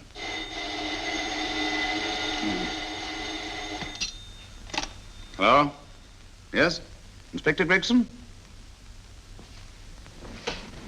What? Well, get every constable in the district. Yes, I'll be over at once. What's happened, Holmes? Williams is missing. Great Scott! Come on.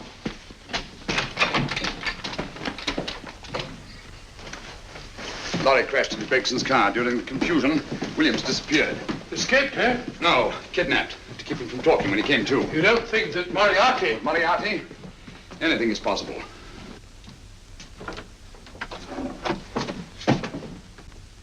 Williams! Dead. You see, anything is possible.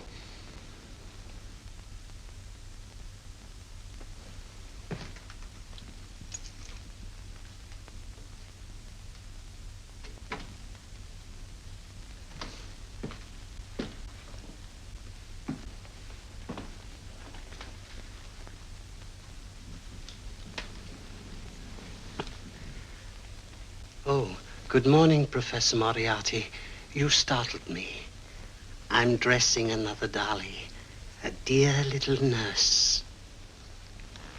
Is there anything wrong with your finger? Just a splinter. Nasty things, splinters. Most trying. One can't be too careful, but I'll get it out for you.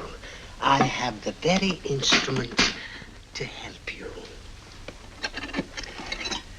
Sharp enough to split a hair. Put those tools away until they're needed.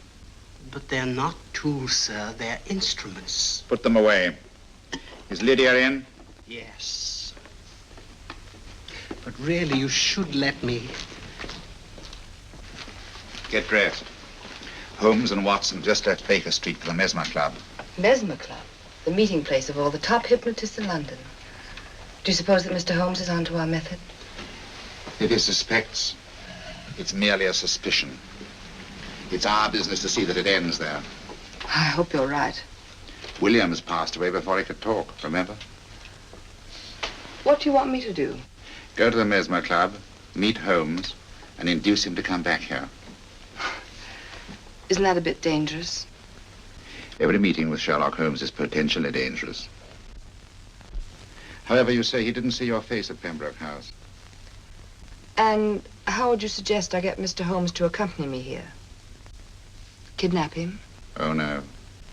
Holmes has one weakness, his insatiable curiosity. If you can arouse that, you can lead him anywhere. It's up to you to take advantage of any opportunity that may arise. This way, please, gentlemen. I'll tell Dr. Onslow that you're here. Thank you. And this is the Mesmer Club. If you ask me, hypnotism is a lot of mumbo-jumbo. Oh, come now, Watson. As a medical man, you must admit that hypnotism has its place in modern science. That may be, but 90% of hypnotists are crooks of the worst kind. Nothing more than a lot of charlatans exploiting weak-willed morons. Ah, Dr. Onslow, I believe. Happy to meet you, Mr. Holmes.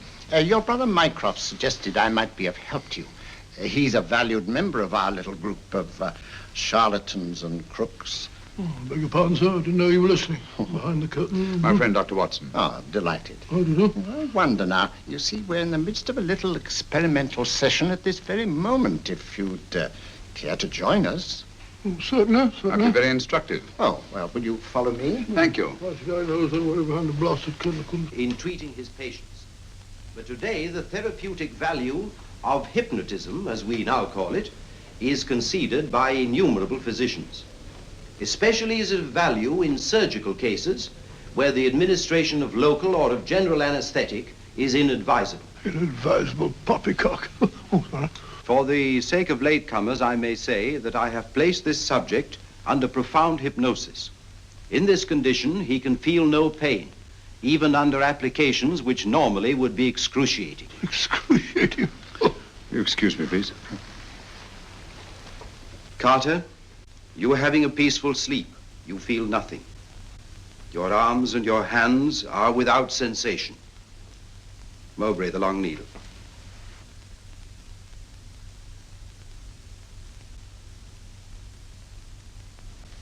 Carter, give me your right hand.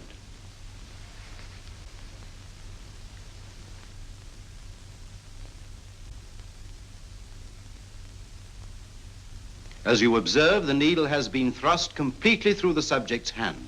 No feeling, no pain. This lack of feeling is the one infallible test of profound hypnosis. Nonsense. Fellow's full of drugs. Oh, isn't he? Definitely not, Doctor.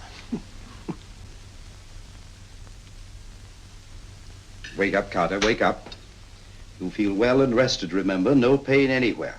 Wake up, wake up. I say, when are you going to begin? All through, Carter. Stand up. This way, sir. And, are these all the people that come here? Oh, no. Others keep dropping in all the time. I suppose it's all right for those who believe in it, but of course, I'm a professional man myself. Then you don't believe in hypnotism, Dr. Watson? Oh, I don't deny that there are certain types of hysterical, feeble-minded people who go under if you point your finger at them. But anyone with an ounce of character... How right you are. You see right through our little artifices, don't you, Doctor? Right through, my dear sir. Right through. Quite so. But with the feeble-minded, as you say... excuse us, Mr. Holmes. Certainly. Step over here, won't you? Certainly, sir. Anything to oblige. Let me show you how easily we charlatans take advantage of them. Now, sit down, Doctor. Now, we set a thing like this in motion. It's wonderful, the attraction on the feeble-minded, of course. The continuous motion, if they just let themselves follow it. Of course, you could stare at it till doomsday, Dr. Watson, with no effect at all. Still, it might make you a little drowsy, like the white ribbon of road at night when you're driving. The rhythm is smooth, unbroken, and the road goes on and on, round and round, always the same, winding and winding. And you're drowsy, you're tired. Let the road come into you, as it were. The long road, the smooth road, the road to sleep. Sleep.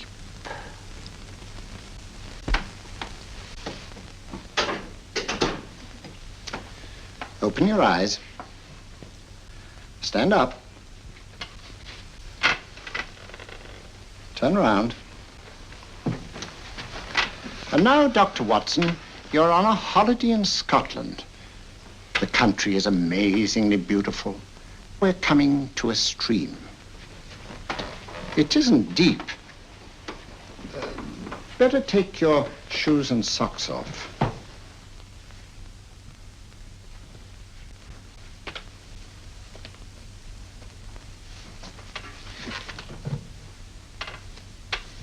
Roll up your trouser.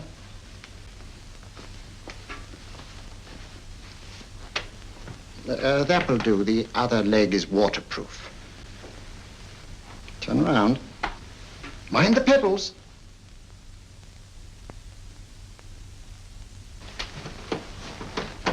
Sit down.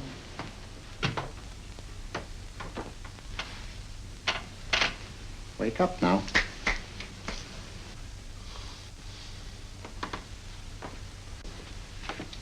There, I see. What did I tell you? It didn't work with me. Why, nobody with an ounce of character.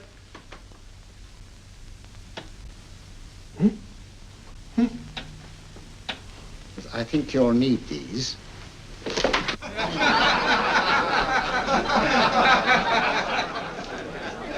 Nothing to laugh at. Watson, she's here. Oh, the woman you're looking for? Yes, I'm going to meet her. Perhaps I can induce her to take me to Moriarty. Do you think it's wise, Holmes? May not be wise, but it's essential. After all, I've held me on with Moriarty in the past. But isn't it dangerous? She might be a hypnotist. If my will isn't stronger than hers, I deserve to be hypnotized. Shh. I feel I must protest, Dr. Onslow.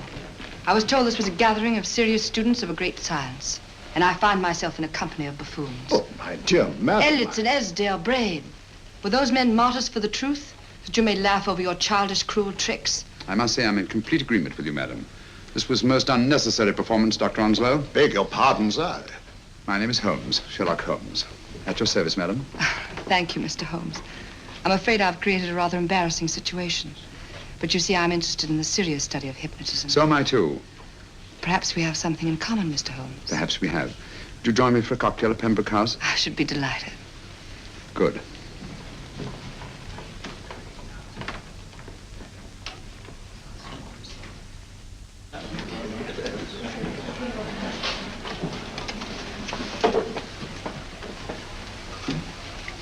Thank you. I didn't know there was such a pleasant place in London.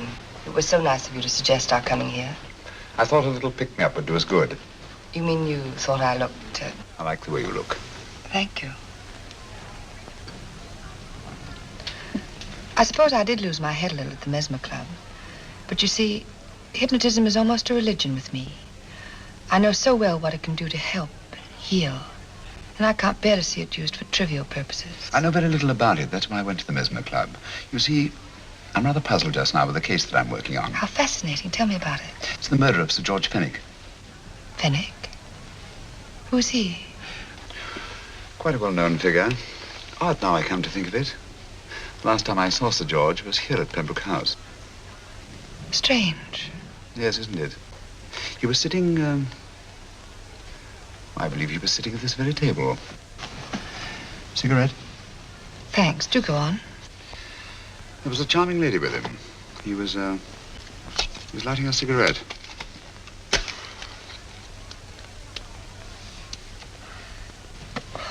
Charming. Did you see her face? No worse luck. Merely her back. How unenterprising of you. Yes, wasn't it? Afraid I'm getting a little older. I shouldn't say so. That's nice of you. Still, the first time in my life I've got hold of a case that's beyond me. I'm actually losing sleep over it. You know, Mr. Holmes, I believe I could help you. Really? I should be very grateful. You're amused. Oh, merely skeptical. How would you go about it? I've used hypnotism more than once in healing. Not for profit. I'm not a professional. But I do think I could help you.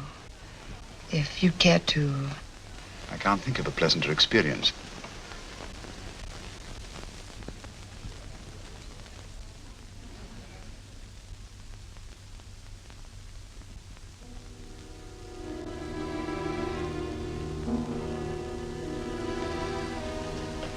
Low lights, music, is that all there is to it? You must relax, Mr. Holmes. I'm afraid you're a rather difficult subject. So I thought perhaps a little help. Materia medica might be advisable. Drugs?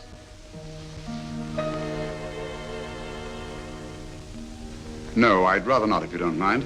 As a matter of fact, I'd rather not myself. But Schrenk-Notzing, he practiced in Munich, you know. Believed it the best means for difficult subjects. Do you mind? Well, as a matter of fact, I don't approve of sedatives. Just as you wish. We don't have to go on with this at all, you know. Wait a minute. Wait a minute. All right. I'll take a chance. It's really quite harmless. What is it? Cannabis japonica, an oriental soporific. You'll need water.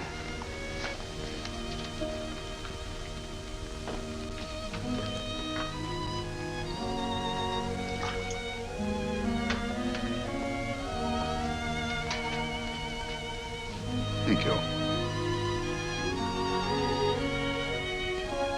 Now sit down, Mr. Holmes.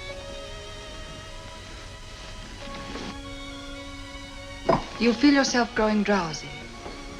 Don't fight it. Give in to it. Because you do want to sleep, you know. Just fix your eyes on this one white flower floating on the water. Empty your mind of every other thought.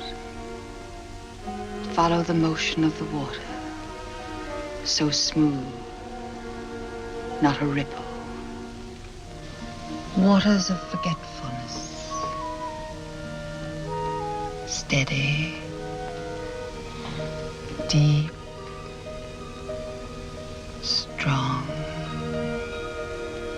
Strange, isn't it? How the light is reflected.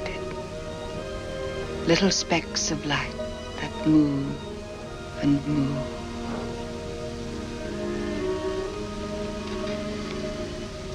It's restful here. It's peaceful.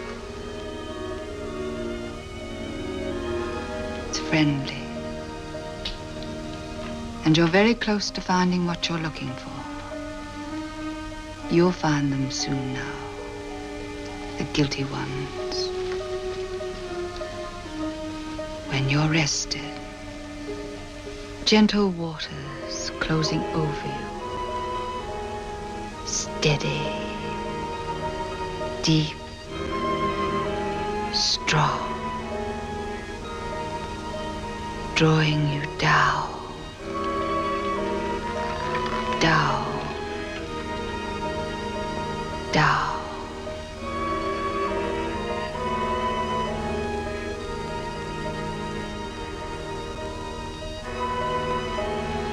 Sleep,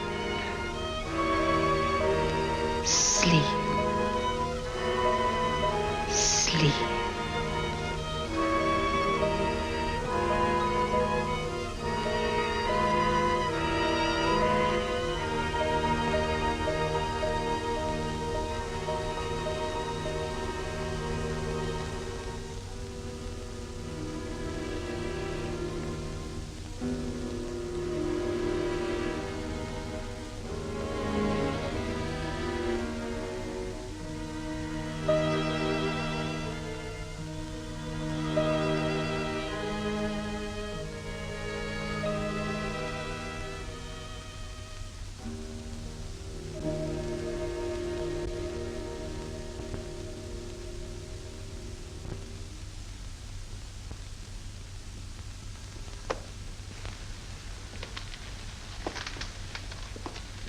Here he is, Professor Moriarty. Stand up, Mr. Holmes.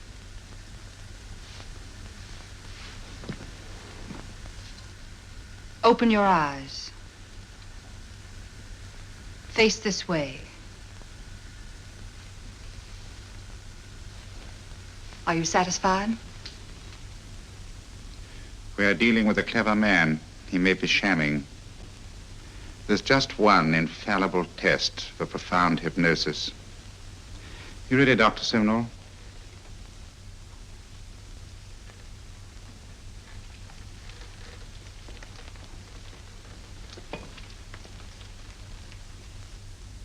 That will do, Doctor. He couldn't fake insensibility to the knife. I congratulate you, Lydia. Turn round, Mr. Holmes. Now walk to the desk.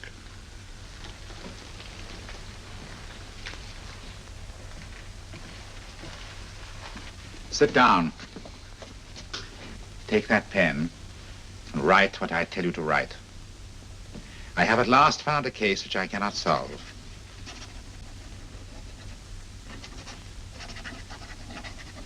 I have outlived my usefulness. Therefore, I have decided to end my life.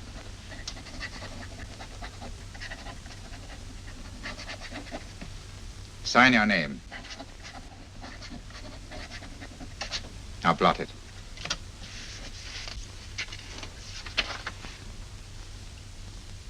Fold it up and put it in your pocket.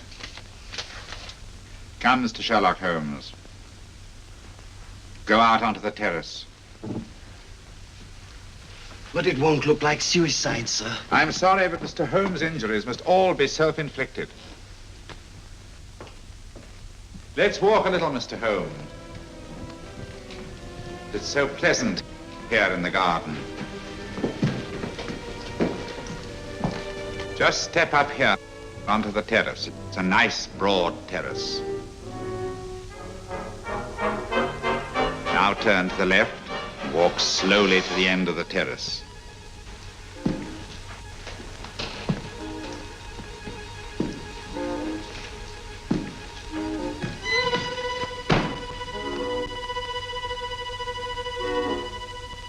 Don't stop. You must walk to the end, you know.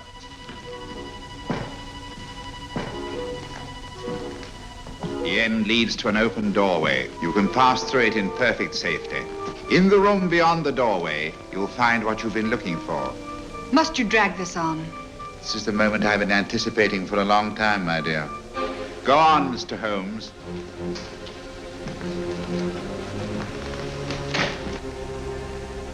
Through the open doorway, you will find the man responsible for the finger murders and the death of Sir George Fenwick. Professor Moriarty. Holmes! Stand still. What a beautiful view, Watson. I'm quite enjoying it. No, you're not. You're hypnotized. You're under a spell. Stand still. Don't move. Steady, Holmes. Steady does it. Stand perfectly still where you are. Nonsense, Watson. You don't know what you're doing. Of course I know what I'm doing. You mean you're not hypnotized? Certainly not.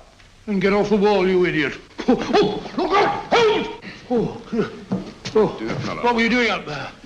Holding the fort until you arrived. What kept you? Well, I ran into a spot of trouble on my way to Scotland Yard.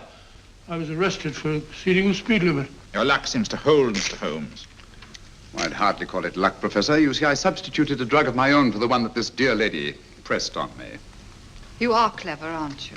A drug that, although it leaves the subject conscious, renders him quite insensitive to pain. That accounted for my lack of reaction to Dr. Simnel's knife. Well, Gregson, quite an impressive haul. Even Inspector Lestrade himself couldn't have done any better. Thanks, Mr. Holmes. Take him away. All right, put her in the van. I was right, Mr. Holmes. You are a difficult subject. Thank you. And now, Professor, our score is settled.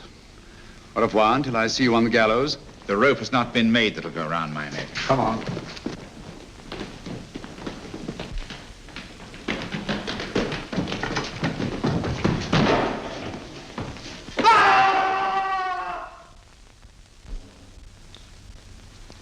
I'll take care of things, Mr. Holmes. Thank you, Inspector. Come on. An evil man, Holmes, but what a horrible death. Better than he deserved. What are you thinking of? I'm thinking of all the women who can come and go in safety in the streets of London tonight. Stars keep watch in their heavens. And in our own little way, we too, old friend, are privileged to watch over our city.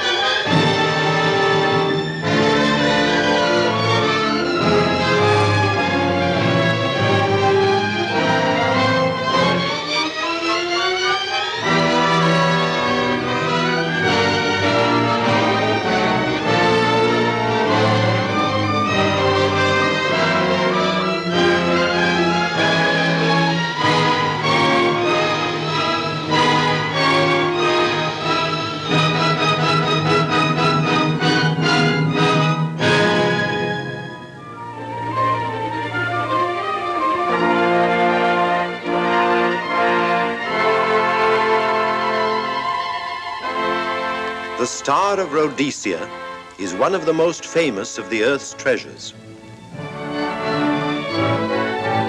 First touched by the fingers of the humble Kaffir, it would have been better had it never been found. For all those who possessed it came to sudden and violent death. Our story opens in London, within the sound of Bow Bells. In the shadow of Tower Bridge is the carpenter's shop of Mock and Son, coffin makers. A beautiful job, if I may say so. You'll be sure to have it at the undertaker's in time. Of course. The Scotch Express leaves Euston Station at 7:30 tonight. That leaves very little time for the arrangement of the body. Your mother, is it not? Yes. You are taking her to Scotland? Yes, Edinburgh. Her home. Oh. Thank you. Rather a nuisance. Traveling by train. Ain't it?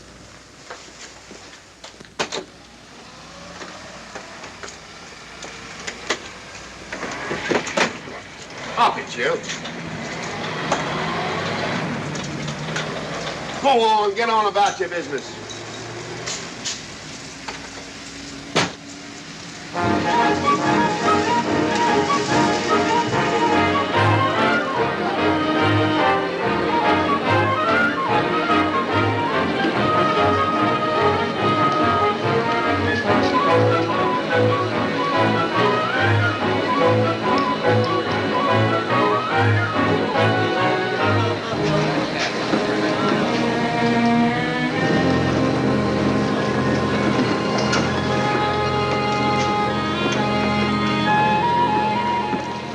I'm terribly sorry.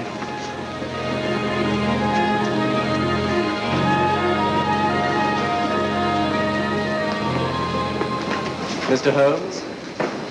Hello. I was afraid you wouldn't get here in time. I was studying the faces of our fellow passengers. Fascinating hobby, and sometimes most enlightening. Lady Margaret is aboard the train, I presume? Oh, yes, Mother's expecting you. I've reserved a compartment for you and your friend, Dr. Watson. As a matter of fact, it's in this coach here, just ahead of the luggage van. Day coach? Yes, the sleepers are all taken. Mother wasn't interested in a bed so much as she wasn't getting to Edinburgh. So naturally, it wasn't very difficult to persuade her to travel in a day coach. Exactly. It had been open to take on additional passengers. So I observed. I say, it was awfully decent of you to come, considering the fact that I was so secretive about it all. My dear Mr. Carstairs, there was no need for secrecy. I already knew. You knew that Mother insisted on bringing the Star of Rhodesia with her to London? And that while here, an attempt has been made to steal it. Did Scotland Yard tell you that? Oh, no, my dear Mr. Carstairs. But the fact that your mother owns the famous diamond is common knowledge. She came down to London to attend the reception of Buckingham Palace and quite naturally wore the Star of Rhodesia. You want me to accompany you back to your home in Edinburgh. Therefore, an attempt must have been made to steal the Star of Rhodesia while you were here in London. It seems simple the way you explain it, Mr. Holmes. Thank you. If you don't mind, I'll wait here for my friend, Dr. Watson. I can't think what's keeping him. Mother and I will be expecting you. Oh, could I take this for you? Oh, I'd be much obliged. Thank you. We'll be in compartment E. Yes.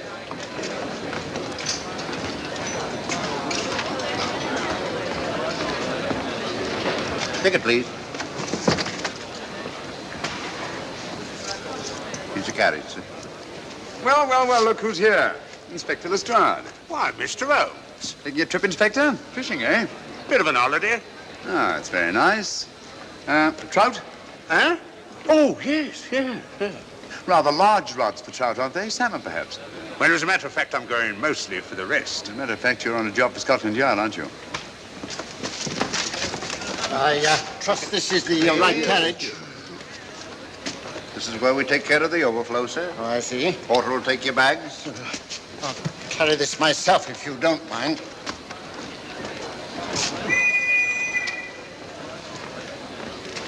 Ready to go, sir? 7:30, eh? We always leave on time.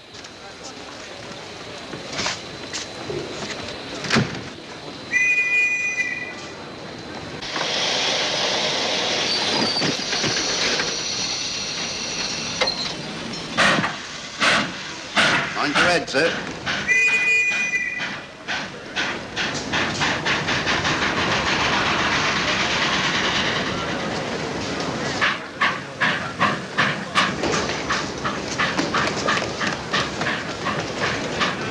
Watson! Coming, Holmes! Watson! All right, Holmes, they're coming! I beg your pardon. I beg your...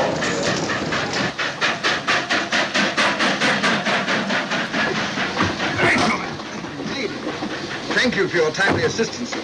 Really, Watson, aren't you a little stout for this sort of thing? Rubbish. Ideal weight for a man of my age. Ran into an old friend of mine, Duncan Bleak.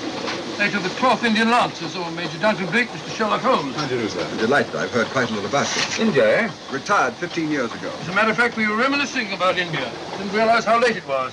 Stays light so long these days, we almost missed the train. Yes, so I've heard. In here, sir. Right. Thank you. Doctor, would you care to join me in a glass of whiskey and a dash of soda before dinner? No, man, it's a good idea. What's it all about, Holmes? Did you ever hear of Lady Margaret Carstairs' famous diamond, the Star of Rhodesia? There was something in last week's tack about the old girl being in London with the bauble, wasn't there, Holmes? Yes, there was. She's on this train. That's why we're here, to see that this bauble, as you call it, gets safely back into its vault at Edinburgh. Sounds to me... Pardon me. Sounds to me like a police routine job. That's where you're wrong, old fellow. An attempt to make away with it in London was unsuccessful.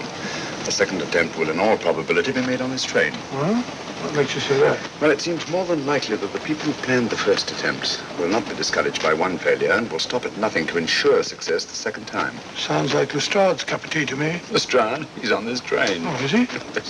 Giving an excellent imitation of Isaac Walton. And here we are. Pardon, gents. Oh, come in, Mr. Holmes. My friend and colleague, Dr. Watson. How do you do?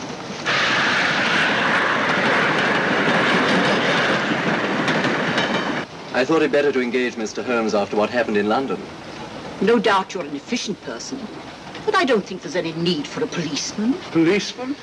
How long have you been in possession of the Star of Rhodesia, Lady Margaret? 25 years. You know, it may seem strange to you, but I've never actually seen it. I suppose there's no harm since we're paying you to guard it. Mother. Yes?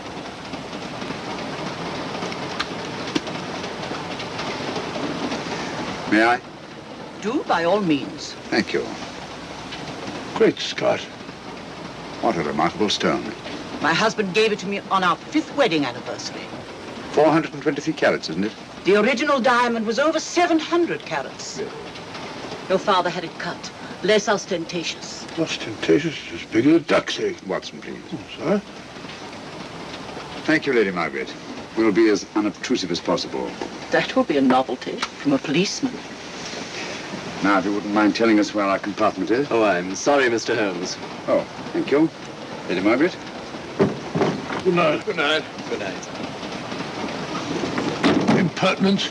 She called us policemen. And what's wrong with being a policeman? Oh, hello, Lestrade. Where are you going? The inspector's going to Scotland to fish for salmon. Oh, really? The season doesn't start for another month, but you wouldn't know that, would you? Who says I'm going to fish for salmon? Who? Him.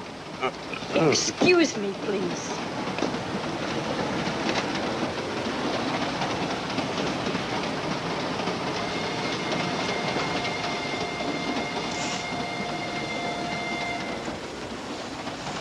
Police. Police?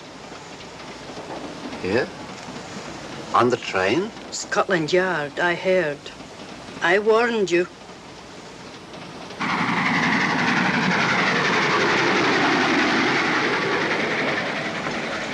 Oh, Mr. Holmes? Yes, this way, please.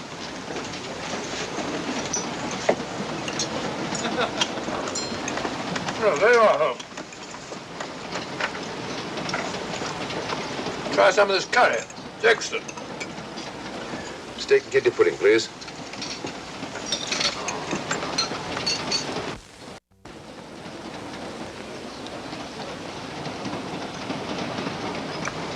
Of course, the Bengal curry doesn't compare with that of Madras. No, it's the quality of the mutton that makes the difference, don't you think?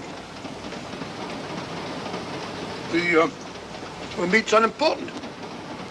It's the spices that make the difference. Don't you agree with me, Holmes? What? I said we were discussing curry. Oh, yes, curry, horrible stuff. Oh, really? One man's meat is another man's poison.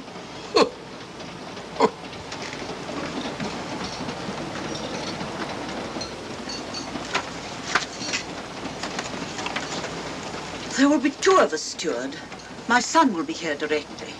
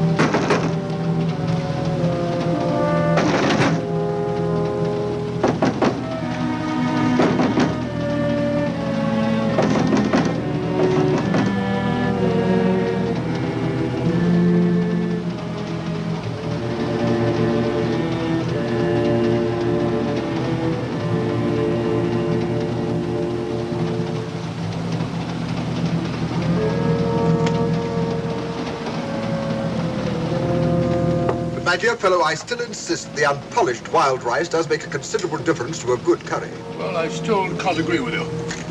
Take care of this for me, will you, Watson? That's all, Philip. That was one of them.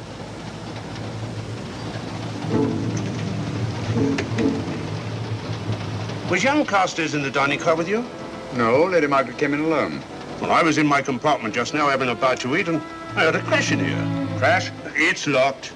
I knocked and there was no answer. So you just stood here twiddling your thumbs. Brilliant. Attendant, will you please unlock this door? I'm sorry, sir. This is Inspector Lestrade of Scotland Yard. That's all right. You can open it. Very good, sir.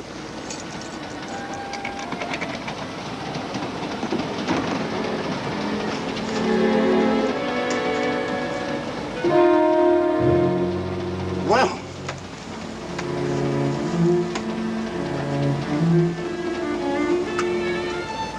Dead. Murdered. That's a bit quick, isn't it, even for you? Is this the, Yes. Star Rhodesia was in this box not 45 minutes ago. How do you know? I saw it. Well, it might be here somewhere. No, no good looking for it, Lestrade. Killer's got it. Ah, there you are, Holmes. How about joining us Take in a the... look at this body, will you, Watson? Body? Good Scott. How do you know it's murder, Mr. Holmes? Murder? Oh, I say. Who are you? Major Duncan Preek, a friend of Dr. Watson's. Oh. Well, what makes you so sure it's murder, Mr. Holmes? The door was locked. Every attendant has a key. Did you open this door for anyone during the last hour? No, sir. Was the key ever out of your possession? It never is, sir. It's on a chain. Looks to me like heart failure. Uh-huh. Any marks of violence on the body? None that I can see. Seemed to have missed it this time, didn't you, Mr. Holmes? Possibly. Still, if it was a natural death, it came at a very convenient time, didn't it? Hmm?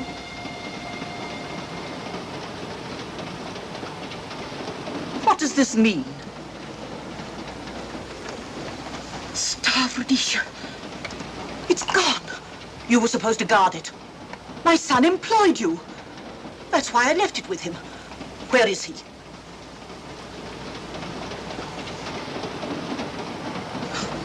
I'm sorry, Lady Margaret. It was thoughtless of us to let you come in like this.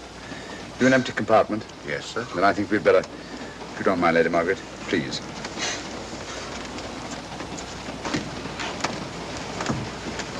Poor chap's mother, I presume. Yeah.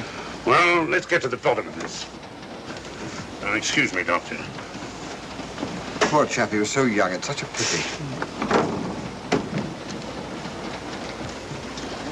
I've sent for the conductor, Lestrade. You want to talk to him, and I've asked that no one be allowed to leave this coach. Oh, thank you, Mr. Holmes. Shall we use my compartment? Thanks. Attendant, sir. Lock that door and let no one go in without my permission. You understand? Very good, sir. All right. Sorry, old man. Official police business. Well, that's all right. I'll catch up with you later.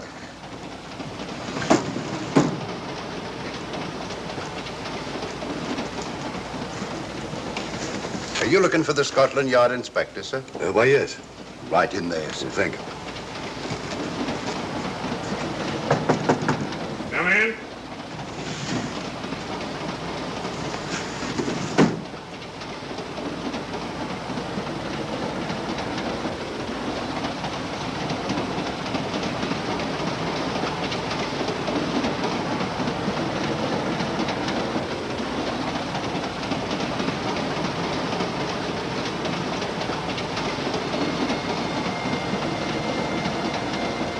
Sorry, sir. No one's allowed to leave the carriage. Can't leave the carriage? Whose ridiculous idea was that? Scotland Yard.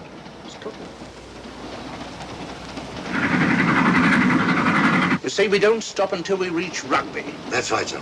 Good. We'll have a thorough search of the train made before that time. Find the murderer, Inspector, and you'll find the diamond. But we don't know it was murder. Consider the facts, Lestrade. Young Carstairs was dead when the jewel was taken. Otherwise, he'd have put up a struggle, and there were no marks of violence on the body. If, however, he died a natural death, we must assume that the thief happened to be on hand just at the right moment, which is outside the realm of probability. No, Lestrade, in this case, nothing was left to chance. That's why I say find the murderer and you'll find the diamond. How do we know the thief didn't leave the carriage before we discovered the body? The attendant was in the corridor the entire time, and he's certain that no one passed into the dining car. The door at the other end leads into the luggage van. Which is always locked. Hmm.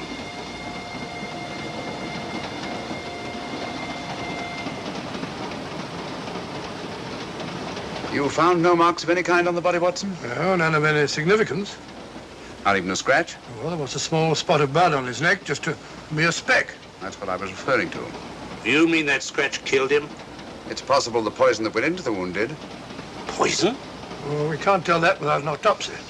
Have you got a list of the passengers in this carriage? Yes, sir. There you are, sir. Thank you. Major Duncan Bleak.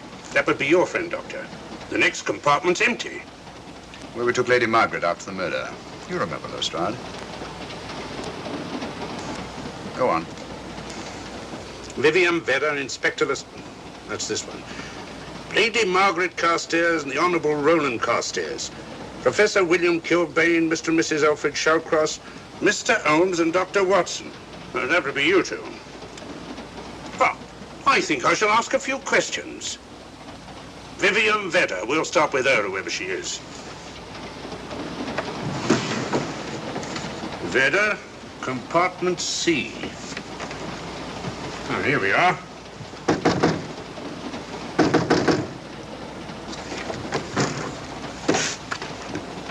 Empty. Sir Holmes, are you going to let Lestrade handle this thing by himself? Well, after all, he does represent the official police, you know. Well, with him doing the questioning and looking under the seat cushions for diamonds, we won't know any more than we're through and we do now. I could do it better myself. Why don't you, old fellow? Huh? By Jove, I think I will. Probably find out just as much as Lestrade would anyway. I'll do it at once. Oh, yes, that's where we just came from. Locked, huh? Oh, good. That's where the body is.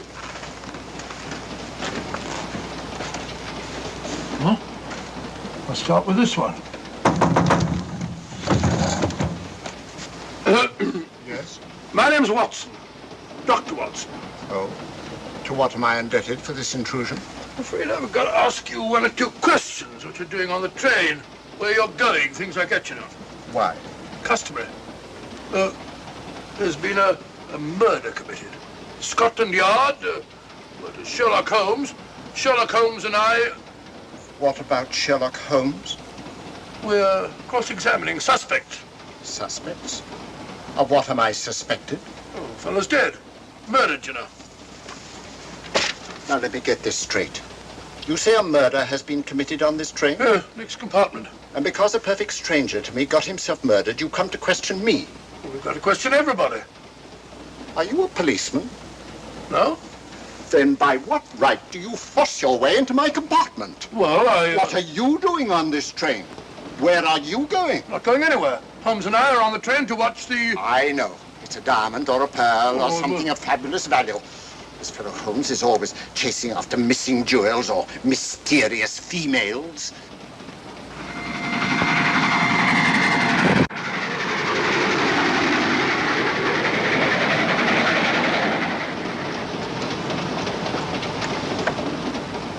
What is the meaning of this? I'm sorry, Miss Vedder, but it was necessary for us to search your compartment. Indeed. May I ask what you expected to find? A valuable jewel has been stolen. And a man has been murdered. We are making a routine search of the entire carriage and asking a few questions. Go right ahead.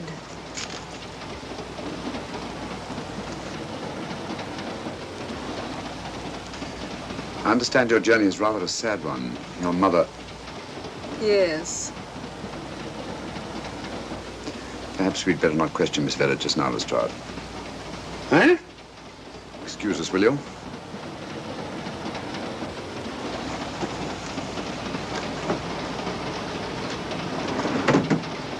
What's the idea, Mr. Holmes? Matter of taste, Lestrade. The young lady is taking her mother to Scotland for burial.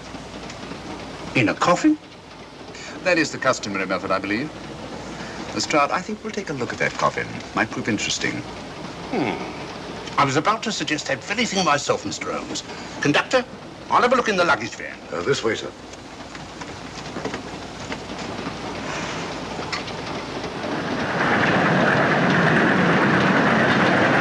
But I am Dr. Watson. Dr. John H. Watson of 221B Baker Street. Retired. My friend Sherlock Holmes can vouch for me. Your alibi isn't worth a Scotch farthing. just told me that this fellow Holmes is a crony of yours. Naturally, he'd lie. I resent that, sir. Sherlock Holmes is the very soul of integrity. Might even be an accomplice. Why, if I were a policeman, I'd take you in charge this very moment.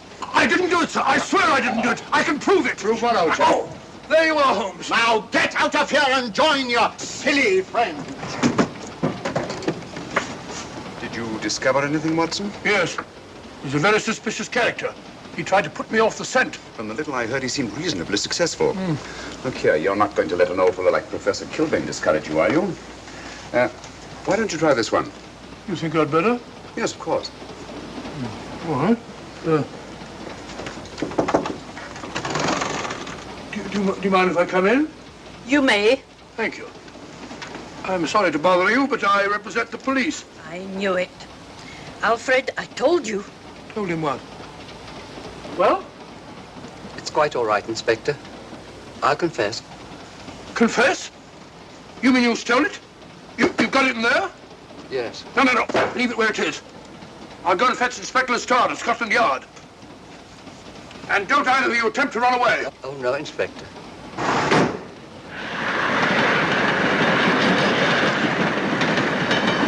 Is this door always kept locked, Conductor? Yes, sir. Only the guard and myself have keys. Got him, Holmes. Who? The thieves. Thieves? Where? Come on, speak up. That married couple down there. Mr. Shalcroft? Yes, they confessed. Confessed? Broke them down.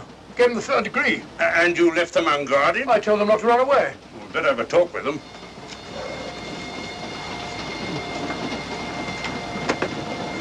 Oh, it's you again. It might interest you to know that I've just caught the thieves. Excuse me, madam. You're the police, I know. I warned him, but no, he had to take it. I must warn you that anything you say may be used against you. Anything they say. They've already admitted everything. Everything? Yes, they've got it in there.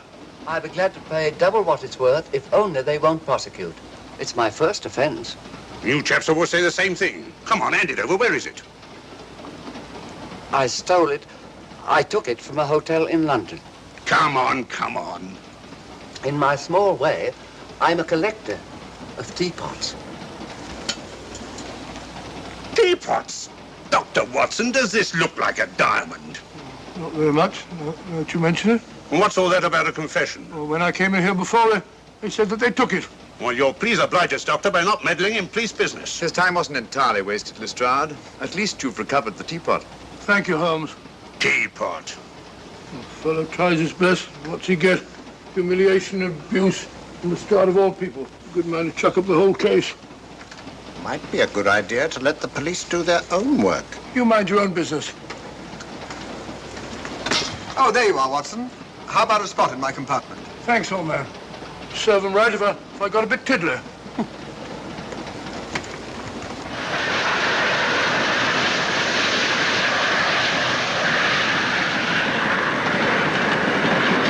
I suppose you realize you'll be turned over to the police as soon as we reach Edinburgh. Dr. Watson, teapots. Oh, I beg your pardon, Professor Kilbane. You're in the next compartment, aren't you? I am. I'm afraid we'll have to ask you a few questions. Now, don't tell me that you're going to start. You mind? Well, of course I mind. Come on, in you go.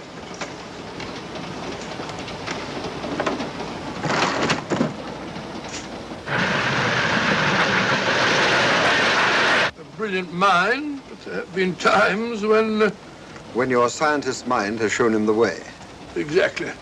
You take the death of young Carstairs, for instance. I knew from the first it was poison. The scientific approach, of course. The murderer used a hypodermic. Some rare poison from South America, probably. Or India. Yes, India. I've been to India. So have you. Yes. Yes, of course. Well... You've been in here. I don't like your attitude, Professor Kilbane. I don't like it at all. Perhaps not. But I'm on this train for legitimate reasons. And I've neither the time nor the inclination to assist you with your work. You're perfectly within your rights, sir, and I'm sure that Inspector Lestrade appreciates that. Thank you, sir. Now, if you've no objection, I have some work to do which requires concentration. Mathematics? Yes. Interesting study. If you don't mind.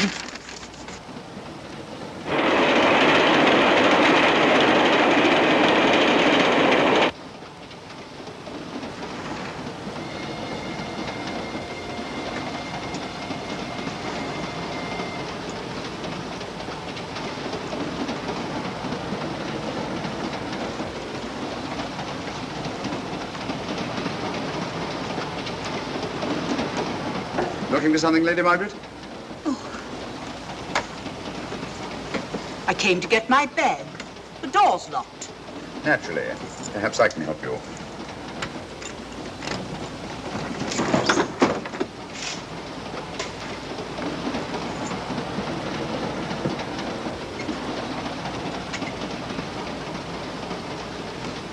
Thank you.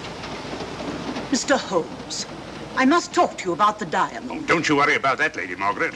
£50,000, and you tell me not to worry? My son employed this man to guard it, and it was stolen right under his very nose. I warn you, I intend to take this matter up with your superiors. I'm a private agent, Lady Margaret. Good. I shall report you both to Scotland Yard. But I am Scotland Yard.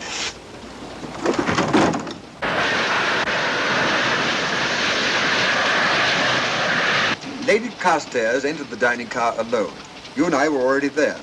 Holmes came in later, and I understand that Inspector Lestrade remained in his compartment with the curtains open, so that if anyone had gone in or out, he would have seen them. I see, you got something there. Well, let's look at this thing objectively. Lady Carstairs seemed was more concerned at the loss of the diamond than at the death of her son. By George, you're right. So she was. Come in. Oh, here you are, Watson. Oh, sit down. Have a drink? No, thanks. Do you mind if I, Not at all. I've been thinking about this case, Holmes. That is, Duncan Bleak and I have. Yes, so I see. Well, the way we figure it out, the old trout is the only one without an alibi. Yes, we feel that you're approaching the whole thing from the wrong angle. Really, Watson? What's your theory? Insurance. A lot of people insure jewelry and then try and collect on it. Interesting suggestion. Suppose you go and ask Lady Margaret just how much insurance she carries on the Star Rhodesia. No, thank you. We've already had 2 tries. Why don't you ask her yourself? For a very simple reason I already know. You're quite a doodler, sir. Oh, so now would you ask me? Trying to make a fool of me.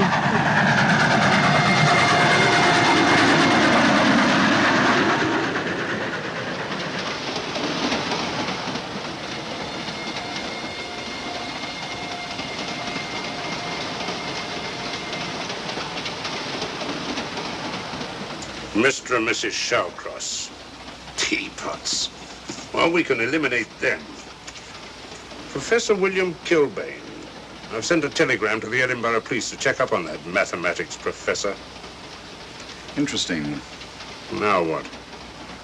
Well, just a coincidence. What's a coincidence? The fact that this fellow Kilbane happens to be a professor of mathematics. Ah. Come again, Mr. Holmes? Lestrade, did you ever hear of Colonel Sebastian Moran? Of course I did. What about him? Well, then, as you know, Colonel Sebastian Moran was the most sinister, ruthless, and diabolically clever henchman of our late but unlamented friend, Professor Moriarty. I've never seen him, but I've been unpleasantly conscious of his presence more than once. As a matter of fact, he was directly responsible for what very nearly turned out to be my premature death on 3 separate occasions. Very pretty, Mr. Holmes. What's all that got to do with all this? Well, possibly nothing. However, his speciality was spectacular jewel robberies. And for relaxation, he was addicted to the study of mathematics. Are you inferring that this Professor Kilbane is Colonel Sebastian Moran? That he murdered young Carstairs and stole the diamond? Well, what about this woman, this Vivian Vedder? What about her? No one's above suspicion. And Lady Margaret. She might have a motive for wanting the Star of Rhodesia stolen. She wasn't very concerned over the death of her son. And this friend of Dr. Watson's, this Major Duncan Bleak, might be just as sensible to suspect him. No. As far as we know, only 4 persons knew the Star of Rhodesia was on this train. Yourself, Dr. Watson, the dead lad, and myself. And Lady Margaret. And Lady Margaret. I'll have another talk with her ladyship.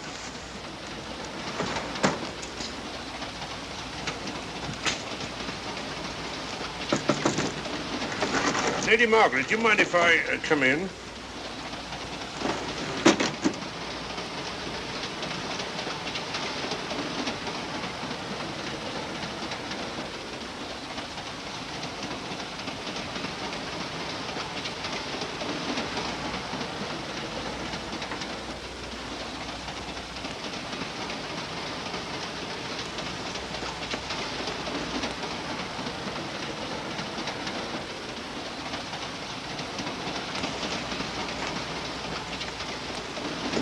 Holmes. Leave it open, will you? Lucky beggar. Who's a lucky beggar? Duncan Bleak. Been playing cards with him. He won all the way across, I believe the expression is. Have you been with him all this time? Yeah, just left him. He introduced me to a newfangled game. Gin rummy, he called it. American, I believe. A lot of bookkeeping connected with it. You, ever hear of it?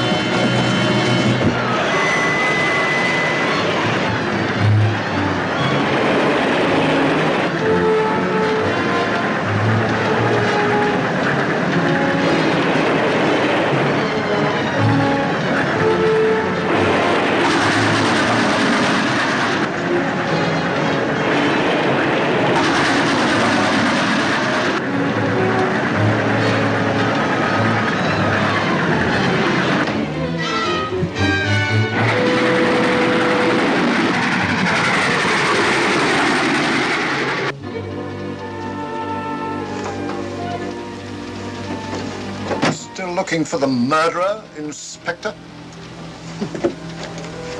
Impossible, fellow.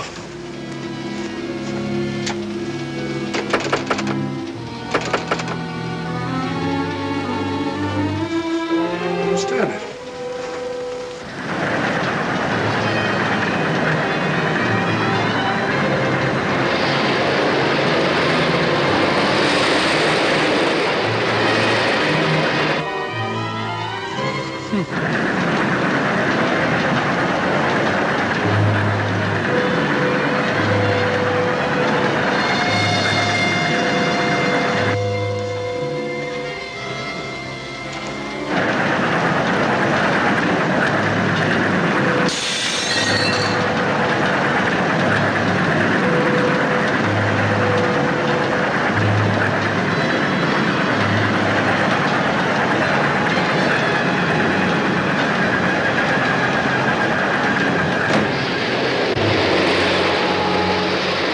Vanished into thin air.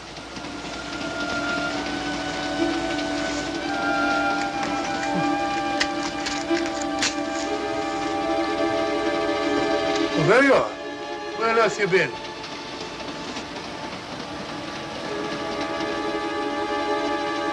I asked you where you'd been. Hello? What's happened?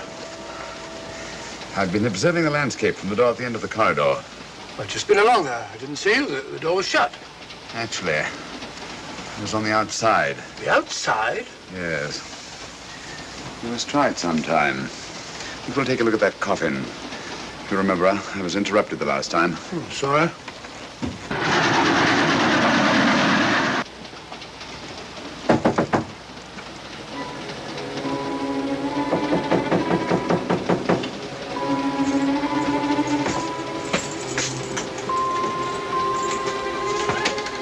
I'm Sherlock Holmes. Do you mind if I inspect a coffin you're taking to Scotland? No one is allowed in here, Mr. Holmes. I'll take the responsibility. Excuse me.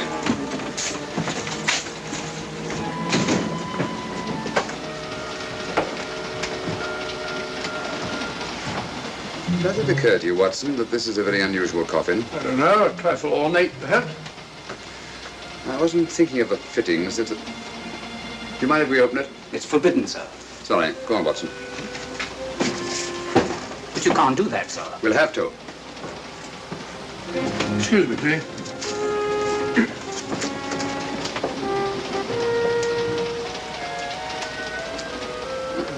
Little old lady. As I thought. Shallow. Body only comes down to about here. You think there's a secret compartment underneath? There has to be.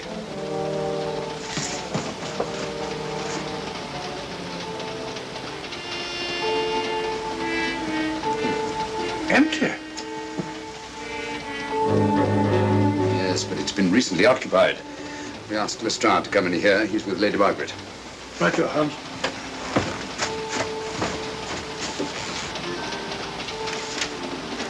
Have you let anyone else in here? No. Mathematics, eh? Gives me something to do.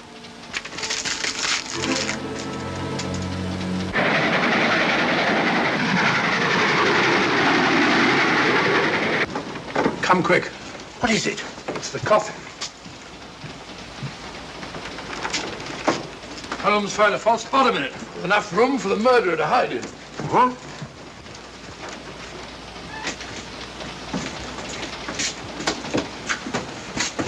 What is all this, Mr. Holmes? There's where your murderer's been hiding, Lestrade. It's just a question of finding him, isn't it, Mr. Holmes? Not him, them. Eh? This affair is obviously the work of two men, the one who planned it, and the other who hid in the coffin, and at a prearranged time emerged to commit the murder and effect the robbery. What are you talking about? Colonel Sebastian Moran. You've got that man on the brain, Mr. Holmes. My dear Lestrade, I accepted this case because I was virtually certain that Colonel Sebastian Moran could not resist such a tempting morsel as the Star of Rhodesia. I'm convinced that he's the brains behind this case and that he's on this train. Oh, and how would you go about finding out which one of the passengers is this Colonel Sebastian Moran? If he is one of the passengers. Well, I suggest that you start by questioning Miss Vera. It might prove interesting. Huh? Oh.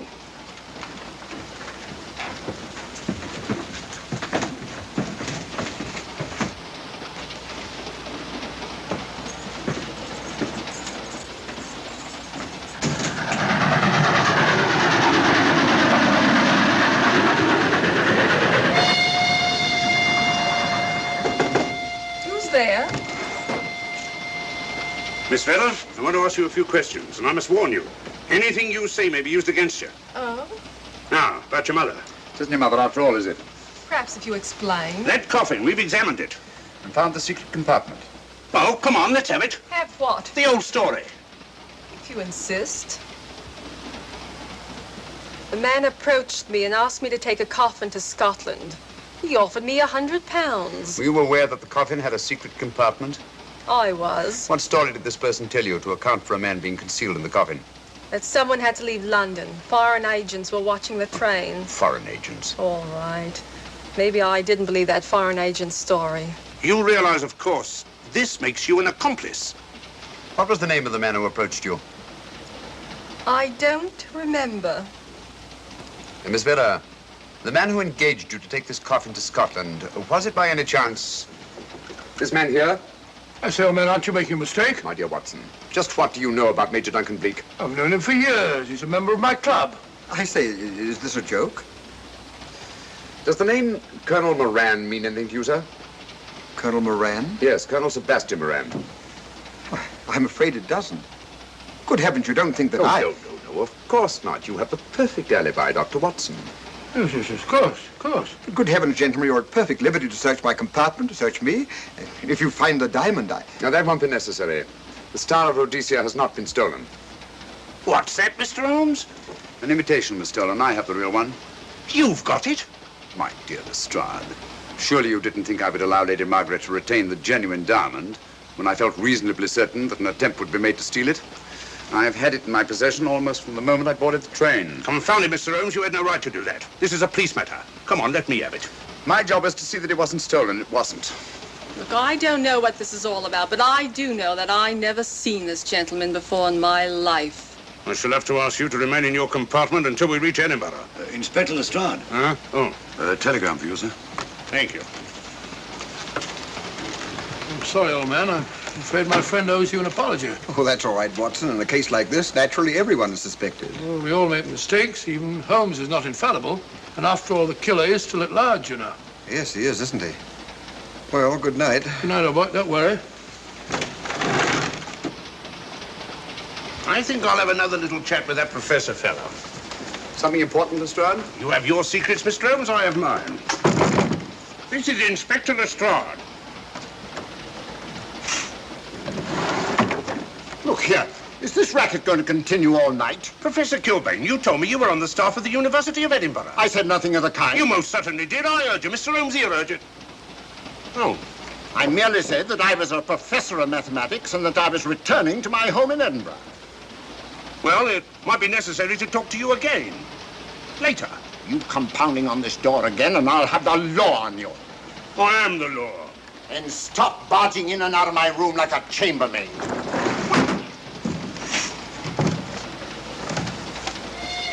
Where is everybody?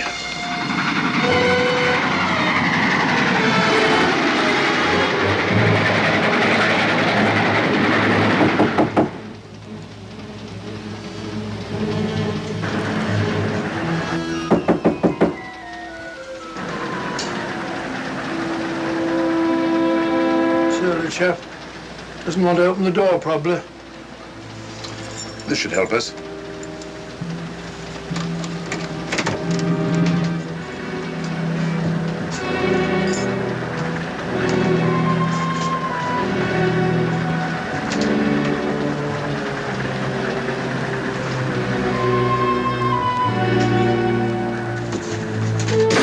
Hello? Who shut that door?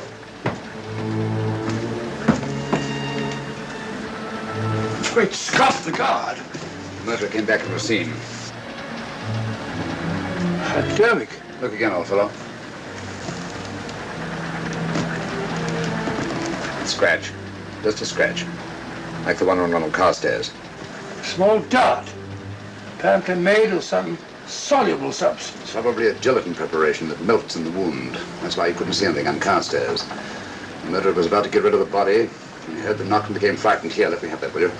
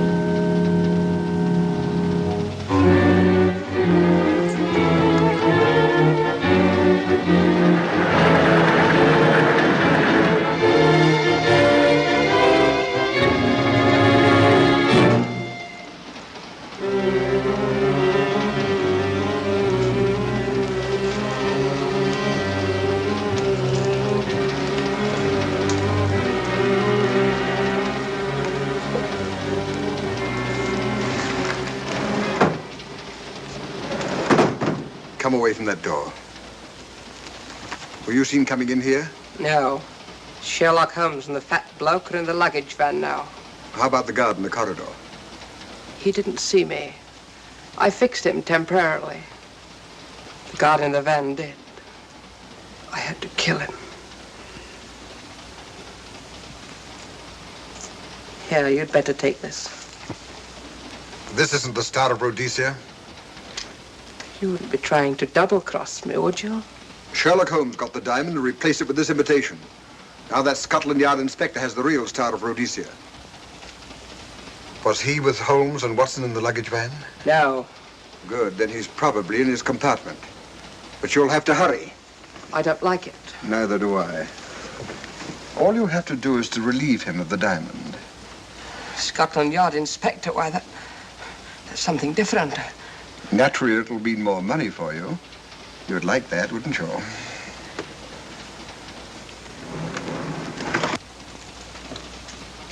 Come on.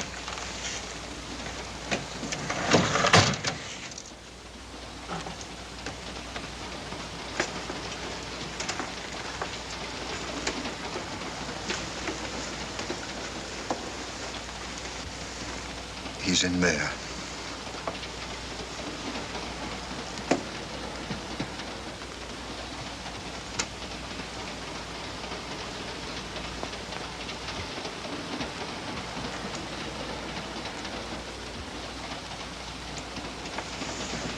He's got the diamond.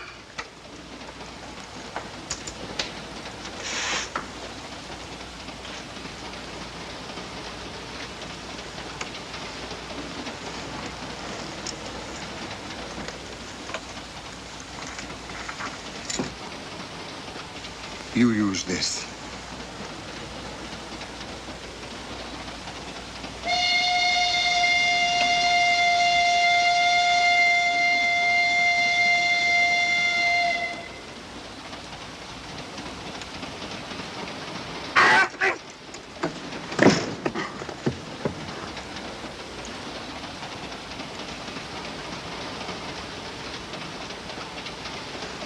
No! No, don't shoot! Shoot! No, don't shoot!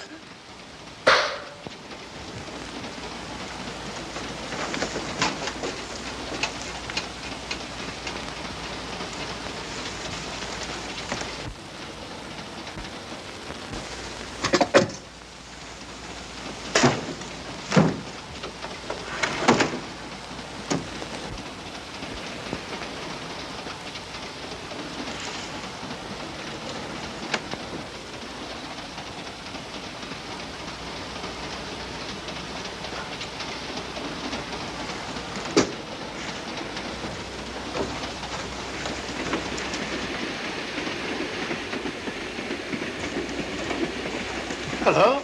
That fellow you put on guard isn't there. So I observe. Strange. What is?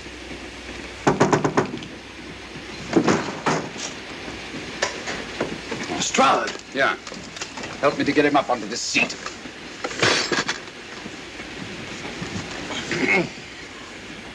He's coming too. Hand me that water, will you? Well, it's nothing very serious.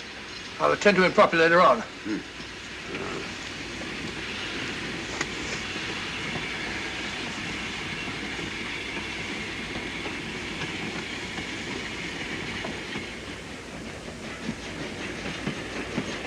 Poisoned like the others. Yeah, it's gone. The diamond's gone. Gone? Yeah. Hadn't we better search the murder at once? It's no use, old fellow. The man who killed him has the star of Rhodesia. What's that? It's an air pistol, Lestrade, that fires a poisoned dart. It's quite an unusual design. You were attacked because you had the diamond. Fortunately, this wasn't used on you. Hello, we're coming to a stop.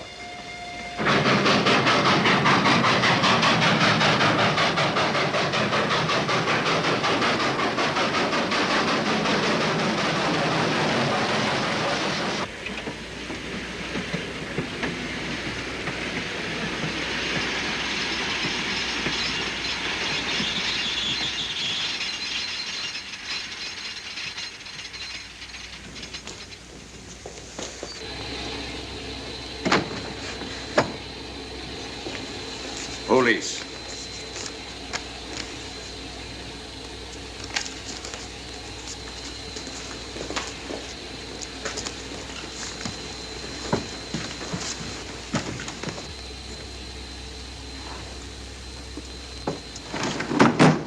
Scottish police.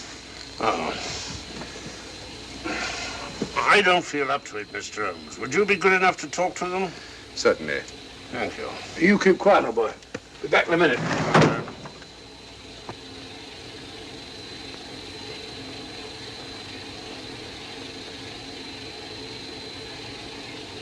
Mr. Holmes, this is Inspector MacDonald of the Edinburgh Police. How do you do? I happen to be in this district on another case, and I'll receive this telegram from headquarters. You want to talk to Inspector Lestrade? In due time, but I'm in charge here. This is Scotland. You've crossed the border. We've had a spot of trouble here, Inspector. And that's why I'm here. And who are you, might I ask? Mr. Sherlock Holmes. And the private inquiry agent, eh? I've heard of you. Heard of him. Mr. Holmes has practically solved this case already. Watson, will you clear the dining car? I'll want to ask a few questions. Yes, sir. And see that no one leaves his compartment until I need him for questioning. Very good, sir. Inspector Lestrade asked me to sit in with you. It's a bit unusual, but... Scotland Yard think a great deal of Mr. Sherlock Holmes. They frequently ask his advice. Scotland Yard, eh? Where is this Inspector Lestrade? Now, Watson, will you see if Inspector Lestrade is sufficiently recovered to come into the dining car? Right, you are.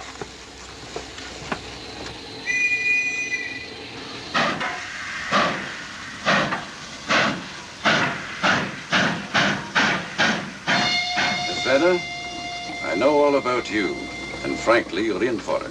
All I did was buy a coffin and bring it on the train.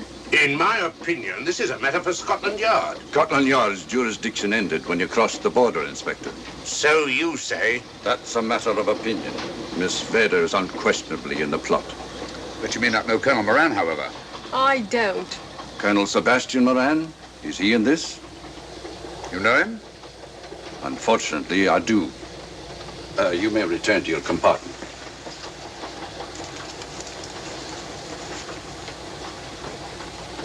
You said unfortunately. Aye. I once had an encounter with Colonel Moran. The only time in my entire career I've been bested. The cleverest criminal since the late Professor Moriarty. And that I concur. Well, where is this Sebastian Moran? He's traveling on this train under the name of Major Duncan Bleak. What on earth are you talking about? Are you serious, Mr. Holmes? Constable, bring in Duncan Bleak. Aye, sir. Duncan Bleak? But he played for the gentleman at Lord's.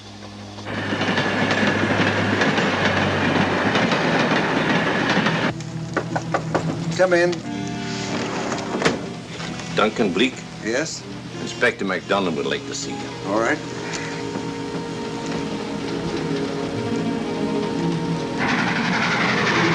Colonel Sebastian Moran, eh?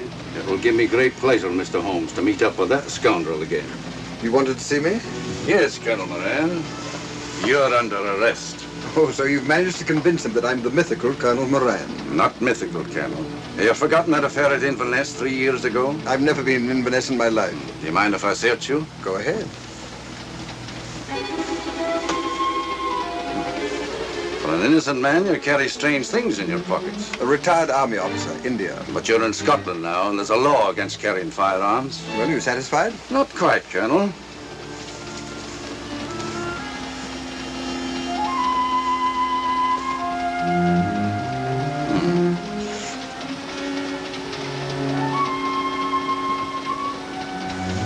Now I am satisfied. This clears things up pretty well. We'll be coming into Topham in a few minutes. Train doesn't stop at Topham, I'm afraid. I'm afraid you're wrong this time, Holmes. This train will stop at Topham. You're only delaying the inevitable, Colonel Moran. You can't get away. Oh!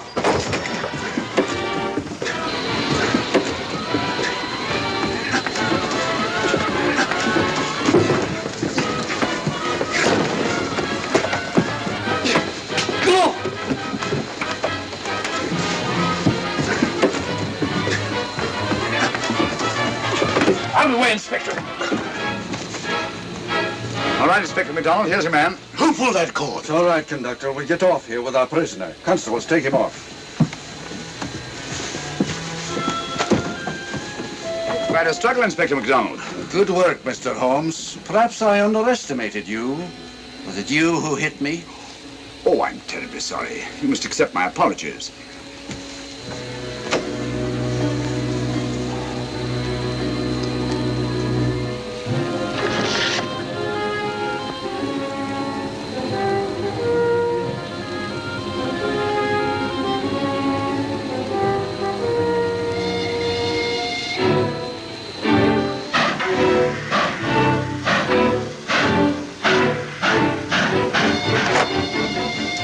Well, that's that. Where's Lestrade? Look under that table over there. Is that Lestrade? Great Scott, it's Duncan Bleak. I mean, Colonel Sebastian Moran. Come on, old fellow, give me a hand.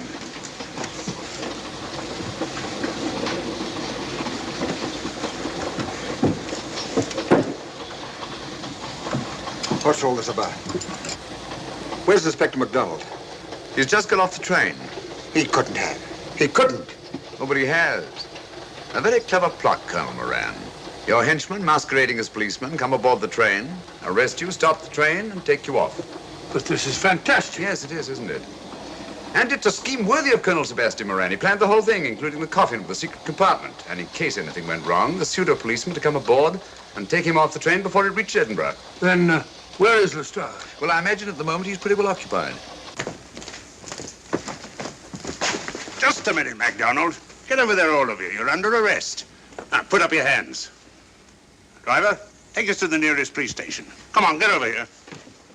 Then the poke in the eye I received from Sherlock Holmes wasn't an accident after all. That is a matter of opinion. Come on, get in.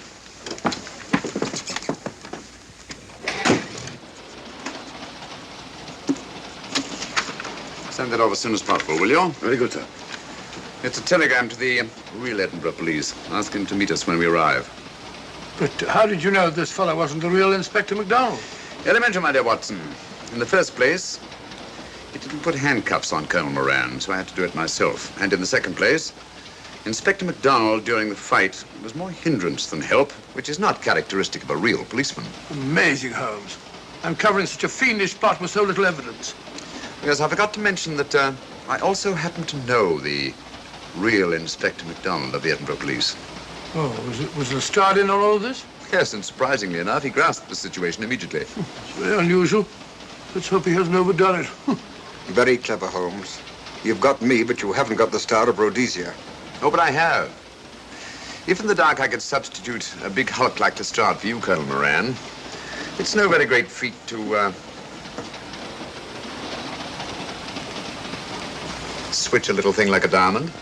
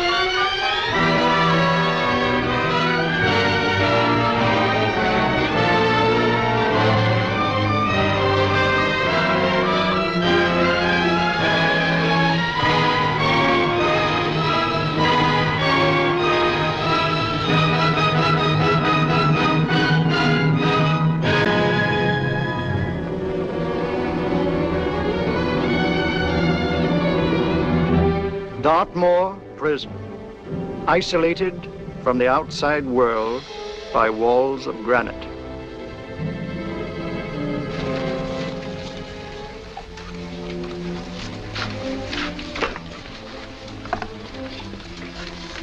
They say you could get out of here by merely telling what you know. You may or may not be another Scotland Yard bloke, but I'll give you the same answer I gave the others. I still have 2 years, 8 months, and 6 days left in which to make musical boxes. That'll be sold at auction for the benefit of this delightful sanctuary. And I intend to serve them.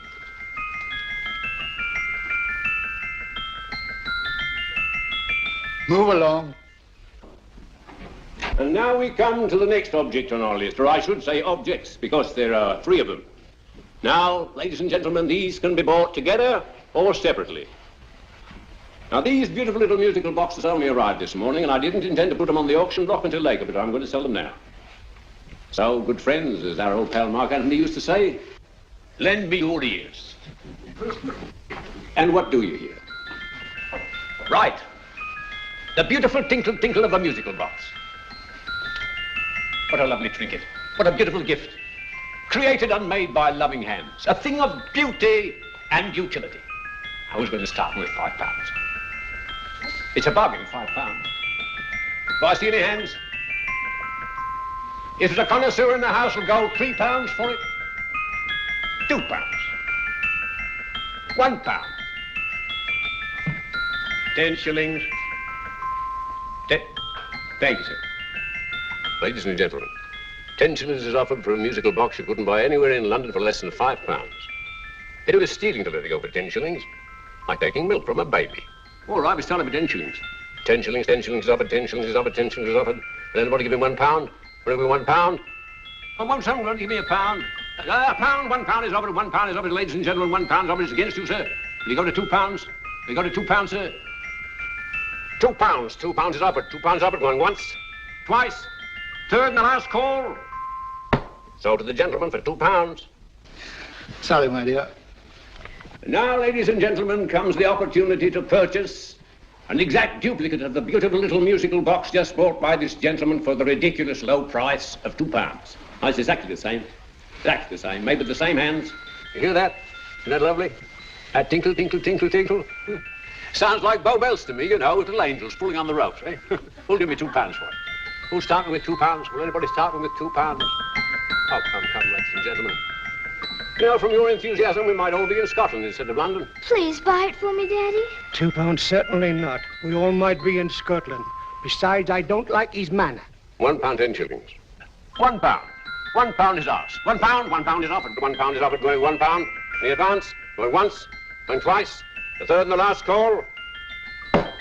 Sold to the lady for £1. Smart bidding, my dear. Thank you. We come to the third and last of these beautiful little musical boxes. Exactly the same. Tinkle, tinkle. Isn't that lovely? Ladies and gentlemen, I don't bring you here to gull you and swindle you. This is the exact replica of those two I just sold before.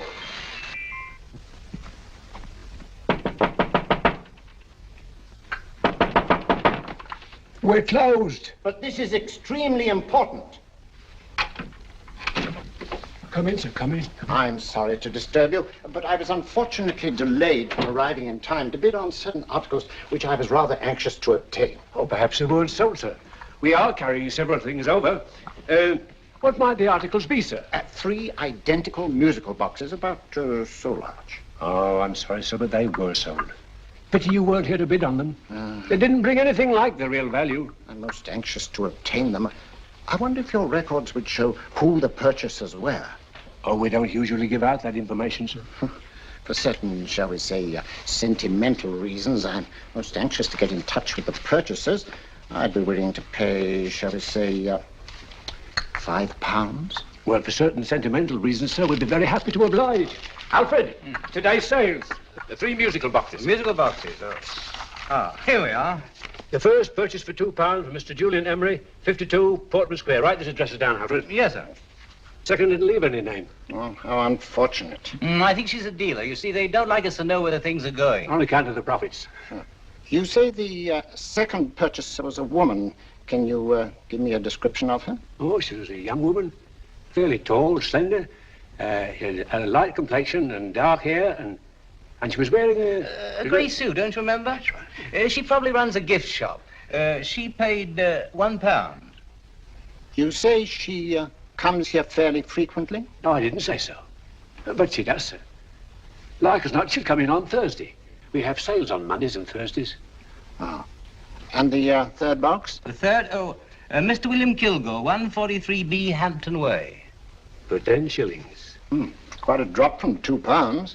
Mr. Kilgore was a Scotchman.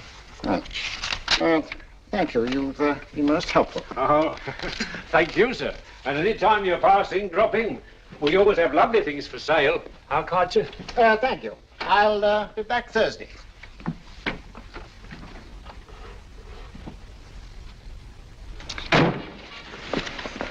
The message reached us too late. Musical boxes are being sold. Well, let's get out of here.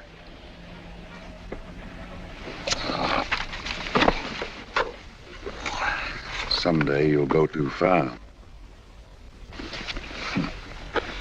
Reaching for a star, you fool. Yet a fool may touch a star, Colonel Cavanaugh, if he but reach high enough. But not possess it as you would. The musical boxes, they've been sold. What a pity for you, my dear Colonel. Is it my fault that the message reached us only an hour ago? Is it my fault that they were sold? You can't hold me responsible for that. Hope for your sake you're right.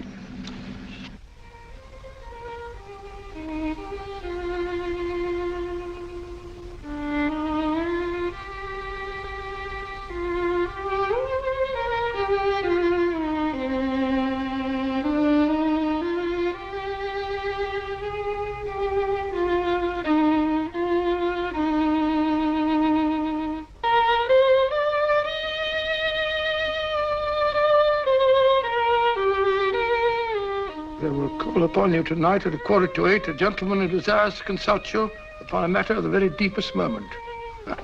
Remember that letter, Holmes? It was written over 2 years ago. An interesting case. Devilishly interesting. Irene Adler. What a striking-looking woman from the brief glance I had of her. Seems only yesterday. What charm. What poise, and what a mind.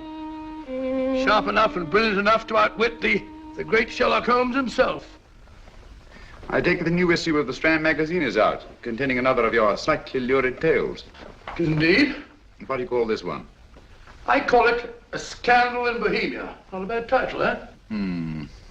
If you must record my exploits, I do wish you'd put less emphasis on the melodramatic and more on the intellectual issues involved.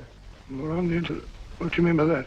Well, I do hope you've given the woman a soul. She had one, you know. By the woman, I suppose you mean Irene Adler. Yes. I shall always remember her as the woman.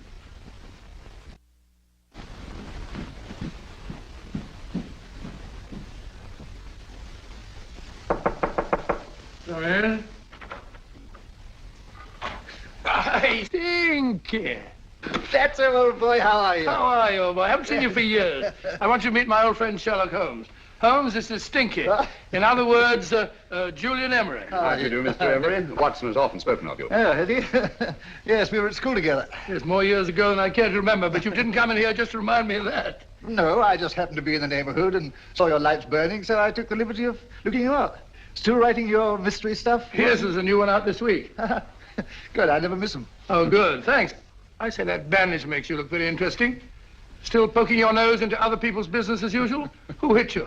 I haven't the foggiest notion. Somebody knocked me on the head in my own living room, and then proceeded to commit the most idiotic burglary you ever heard of. Fellow must have been balmy as a coot. Balmy? Why? Come sit down, old boy. Would you like a cup of tea? Huh? Oh, all right. I'll go and tell Mrs. Hudson. Why do you say the robbery was idiotic, Mr. Emery? Oh, simply from the fact that with about £5,000 worth of musical boxes in my living room, the thief, who I caught in the act, made off with one that isn't even worth £5. I gather you're a collector of musical boxes. Yes, I am indeed. Some of them are very beautiful, but not the one that was stolen. The thief evidently grabbed the first thing that came to his hand when he heard me coming into the room. Still, it's rather odd, isn't it, that having disposed of you, he didn't pick up something more valuable. Was there anything unusual about the stolen box? No, nothing at all. No, I picked it up in the south of France, several years ago. You say you have many valuable music boxes, and yet the thief made off with one that isn't worth £5. Sounds like rather an intriguing little problem. Well, I take it that he was just an ordinary petty thief and didn't know the value. That is a possible explanation, and yet I venture to say that the average petty thief has a more extensive knowledge of the value of object d'art than the average collector. Well, anyway, that's Scotland Yard's theory. They didn't get very excited about it. That's consistent anyway. I wonder if I might see your collection, Mr. Emery. Why, of course you could, yes. Nothing a collector likes more than showing off his trophies. When will it suit you? No time like the present. Good. My place is just round in Portman Square. Shall we? Yes, right. Hello? Where are you going? Stinky hasn't had his tea yet. Oh, I'm sorry. We're going round to my place, where I'm going to give you something better than tea. Now, this one was made for Louis XV, and is one of the very few still in existence from that period, and a particularly fine specimen at that. Charming, isn't it?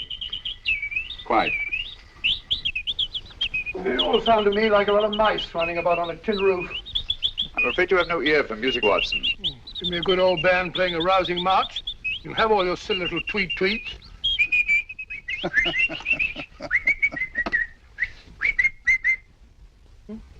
Another one. This is me.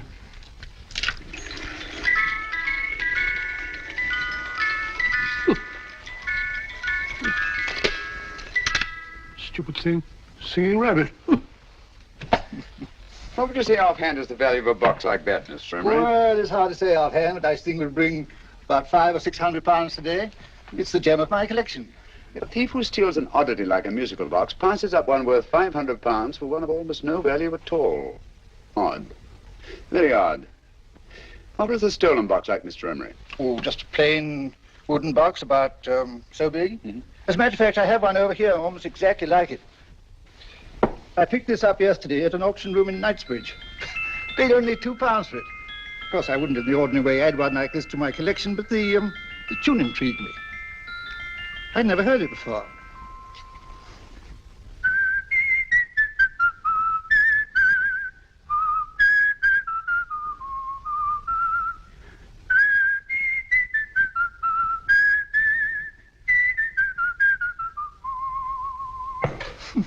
You have a remarkable ear for music, Holmes. Rather an unusual melody. Sit down, Will. Thanks. You say you bought that box at an auction sale yesterday? Yes, the Gaylord auction rooms in Knightsbridge. Run by old, what's his name? Crabtree. That's the man. At what time was the robbery committed? Oh, about 3 o'clock this morning. You know, Mr. Emery, that box and the robbery might well be cause and effect, especially since you say that the stolen box outwardly resembles this one a great deal. And Scotland Yard were not particularly interested, eh? Oh, yes, but I wouldn't blame him for that. Especially as I told him I was quite unable to describe the thief. Except, of course, for the fact that it was definitely a man. All you remember is that you came in here and someone struck you on the head. Yes, the next thing I knew, my man was trying to revive me. It might be wise for you to put that box away somewhere and lock it up. Oh, I don't think that's necessary. Besides, everything's insured. Well, at least if any further attempts at robbery are made, I'd suggest that you call the police, rather than running into any personal danger. Oh, come, Holmes, aren't you being a bit of an alarmist? Possibly. Well, Mr. Gray with old Stinky. Seems to me you are making rather a mountain out of a moleskin. Molehill is the word, old boy, and it's time you were in bed. Thanks so much for letting us see your place. All the best. Been glad meeting you. Holmes, I can't understand why he was so mysterious. Seems to me the petty thief explanation was the only sensible one. Really? I can't see how you can believe it was anything else. I didn't say I believed it to be anything else. The petty thief theory is the obvious one, I grant you. However, it's often a mistake to accept something as true merely because it's obvious. The truth is only arrived at by the painstaking process of eliminating the untrue. We are not able to do that in this case without further data. Rubbish, you're pulling my leg.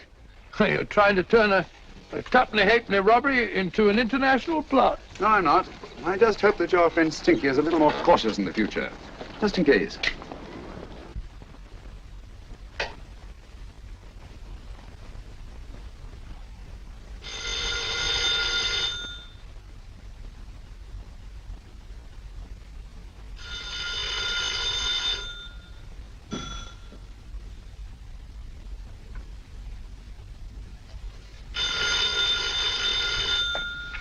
Hello? Yeah? Julian Emery here. Who? Why, of course I remember you, Mrs. Courtney. Yes, you're the one bright spot at that appallingly dull affair of Lady Sanford's. Huh? Of course it isn't too late to come around. Yes, I shall be delighted to give you a drink. I tell you what, come straight up and I'll leave the door unlatched. Right, well, 15 minutes? Good. I shall be counting each moment.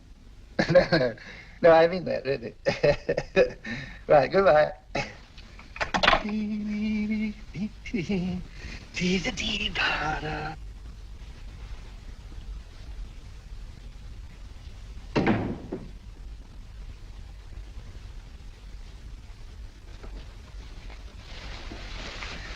Boo! Oh, you startled me. Did I? Yes. Must be the pixie in me. I know I shouldn't have called you so late, but I was at a party just around the corner, and I remembered your invitation to see your collection of musical boxes. My dear Mrs. Courtney, pleasure is all the greater for being so unexpected. My friends call me Hilda. Thanks. Mine called me Stinky. Stinky, how quaint. Oh, what a perfectly wonderful collection of musical boxes. You know, when you told me you had a collection, I had no idea it was so attractive. Yes. They appeal to the ear as well as to the eye. Oh, what a plain little one. Why, it looks just like a country cousin amid all this grandeur. No. You mustn't underestimate the country cousin.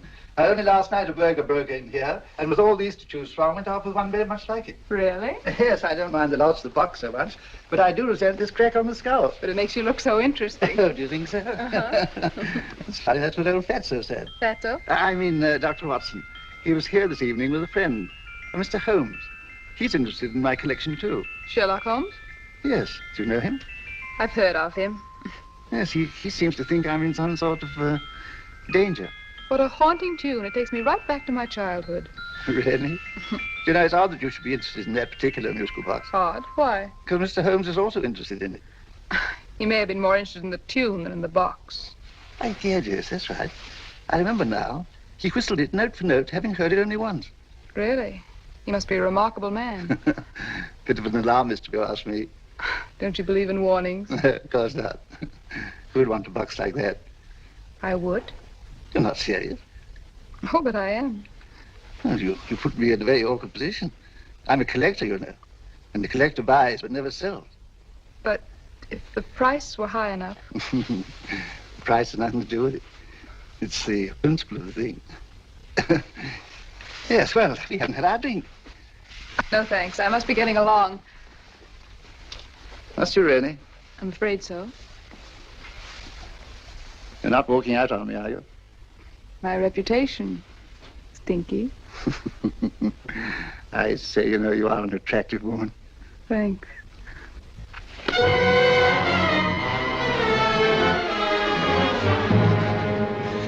You fool. I told you to wait outside.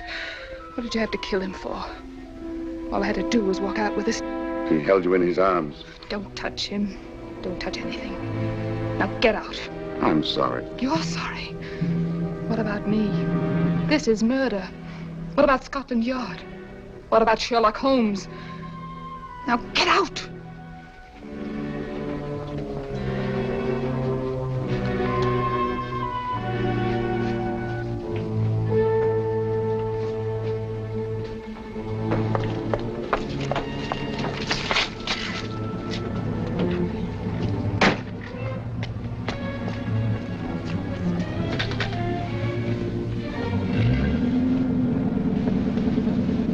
Did you get it?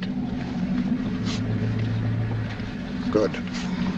Did you have any trouble with him? Just a matter of murder.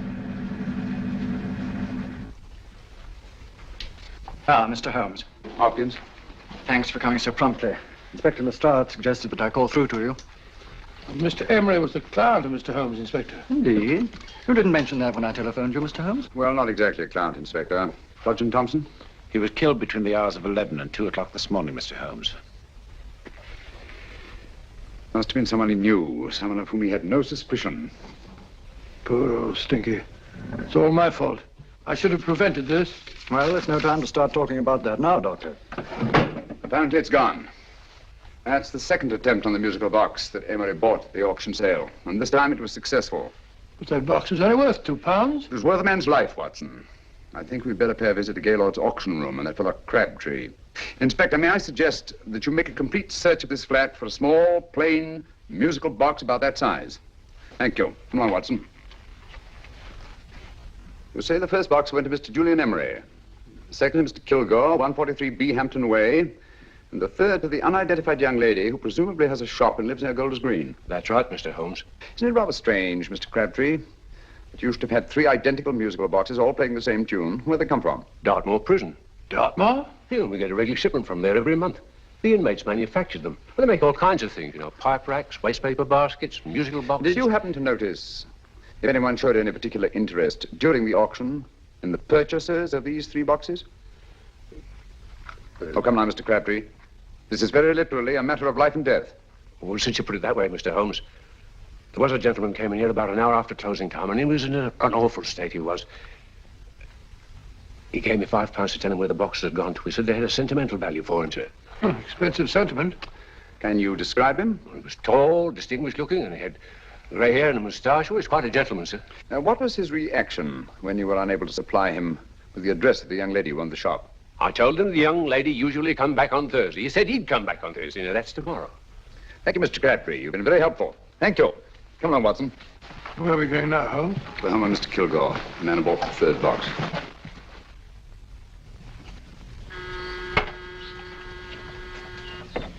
But hang it all, Holmes, how do you know those other 2 musical boxes are of any importance? I don't, but I certainly have no intention of waiting until the owners are murdered to find out. No one at home.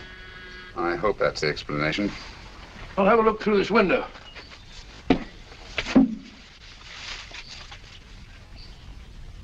Doesn't seem to be anyone there.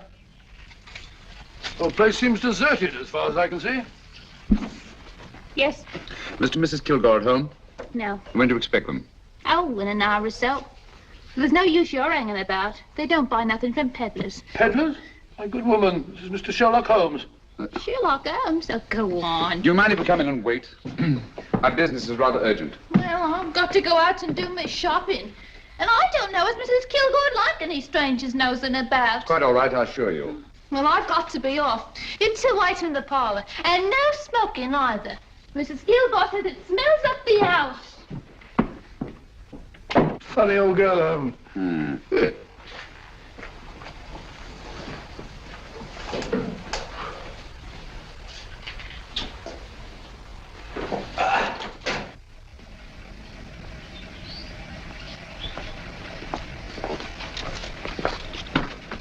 Park Lane. Park Lane? And what would the likes of you be doing in Park Lane? Now, don't worry about the fare, Ducky. If you knows how to get to Park Lane, up it.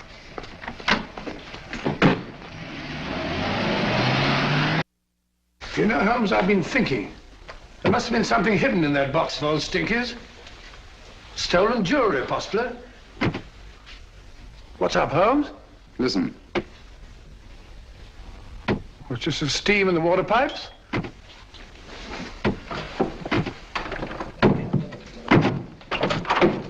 Watson! Great Scott! Come on, Holmes. Get on the chair here. All right, my dear. There. Now, don't worry. It's all over. There you are, dear. Don't cry anymore. She tied me up and shut me in the cupboard. I know.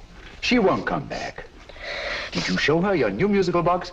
Yes, she said she wanted to hear it play, and as soon as I showed it to her, she grabbed hold of No, I know. Now, don't worry. Nobody will buy you a new musical box. Yes, my dear, the best one in London. Watson. Oh, what a fool I've been. What do you mean, Holmes? She took the musical box out of this house in that market basket, right under our very noses. Why could the Kilgore charwoman want to take the music box? She isn't the Kilgore charwoman. She's a consummate actress. An extremely clever, unscrupulous woman who will stop at nothing. Take care of the child, will you, Wolf, till our parents get back. Explain everything to them. Of course I will. But, Holmes, where are you going? Somewhere, somehow, I must get to the young lady who bought that third musical box before our opponents find her. I only hope that I won't be too late. Oh, no. No, darling, you mustn't cry anymore. Now, cheer up. Would you like to hear old Uncle make a noise like a duck?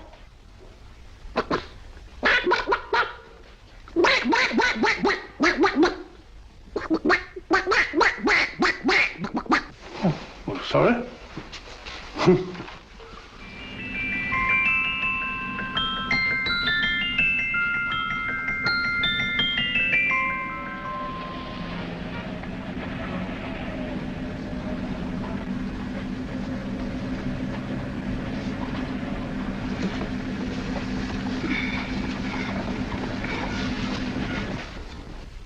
And now, ladies and gentlemen, how much am I offered for this beautiful lace Dresden china figurine? A lady of the French court. Now, this is the genuine article. What a beautiful ornament for your mantelpiece. Or you could use it as a centerpiece on the dining room table. Now, will somebody start me for £10? Will somebody start me for £10? £8? £7? All right, £5 is offered, £5 is offered, £5 is offered, £5, 10, £5, 15, £5, 15. £6 is offered, £6, going once, going twice, the third and the last call will be all done. Sold to the lady from Twickenham for £6. Next, we have a real museum piece, ladies and gentlemen. A fine 19th century doll. The costume an exact replica of the holiday clothes worn by the Hungarian peasant women. Now, ladies and gentlemen, an article like this will cost you from £15 to £20 in a West End shop. I'm not going to ask you anything like that. Well, give me £2 for it. £2. Anybody offer me £2? £2 for the Hungarian? £2? £1. What? Anybody give me £1? Anybody offer me £1 for the doll? £1 is offered, ladies and gentlemen. £1 is offered. Now, I'm not going to waste your valuable time or mine in trying to get one half of what this beautiful doll is worth. If the young lady can steal it for £1, that's her good fortune. So it's going once, it's going twice, the third and last call. Any more? Sold to the young lady for £1. And now, ladies and gentlemen, may I draw your attention to something which may be a great surprise to you, worthy of any collection. The only other one like it is in the British Museum. It's a Ming vase of the 7th dynasty. This vase lay in a large collection somewhere outside Rome for over 2 centuries, I understand. It was discovered there by the noted antiquarian Sir Andrew Coppleston. Now, some of you may remember Sir Andrew Coppleston. Besides being a noted traveller and antiquarian, he's also a gentleman rider. A girl with a parcel in her hands, that's her. Are you sure that's the girl? Well, she fits perfectly the auctioneer's description. Follow her, Hamid.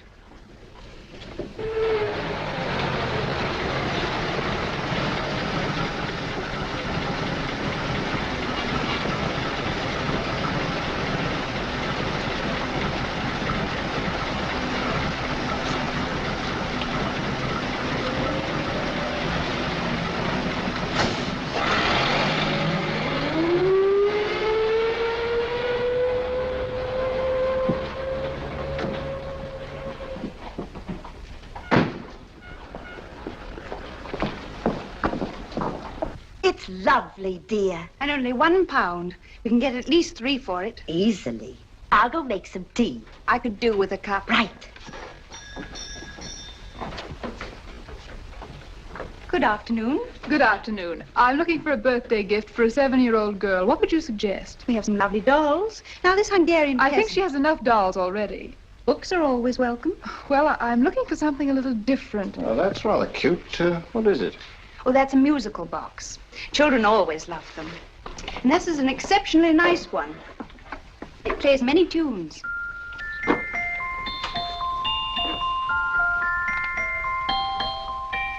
Have you any others? Yes. If you'll just step this way. I have only 2 left.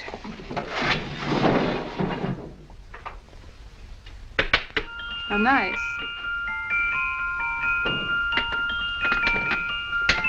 Are you sure this is all you have? I'm sorry.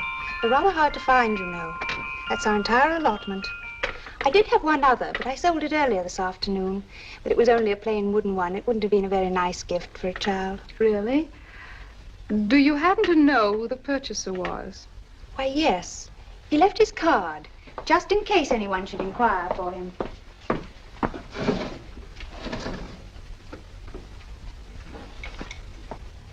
How interesting. I'm sorry, but I'm afraid I'll have to look a bit further. Thank you anyway. Good afternoon. Thank you.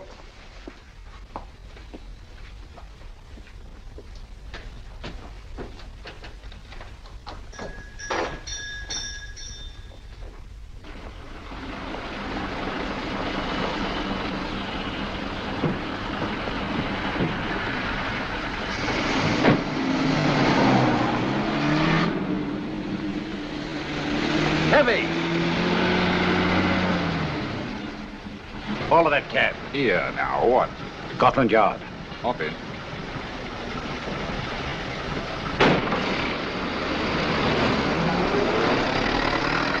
Sherlock Holmes. I might have known. We thought we were the hunters, instead of which we're the hunted. We've been fools. We played right into his hands. Of course. He's had us followed. Don't look. The man in front of the toy shop. Hamid, turn sharp right at the next corner and again at the next.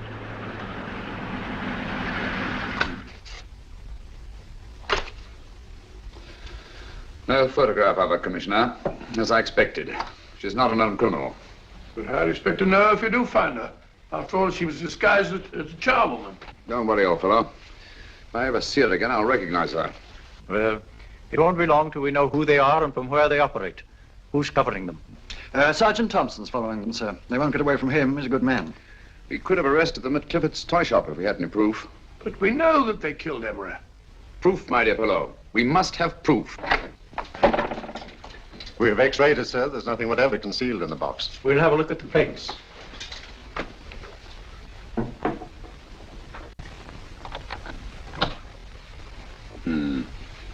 There must be some clue. And it's probably so obvious that we've all overlooked it. Seems to me we're up against a bunch of lunatics. Not lunatics, my dear fellow. Extremely astute, cold-blooded murderers. What can these little musical boxes have in them that's so important? Don't forget, they were made in Dartmoor prison. You can smuggle stuff into prison, but not out. You want us to break the box apart, sir, to see if there's anything the X-ray hasn't caught? No, not yet. Do you mind if I take it? Certainly. Thanks.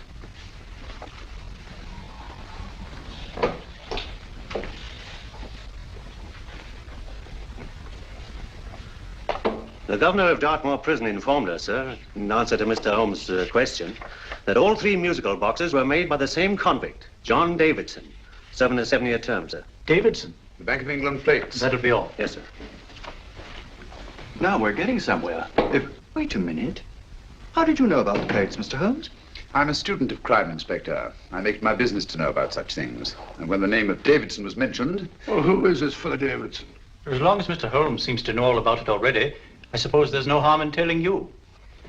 2 years ago in London, there occurred a robbery of such tremendous importance, although the stolen articles themselves have no intrinsic value whatsoever, that the Home Secretary was instrumental in seeing that not a word of it appeared in any newspaper. But you never told me anything about this, Holmes. You were away at the time. Articles of no intrinsic value and yet of such importance? I don't understand. Davidson was apprehended within 15 minutes of committing the theft. But by that time, he'd hidden the articles in question and they've yet to be found. Before going further, Dr. Watson, I must inform you that this matter's not to be mentioned outside of this room. Of course not. Do I look like a man who'd gossip? Let's not go into that now, old fellow, shall we?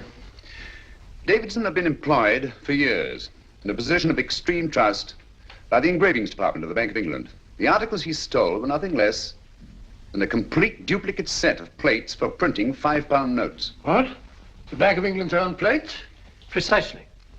And with those plates, a gang of crooks could flood England with £5 notes, not forged in the usual sense of the word, but notes undetectable from genuine Bank of England notes in any way whatsoever. Good heavens. Any whisper at all might have resulted in enormous damage in shaking public confidence in the Treasury. We tried everything after we arrested Davidson. Offered him a shorter sentence if he'd tell us where he'd hidden the plates. Why, we even put in Scotland Yard men with him as cellmates, but no results. Obviously, Davidson is a man of strong character and infinite patience. Yet suddenly he feels impelled to smuggle out the secret of the hiding place of the plates to his confederates. Why? I don't understand, Mr. Holmes. Well, for example, has the Bank of England made any plans to radically change the design of the £5 note so that in, say, 7 years from now, notes made from the stolen plates will be worthless? Confidentially, Mr. Holmes, such a move was discussed. But replacing all the £5 notes in circulation would be such a Herculean task that nothing's been done about it as yet. I see. Of course, there is another possible explanation. Davidson didn't have much time to find a hiding place before he was captured. He may be afraid that the plates will be accidentally discovered before he's released. Hence his anxiety to communicate their whereabouts to his confederates as soon as possible. I believe you've hit it, Mr. Holmes. I'm sure that the message is contained in this musical box.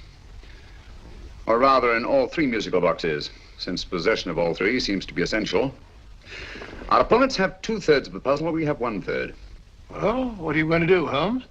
Try to deduce the message from the 1/3 that we have.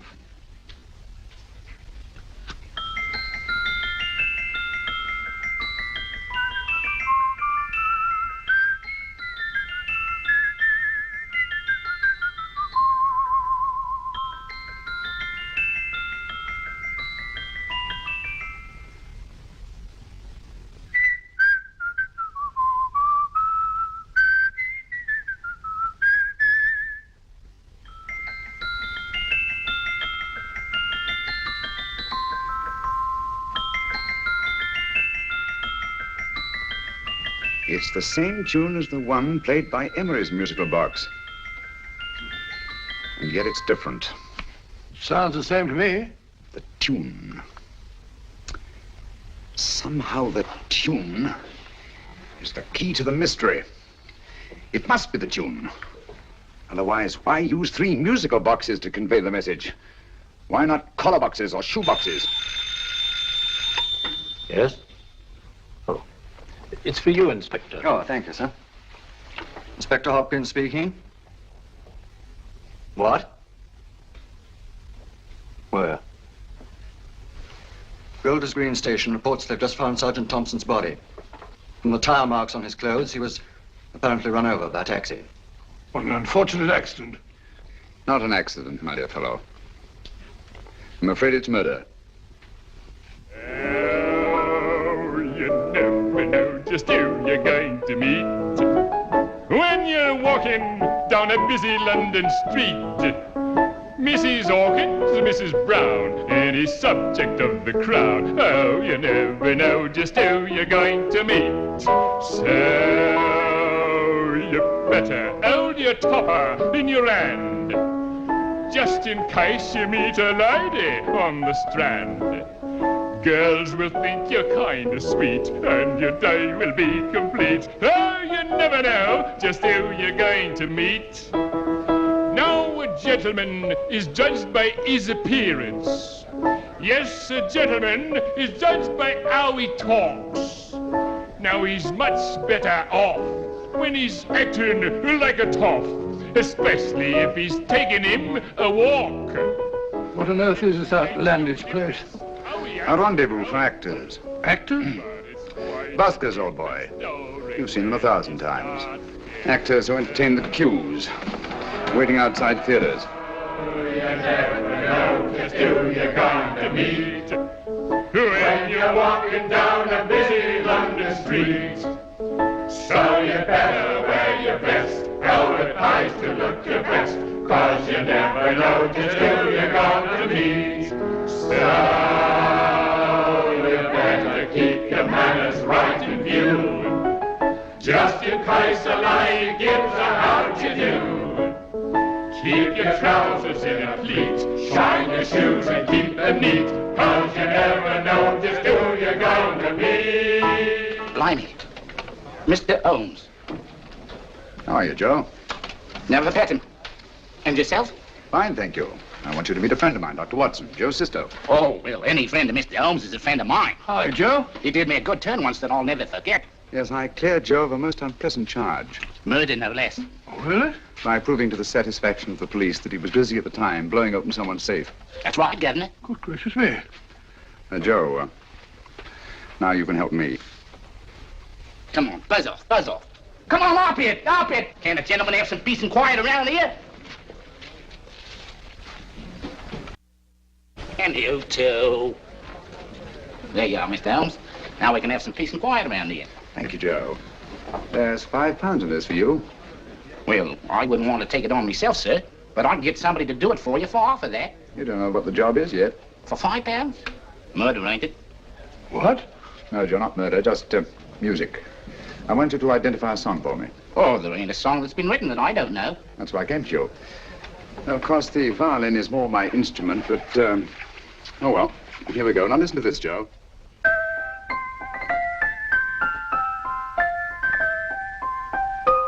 Wait a minute. You're playing that wrong. That should be E natural, not E flat. You know the song? Oh, yes. It's an old Australian song called, The Swag Man. But you're playing it all wrong. That's what I hoped you'd say. Now, listen again, Joe.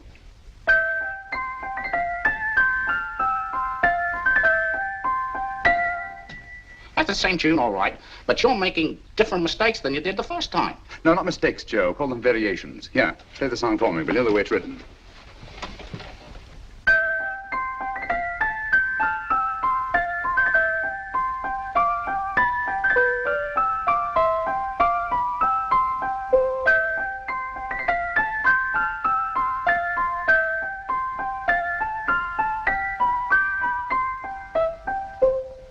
There you are. Thank you, Joe. What's it mean, Holmes? Are you onto something? Perhaps. I don't know yet. It's probably a code of some sort. Joe, could you write the song down for me, the way it was originally written? Oh, sure, Mr. Holmes. But it'll take a few minutes. Here, Mabel. Pale ale. Come on, up to it. Along with it.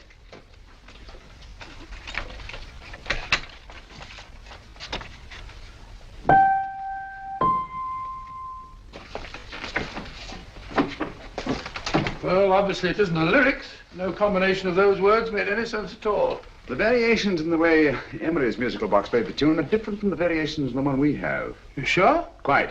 You see, I took the trouble to memorize the tune as played by Emery's box that night we were with him in his flat. Holmes, you amaze me. Elementary, my dear fellow. One of the first principles in solving crime is never to disregard anything, no matter how trivial. But why the 3 boxes? Why not 1?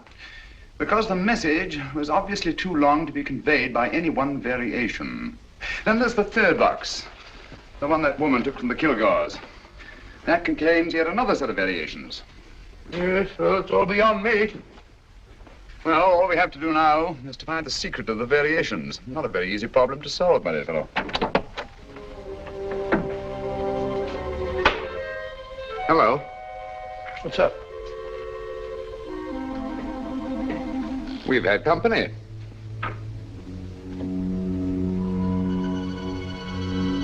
I say, this is outrageous. Ask Mrs. Hudson to come in here, will you? Right.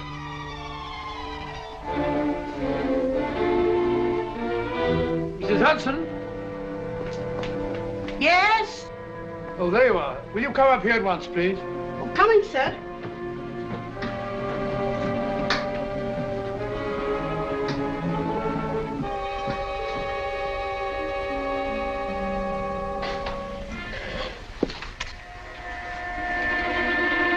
Mercy me, Mr. Holmes.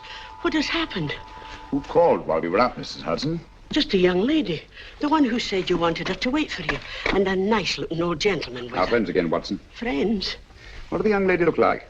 Oh, I couldn't see her face. She had a heavy black veil on. But she had such a nice way with her. Oh, I'm sorry, Mr. Holmes, if I've done anything wrong.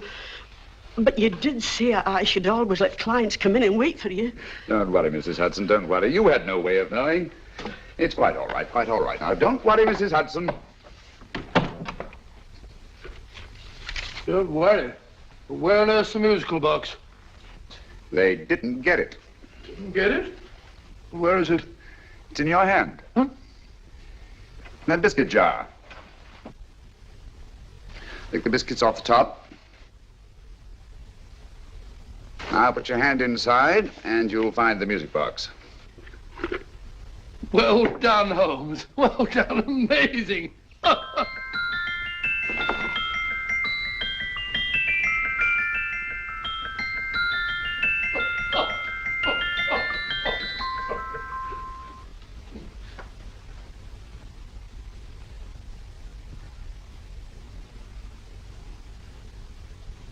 Phew. Nice fresh smell. Like a pub after closing time.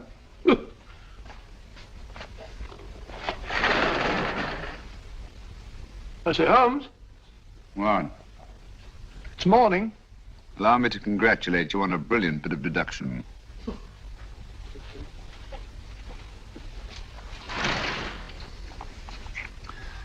It's not a transposition, not a polygraph transposition, not a trigraph, nor any known form of decoding. How about the Morse code? Have you tried that? Yes, at about 3 o'clock this morning. I'm sorry, old man. I was only trying to help.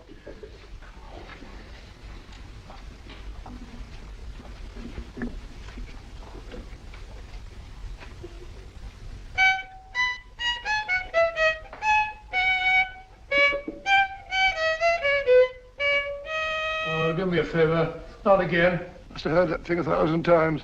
Kept me awake all night.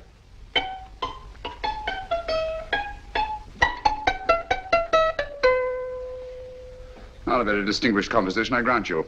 You know perfectly well I don't know one tune from the other. When I was a kid, my people tried to have me taught the piano. I've always felt sorry for that old teacher of mine.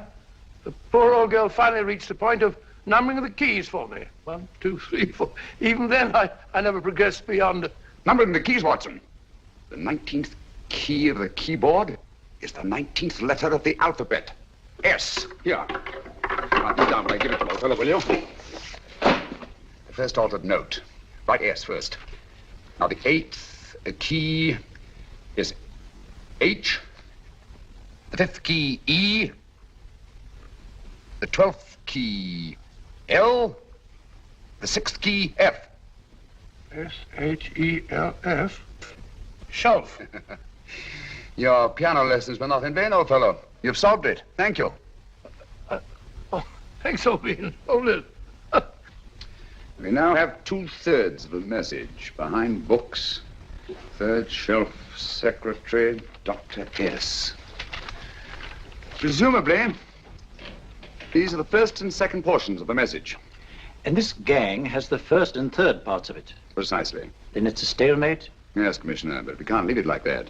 There's no doubt in my mind that they'll try to secure our third of the message that's missing. Well, I assume you've taken every precaution to guard the Clifford music. Oh, yes, it's carefully hidden at Baker Street with Dr. Watson on guard. However, I'm reasonably certain that, difficult as it may be, we can find the plates even without the missing part of the message. Behind books, third shelf, secretary, Dr. S. Well, outside of the fact that Davidson hid the Bank of England plates somewhere in London, Mr. Holmes, I don't think that we've progressed at all. Allow me to point out to you, sir, the key words, Dr. S. It looks as if the plates were hidden in the house of the doctor. Whether S stands for his first or last initial remains to be determined by a process of elimination. Well, there must be 10,000 doctors in London with S for a first or last initial. Precisely. And every one of them will have to be questioned in person. That's why I say this is a task for Scotland Yard. It's a task, all right. But Scotland Yard has searched worse haystacks and found the needle. Well, for the time being, I'll leave the matter in your hands, gentlemen. We'll call you if and when we get a lead on our mysterious Dr. S. Thank you. In the meantime, I intend to follow up a little clue concerning a cigarette.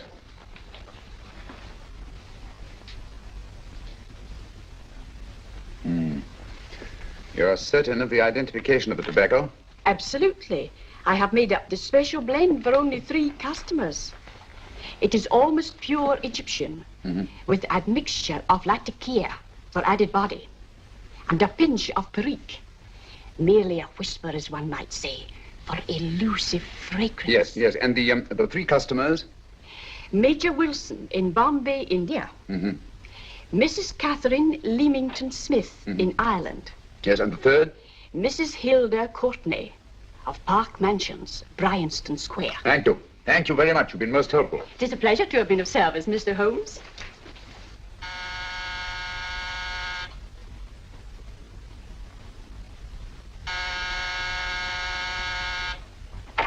Yes? Mrs. Courtney? Yes. My name is Sherlock Holmes. Do come in. Thank you. I've heard of you, of course, Mr. Holmes. I believe we have a mutual friend in Sir Edward Brookdale. He's spoken to me of you quite often. Indeed. And to what good fortune am I indebted for this visit? I think you know Mrs. Courtney. Well, I did get a summons for speeding last week. But outside of that, I don't think I'm of any interest to the police. Oh, come now, Mrs. Courtney. You seem to forget that you and I have met before. I'm sorry.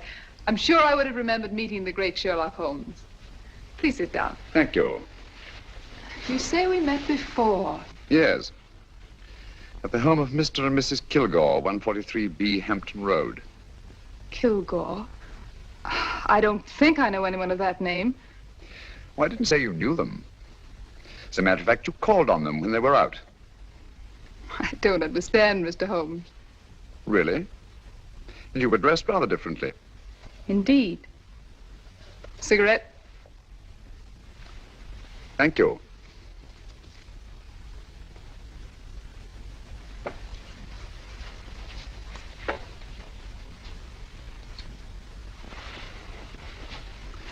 Thank you. You know, Mrs. Courtney, people generally forget, in assuming a disguise, that the shape of the ear is an almost infallible means of recognition and identification to the trained eye. Evidently, you've mistaken me for someone else. Oh, no, not at all. Though naturally, I expected your denial. But when you paid your visit to my rooms at Baker Street, you carelessly left behind another identification. They're identical, aren't they? Yes, I must admit they are. You see, Mr. Holmes, to catch one as clever as you, I had to use a very special lure. I knew you'd be unable to resist the bait of my cigarette, having read with great interest your monograph on the ashes of 140 different varieties of tobacco. I should advise you not to move, Mr. Holmes. I must congratulate you on your ingenuity, Mrs. Courtney. It was indeed a brilliantly designed trap. Thank you, Mr. Holmes. Praise from a master is indeed gratifying. I shall always cherish the memory of your flattering words. Memory? Precisely. I'm afraid these gentlemen have a most regrettable task to perform. Unless, of course, you care to turn over the missing musical box with your pledge to take no action against us in the future. I'm afraid that will be impossible. I thought that would be your answer. Hamid! Careful! Careful. There's no need to be unnecessarily rough with our distinguished guest. You realize, Mr. Holmes, that your demise will not take place here. The corpus delicti, you know. Well, naturally. Shall we go? It's so fearfully awkward having a dead body lying about. Don't you agree, Mr. Holmes? Another dead body shouldn't weigh too heavily on your conscience, Mrs. Courtney.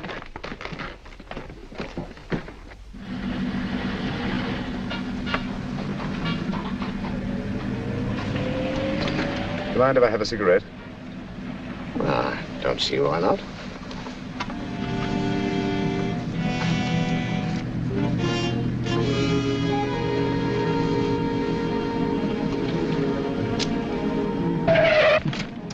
Be careful, Hamid. It's the brakes, they bind. Thank you, Colonel Kavanagh. It's very considerate of you.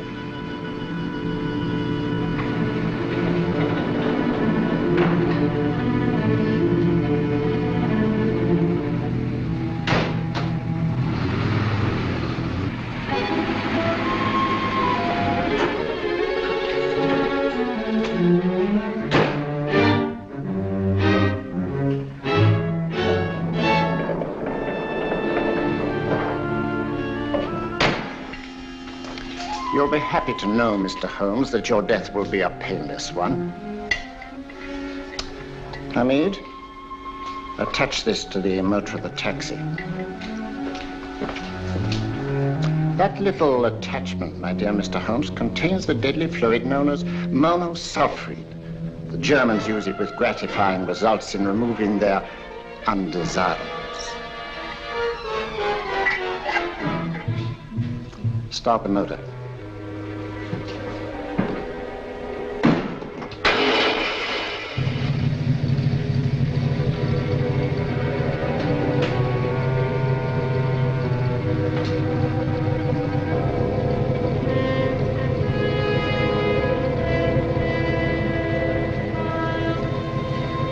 Tape his mouth.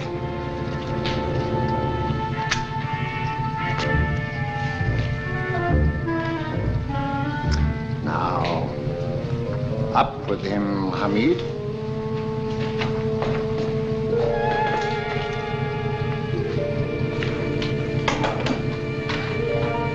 You find yourself like Muhammad's coffin, Mr. Holmes, suspended between heaven and earth. Plenty of fuel in the tank? Good. It would be too bad to have anything go wrong through so simple an oversight.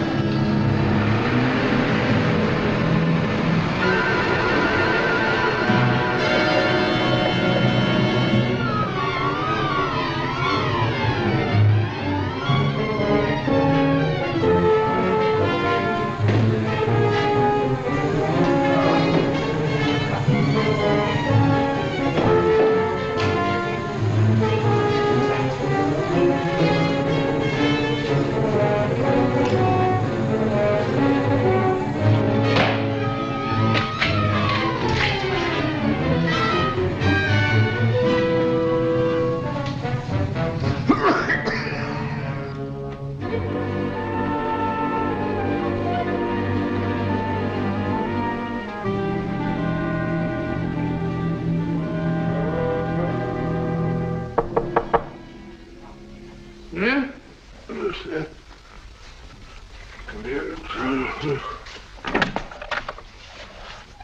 Good afternoon. Mr. Sherlock Holmes? No, I'm Dr. Watson. Oh, of course, Dr. Watson. How stupid of me. Oh, so, this is stupid of me. Won't you come in? Well, I really came to see Mr. Holmes. Oh, I'm afraid he's out. I don't know when he'll be back. Perhaps there's something I can do. Won't you sit down? Thank you. You know, Sherlock Holmes and I have been engaged on a great many cases. Oh, really? Yes, indeed. As a matter of fact, this very moment, we're involved in one of the most baffling... Oh, well, won't you tell me your trouble? I may be able to help you. It's very kind of you, Dr. Watson. Perhaps if I wouldn't be imposing too much. Imposing? Oh, there's no imposition. No imposition at all. A pleasure, I assure you. Now, tell me all about it, Miss Williams. Mrs. Williams. I live in Surrey, Dr. Watson, and I've come up to London in sheer desperation. My only sister has disappeared, and the local police seem utterly unable to find her. Well, Holmes and I solved a case exactly like that once. Very interesting, as far as I remember. I call it the adventure of the solitary cyclist. Oh, sorry. Now I come to think of it, it wasn't so very similar. Entirely different. I don't think what I was saying. Where were we? She's only 17, Dr. Watson, and until she disappeared last Thursday, she seemed to be in the best of spirits. Possibly a romantic entanglement? Oh, no, nothing of the sort. She left no note, didn't even pack a bag, no explanation. She just started to walk to the village from our house in broad daylight and simply vanished from the face of the earth. Oh, there. Might I have a glass of water? Glass of water. Have one in 1 minute.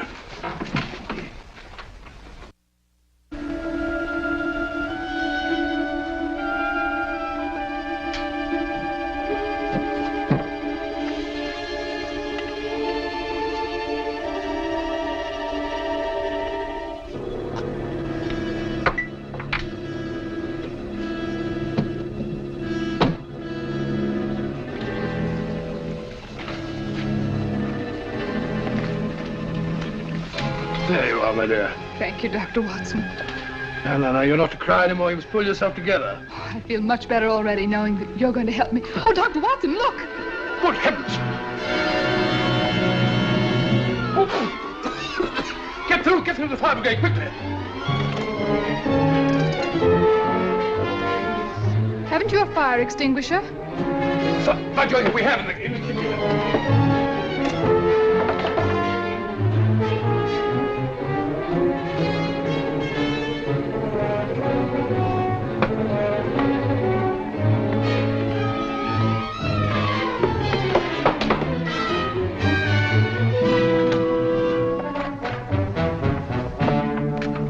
Don't you worry, Miss Williams. We'll have this thing out in no time.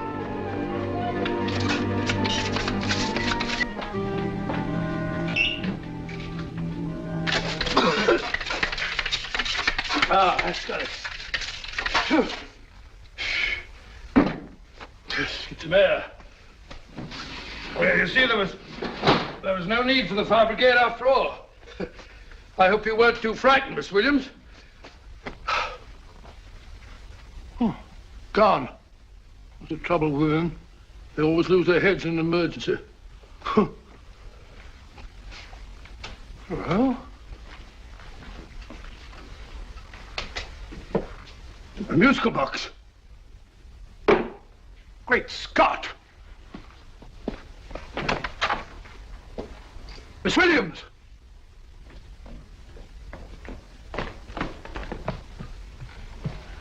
Well?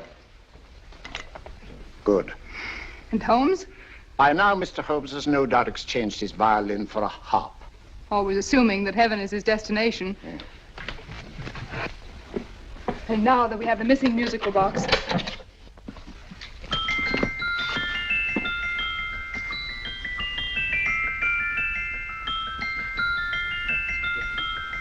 Nineteenth note. 19th letter. Yes. He hasn't been there, you say? Holmes, where on earth have you been? I've been trying to get you at the club, at Scotland Yard, all over London. You were looking for me in the wrong places. Holmes, terrible things happened.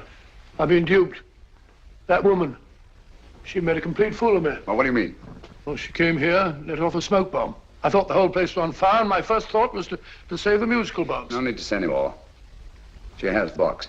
Yes. Don't blame yourself too much, old fellow. She's an extremely clever antagonist. Smoke bomb, you said? Well, you can console yourself with the thought that your charming friend is at least a reader of yours. What do you mean? If I remember correctly, you wrote about my little experiment with smoke and the cry of fire in a story you entitled A Scandal in Bohemia, which has just appeared in the Strand magazine. All right, boy. Don't rub it in. Well, it may cheer you up to know that you made a fool of me, too. That cigarette stub was planted here for one express purpose. We're going to bandaging around this place. Bandaging? What's the matter, Holmes? You hurt? Explanations will have to wait until later. At the moment, we're faced with a problem that I fear is insurmountable. Come over here, old boy, will you? Right. Our opponents are in possession of all three parts of the code. And here are we, while the Bank of England plates pass into their possession. Cheer up, old fellow, cheer up. As Dr. Samuel Johnson once said, there's no problem the mind of man can set that the mind of man cannot solve. What's that, old fellow? I was just quoting Dr. Samuel Johnson. He said there is Thank no... you, Watson. Thank you. Leaving the front reception room, we come into the main hall, where Dr. Johnson was in the habit of passing through to have his meager meals in the dining room opposite, in company with his friend and biographer, James Boswell. We will now pass up the stairway, which remains in its natural wood finish, just as it was when the good doctor was here. The framed etching on the wall is believed to have been presented to Dr. Johnson by the distinguished painter, Sir Joshua Reynolds. I've been told here that that picture was given in by Mrs. Thrale, and it's definitely not a Reynolds. Is that important, my dear? Oh, I'm sorry.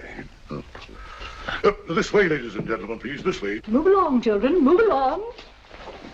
The secretary's not on this floor. Patience, Hamid. I have a feeling My that... dear Colonel, with Sherlock Holmes out of the way, what could go wrong?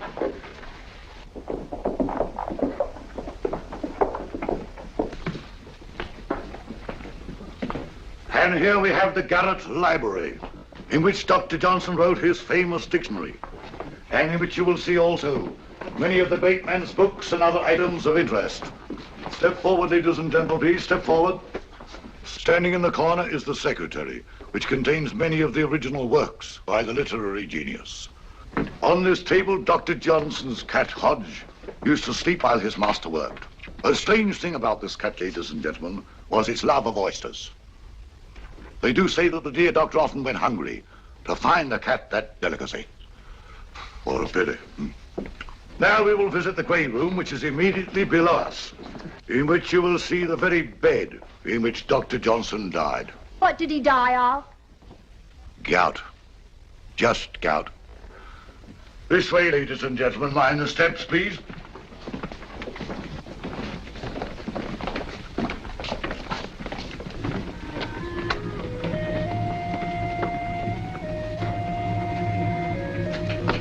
Your keys.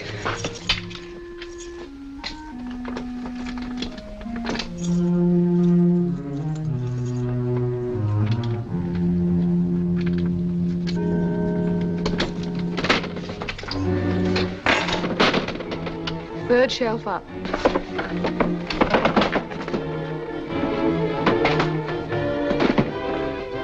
The knife.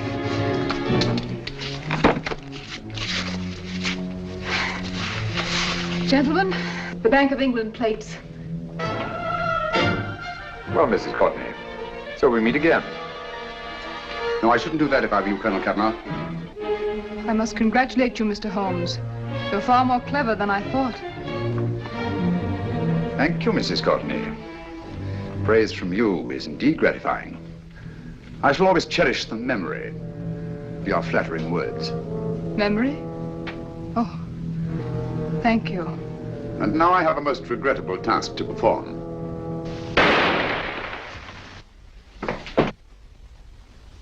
Holmes! Coming, Holmes! Holmes! You all right? Perfectly, thank you, old fellow, but I think this gentleman on the floor requires some medical attention. We must see that he looks his best, you know, when he's hanged. Take them in charge.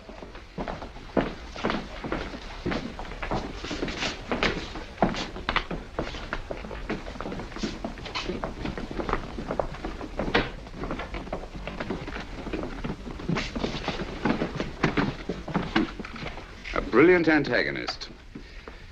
It's a pity her talents were so misdirected. Will you see that these plates are returned to the Bank of England, Inspector? I still don't understand how you solved it, Mr. Holmes. It's entirely due to Dr. Watson. He gave me the clue when he mentioned Dr. Samuel Johnson.